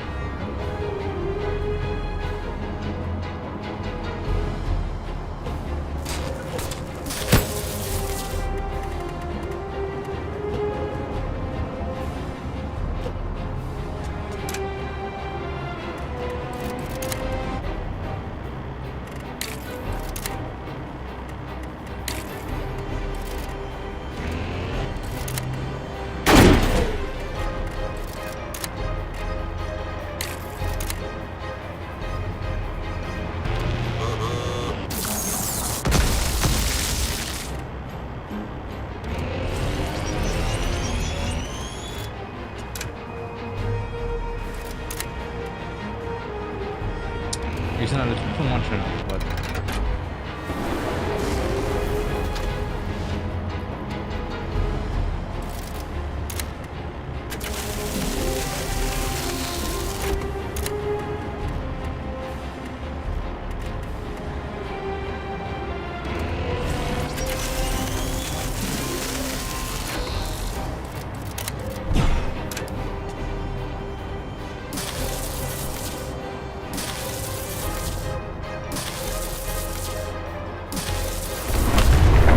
Great balls of fire! My transmission!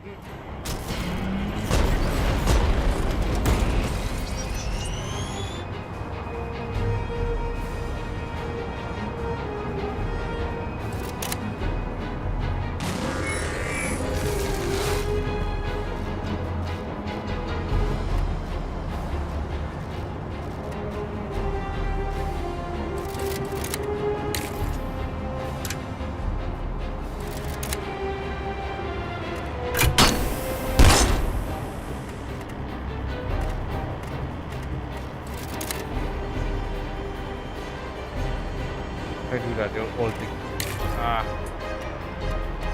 You fucking bystanders are the problem, you know.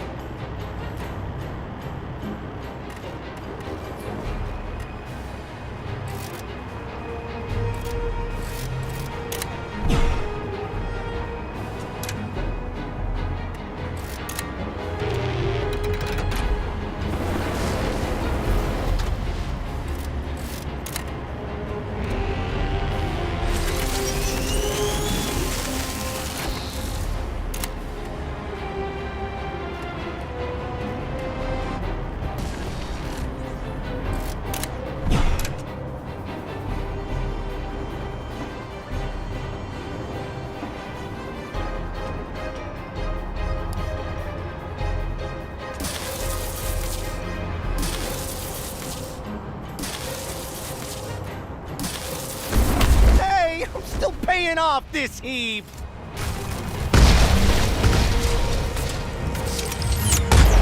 Oh, that's gonna leave a mark. Ah, shit, man.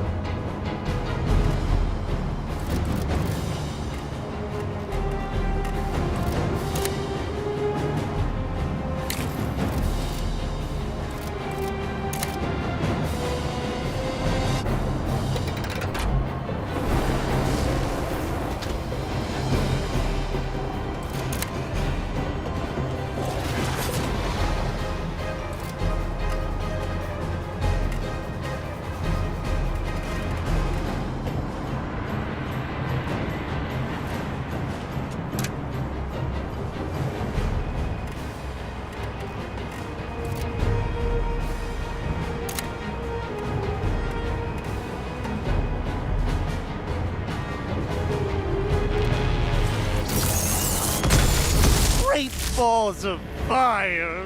My transmission!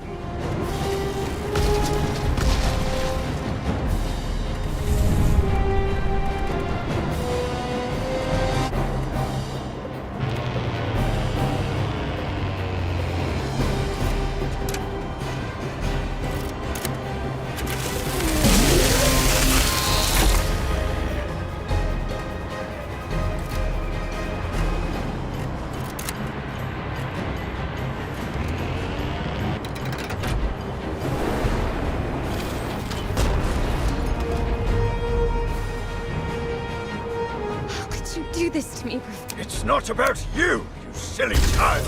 It never has been.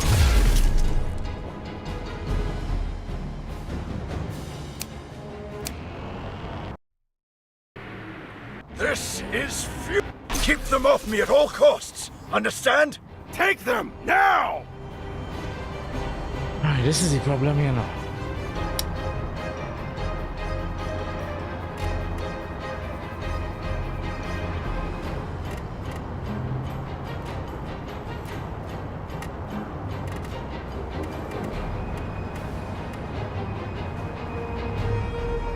I don't know where the red lightning strike is gonna be. That's the problem.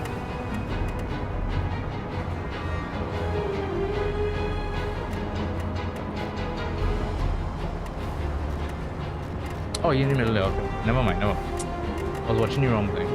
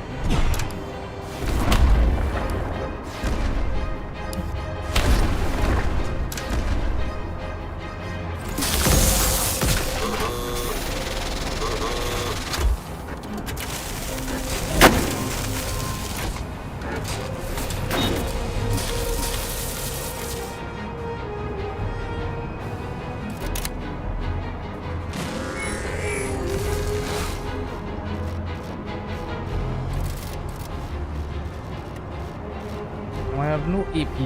Ah.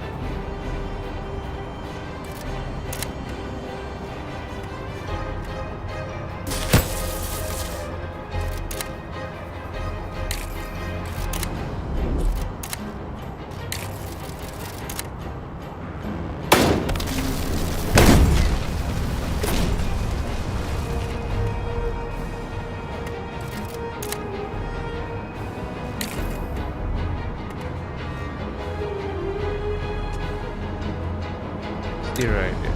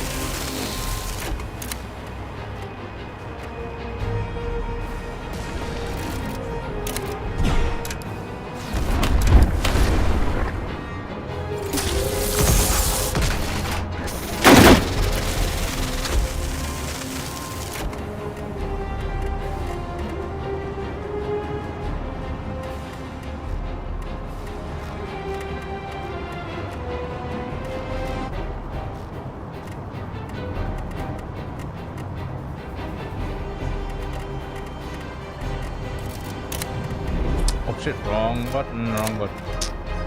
Ah, shit, man.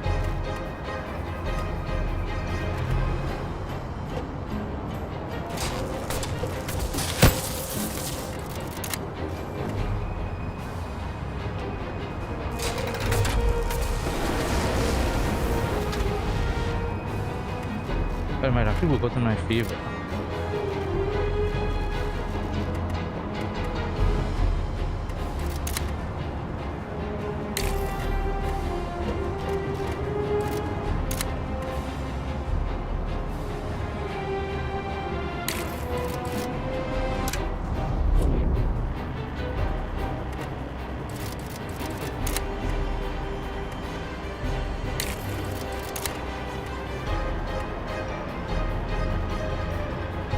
I'll use it. Alright.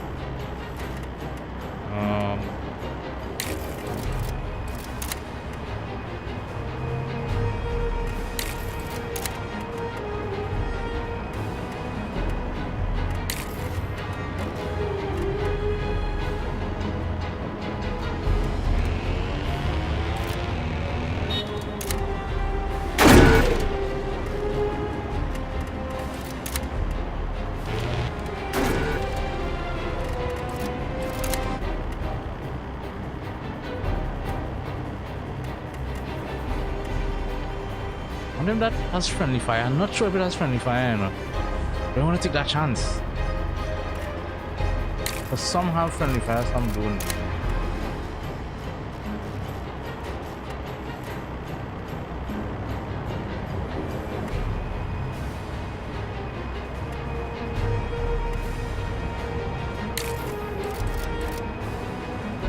Now, what is this? Which one here?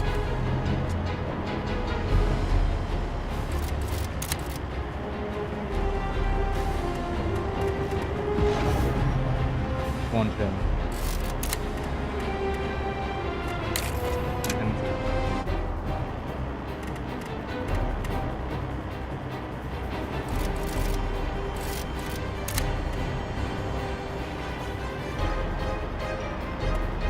Quite a bit to get there.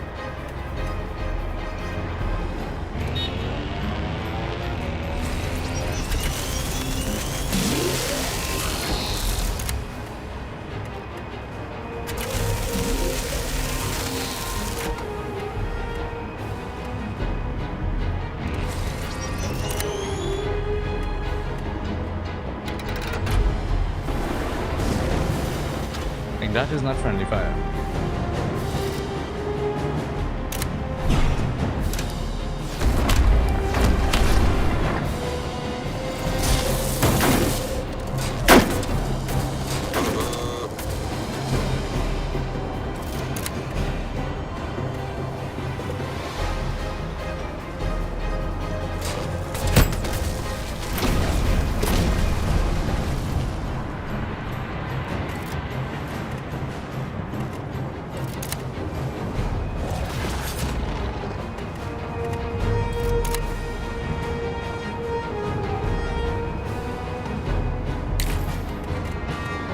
come back here just in case, because I'm not sure what's gonna happen here.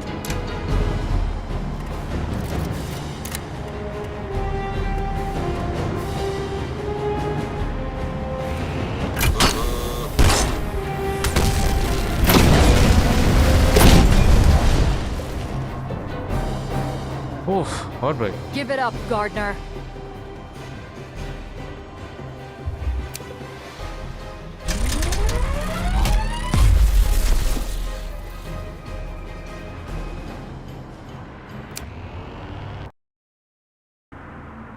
I won't let you do this! We still going? You can't. You'll be shooting me. Stop it now. No one can.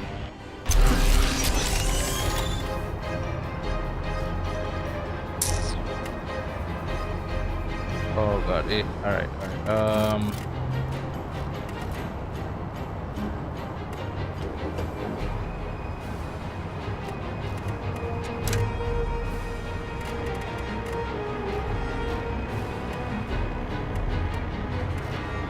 Nothing danger there, right? Shouldn't be.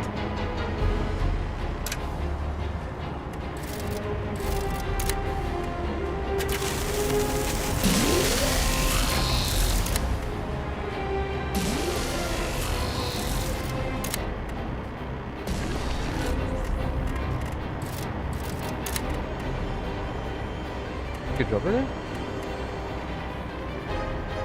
Oh yeah, nice.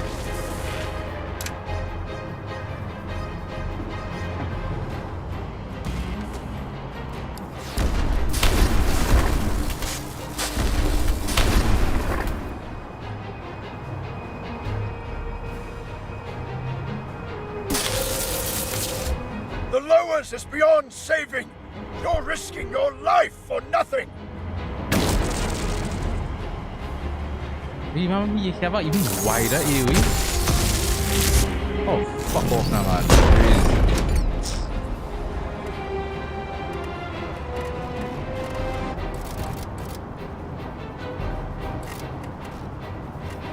Alright,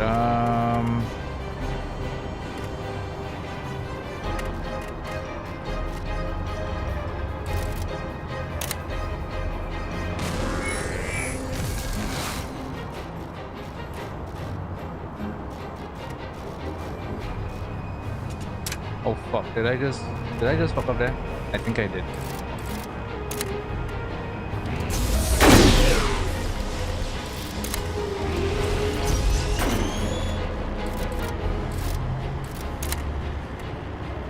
I think I just fucked up there.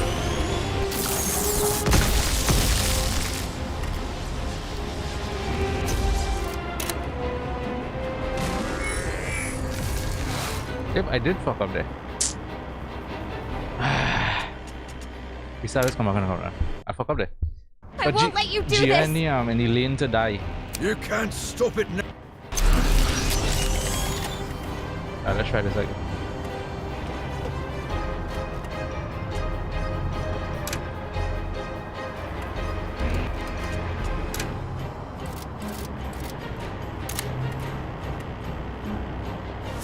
We can end. First here. Heal up. Heal yourself as well. Oh, you.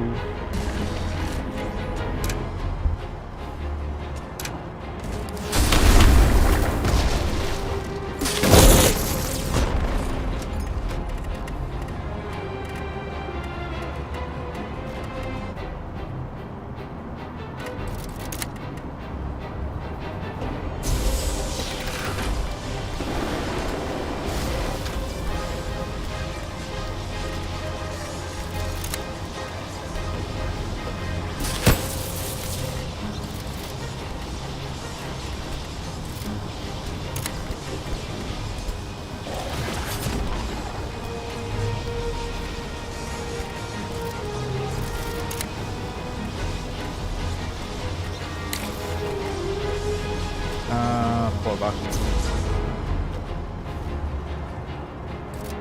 Wait a minute.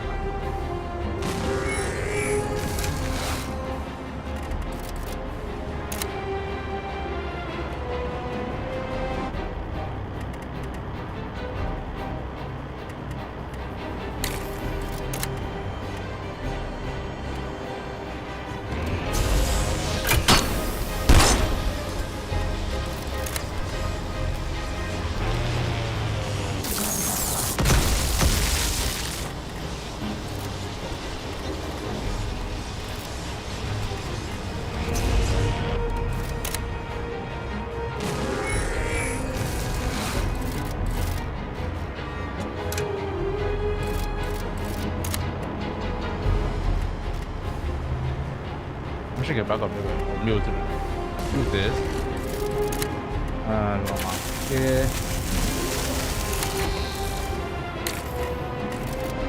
Yourself.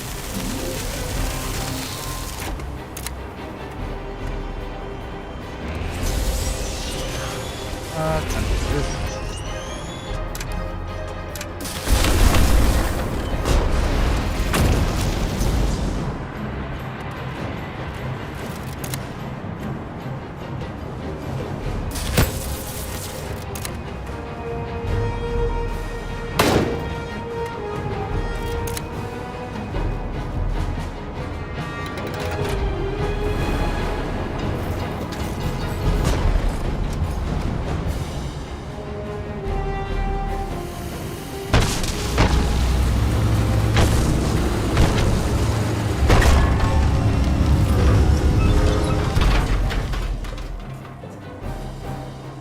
It's over, pal. No! Damn you, no! Bro, just fucking die now. God. It's annoying.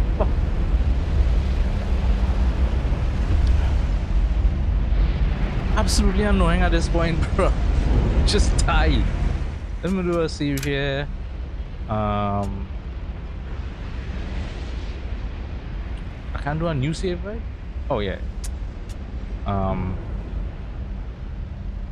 Good now.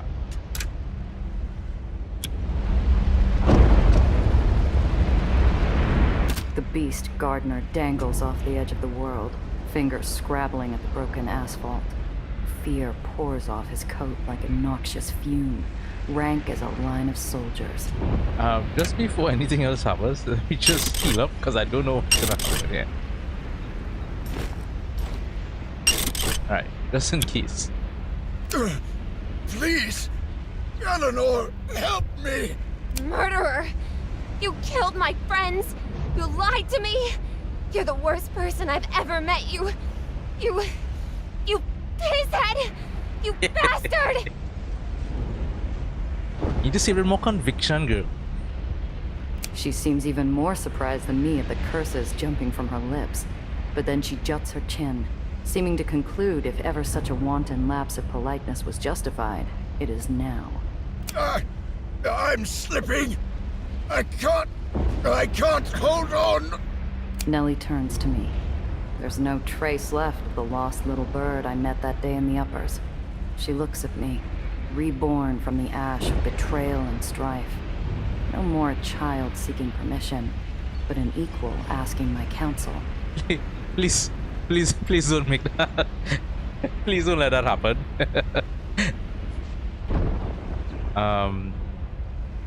I'll leave him to his fate. Leave him, kid.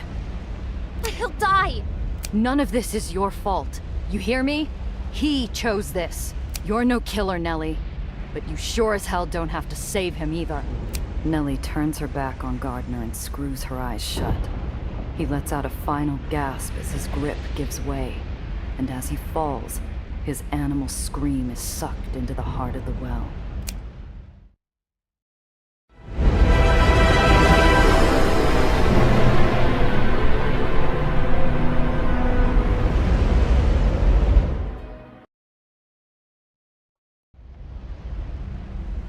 Nellie quickly identifies the poisoned thorn Gardner hid inside Daisy, an innocuous switch strangling the device from within. She shakes her head at the plain, simple boldness of it, and flips the switch. Nellie takes my hand as the well collapses before our widening eyes.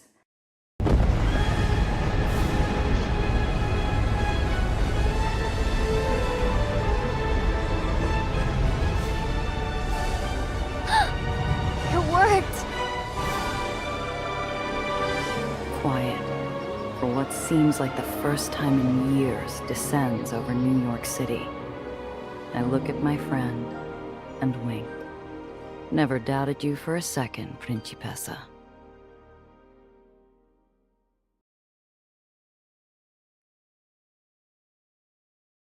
When the well's haunting shroud was lifted, the countless barons of New York felt fear where others experienced relief. The underground was a new rising storm, seemingly more insatiable. Well, that's what than I'm still last. waiting to find out what the real motivation Apollo was. Though. Diamond, It the just sounds Hollywood like revolutionary who he hates poor toppled people. barons, That's what it sounds like. now spoke of peace in memory of his late ally, hoping his newfound fame could buy a corner of the city free from a baron's tyranny. In the bustling aftermath, one voice cried hope for all to hear. Our cub reporter had found his own way, starting a newspaper that told stories to inspire action and to foster unity of the downtrodden.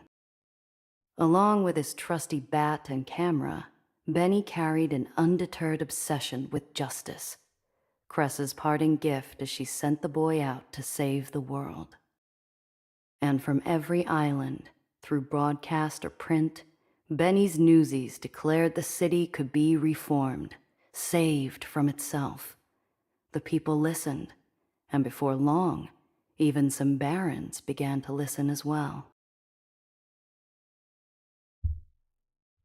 While the people made noise, one corner of the city remained quiet, rebuilding after the well nearly tore it apart. This new nation's crusade, however, shut its borders, closing itself off to the world. But rumors trickled out of a saint who lives there, who rescued the people from the powers of the well, who dreams of building a new kingdom of heaven amongst the wreckage of New York City. Annie? That's Annie? The papers said it was the empty vault that caused Marm to pull the Dutch Act, but they weren't there. They didn't hear the shattering of her heart when her daughters together confined her to a cage. Bound in purpose, the Does carved up dreamland amongst themselves, focusing on bringing life to old neighborhoods that had been crushed and forgotten, rather than jumping at each other's throats.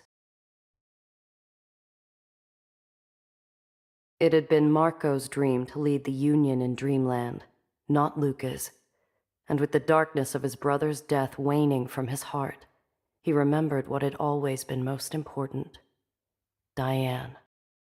He passed on the torch of leading the Ledgemen, and then, on the same day, hung up his gloves on the wall in Congress Hall to remind himself of the journey he took to finally find peace. Sophie had given up any claim at becoming a baron, but she hadn't given up on Dreamland. The Does still needed to be held in check, communities rebuilt, and the people given hope. Winnie trailed after her, hollow eyes giving way to a sweet and confident smile. The two rarely parted. Oh, we never found out what happened to Jenna. The mousy girl The girl from the we had gutter to choose was between giving Winnie and Jenna. soapbox speeches And we right chose up Winnie. there next to Soph. In White Street, the death of General Eli did not bring the peace so many had hoped for. Instead, cliques of officers bound in subservience for decades now saw their chance to seize control. From the ashes of civil war, Lutzko's old guard claimed victory and a new mandate: peace. For the first time in so years, it was right to leave Lutzko infrastructure alive. was rebuilt and wasting outbreaks were squashed. There was hope. I had expected to find Cress elbow deep in some machine with the news coming out of White Street, but instead, I found her alone, listening to an old record and packing her bag. She was leaving. The underground needed her, and she was done carrying the guilt of those who had been killed. People will die again, but better to fight and fail for a better world than stand by safely and watch it burn. I'd stay up at night sometimes, listening to the broadcast as a barony somewhere in the city dealt with an unknown rebel uprising. I hoped she was safe, and that she'd truly forgiven herself. The world had changed. 3 barons brought low, the well gone, red Aether on the streets. But what really kept me awake at night was the sound of a cocked hammer humming against my skull. Yeah, he's still out there. To this day, there's not a crowded street or empty alleyway that isn't haunted by specters of a black hat. I still wonder if those glimpses are my mind playing tricks, or if death finally made a ghost of the hanged man. But the disappearance of Tobias Dufresne could have also been summed up by the anger of his prior employer, the Trust, whose tendrils in this city spread like some invisible chthonic evil. The death of Alistair Gardner only left me with more questions. Who are they really? Why did they want war in the Lowers? To destroy it? And what are their plans now that their So we still don't actually have an answer from the board? I guess that's a sequel then. We still don't have an Nellie answer. couldn't stand the thought of leaving us to safeguard the Lowers all by ourselves. The kid just had to stick around. Apparently, we were in dire need of a genius. Before long, we had to expand her lab to accommodate a growing list of projects for total strangers. Whether for water, food, medicine, the good doctor couldn't turn a soul away. And one by one, she made the Lowers brighter. There's this little comic shop down in Four Fingers, always had what's new. So when the clerk handed me that month's special, I couldn't help but laugh at Zio's hat and my 7-shooter gracing the cover. I still don't know how that squeaky comic writer found me, but apparently he'd been my shadow since the well, tracking every hopeless and sob-story job I'd taken. Called me Robin Hood with a gun. Question after question, he grilled me. Why did a smuggler work for free? Or help Aetherians and nobodies? Why did she stay in the Lowers? Before I drove away, I told him straight. Someone had to play the hero.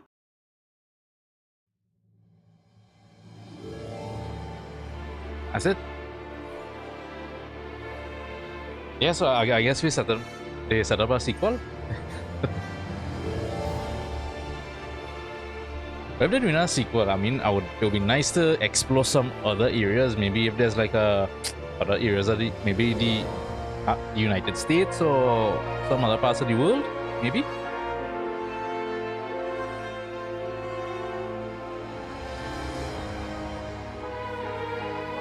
What would those conspiracy theorists and them say? The globalists are taking over. The globalists control everything. But I mean, yeah, I mean, the game had its flaws here and there, but man, the writing was actually really top notch. The writing was so good, so good.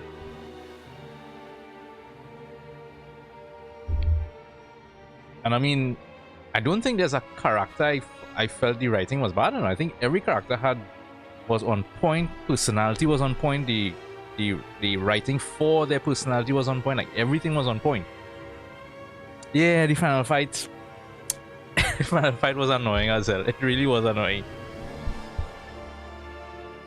I feel like that final fight, there's no way to get through that final fight unless you have somebody who is a healer.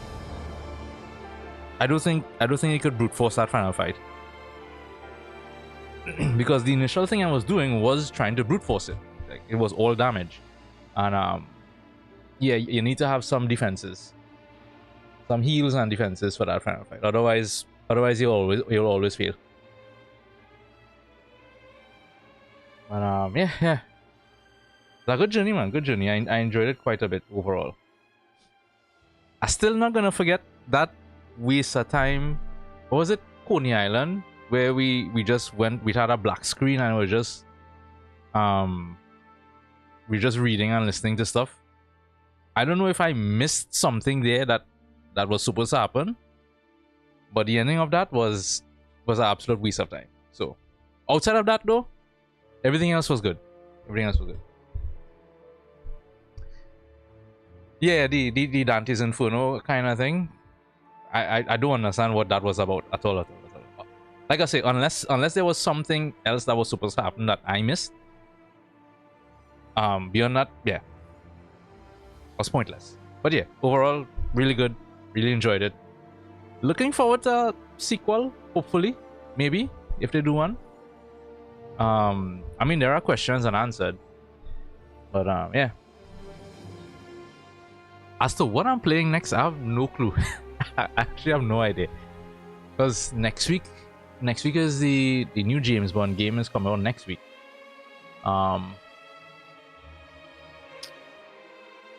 There's Gothic remake I'm interested in. I'm not sure if I'll play it yet, but I'm interested in that. There's, well, Forza. I'm trying to get back into racing games, and Forza came out, was it yesterday? Yeah, who knows? I have no idea. But yeah, I mean, and we had a fairly good stream today actually. Almost went like a full length. Yeah, which is good. They left the cliffhanger at a good point. It didn't feel like it was unearned. It was like, you know what? Alright, cool. We got answered questions whilst we still have unanswered ones, and it makes sense to set up a sequel the way they did it. It didn't feel like it was abrupt, you know. So everything was nicely wrapped up and tied off in a nice bow. But yeah, so that's Aether and Iron. Yeah, well, we did make it to the heights once. The place where Mr. Blanc was, that was part of the heights, or one section of the heights, I guess. That was Astoria Heights or something like that. So I guess technically we did a piece of it. And yeah, I mean, yeah, look at the screen presentation. Like, all of this is the game, well, the world itself. So yeah, hopefully we go all there later on. Art style was awesome. A nice mix of like Art Deco with like a sort of steampunky type vibe. Not fully steampunk, but had that kind of vibe to it. Yeah, it was good. Yeah. Well, remember there was like the whole disease and everything. The only thing I don't fully understand is at the end where she said the well disappeared. I'm not sure if I misunderstood what she meant when she said that. So that's the only thing. I'm a little bit confused with that one, because a lot of this came from the well. Wasn't the well part of like why we have the Aether power thing? That's what we harness the Aether from, right? Unless I'm misremembering something or mistaken. So yeah, maybe I misunderstood that. I don't know. But yeah, it's up there for today. Tomorrow I'm not sure. I'm gonna play something. Not sure yet. I'll figure that out later. But yeah, thanks for joining me on this journey, y'all. Oh, another one down. More to come. I'll take care. Enjoy the rest of your Wednesday. Be safe, and I'm out.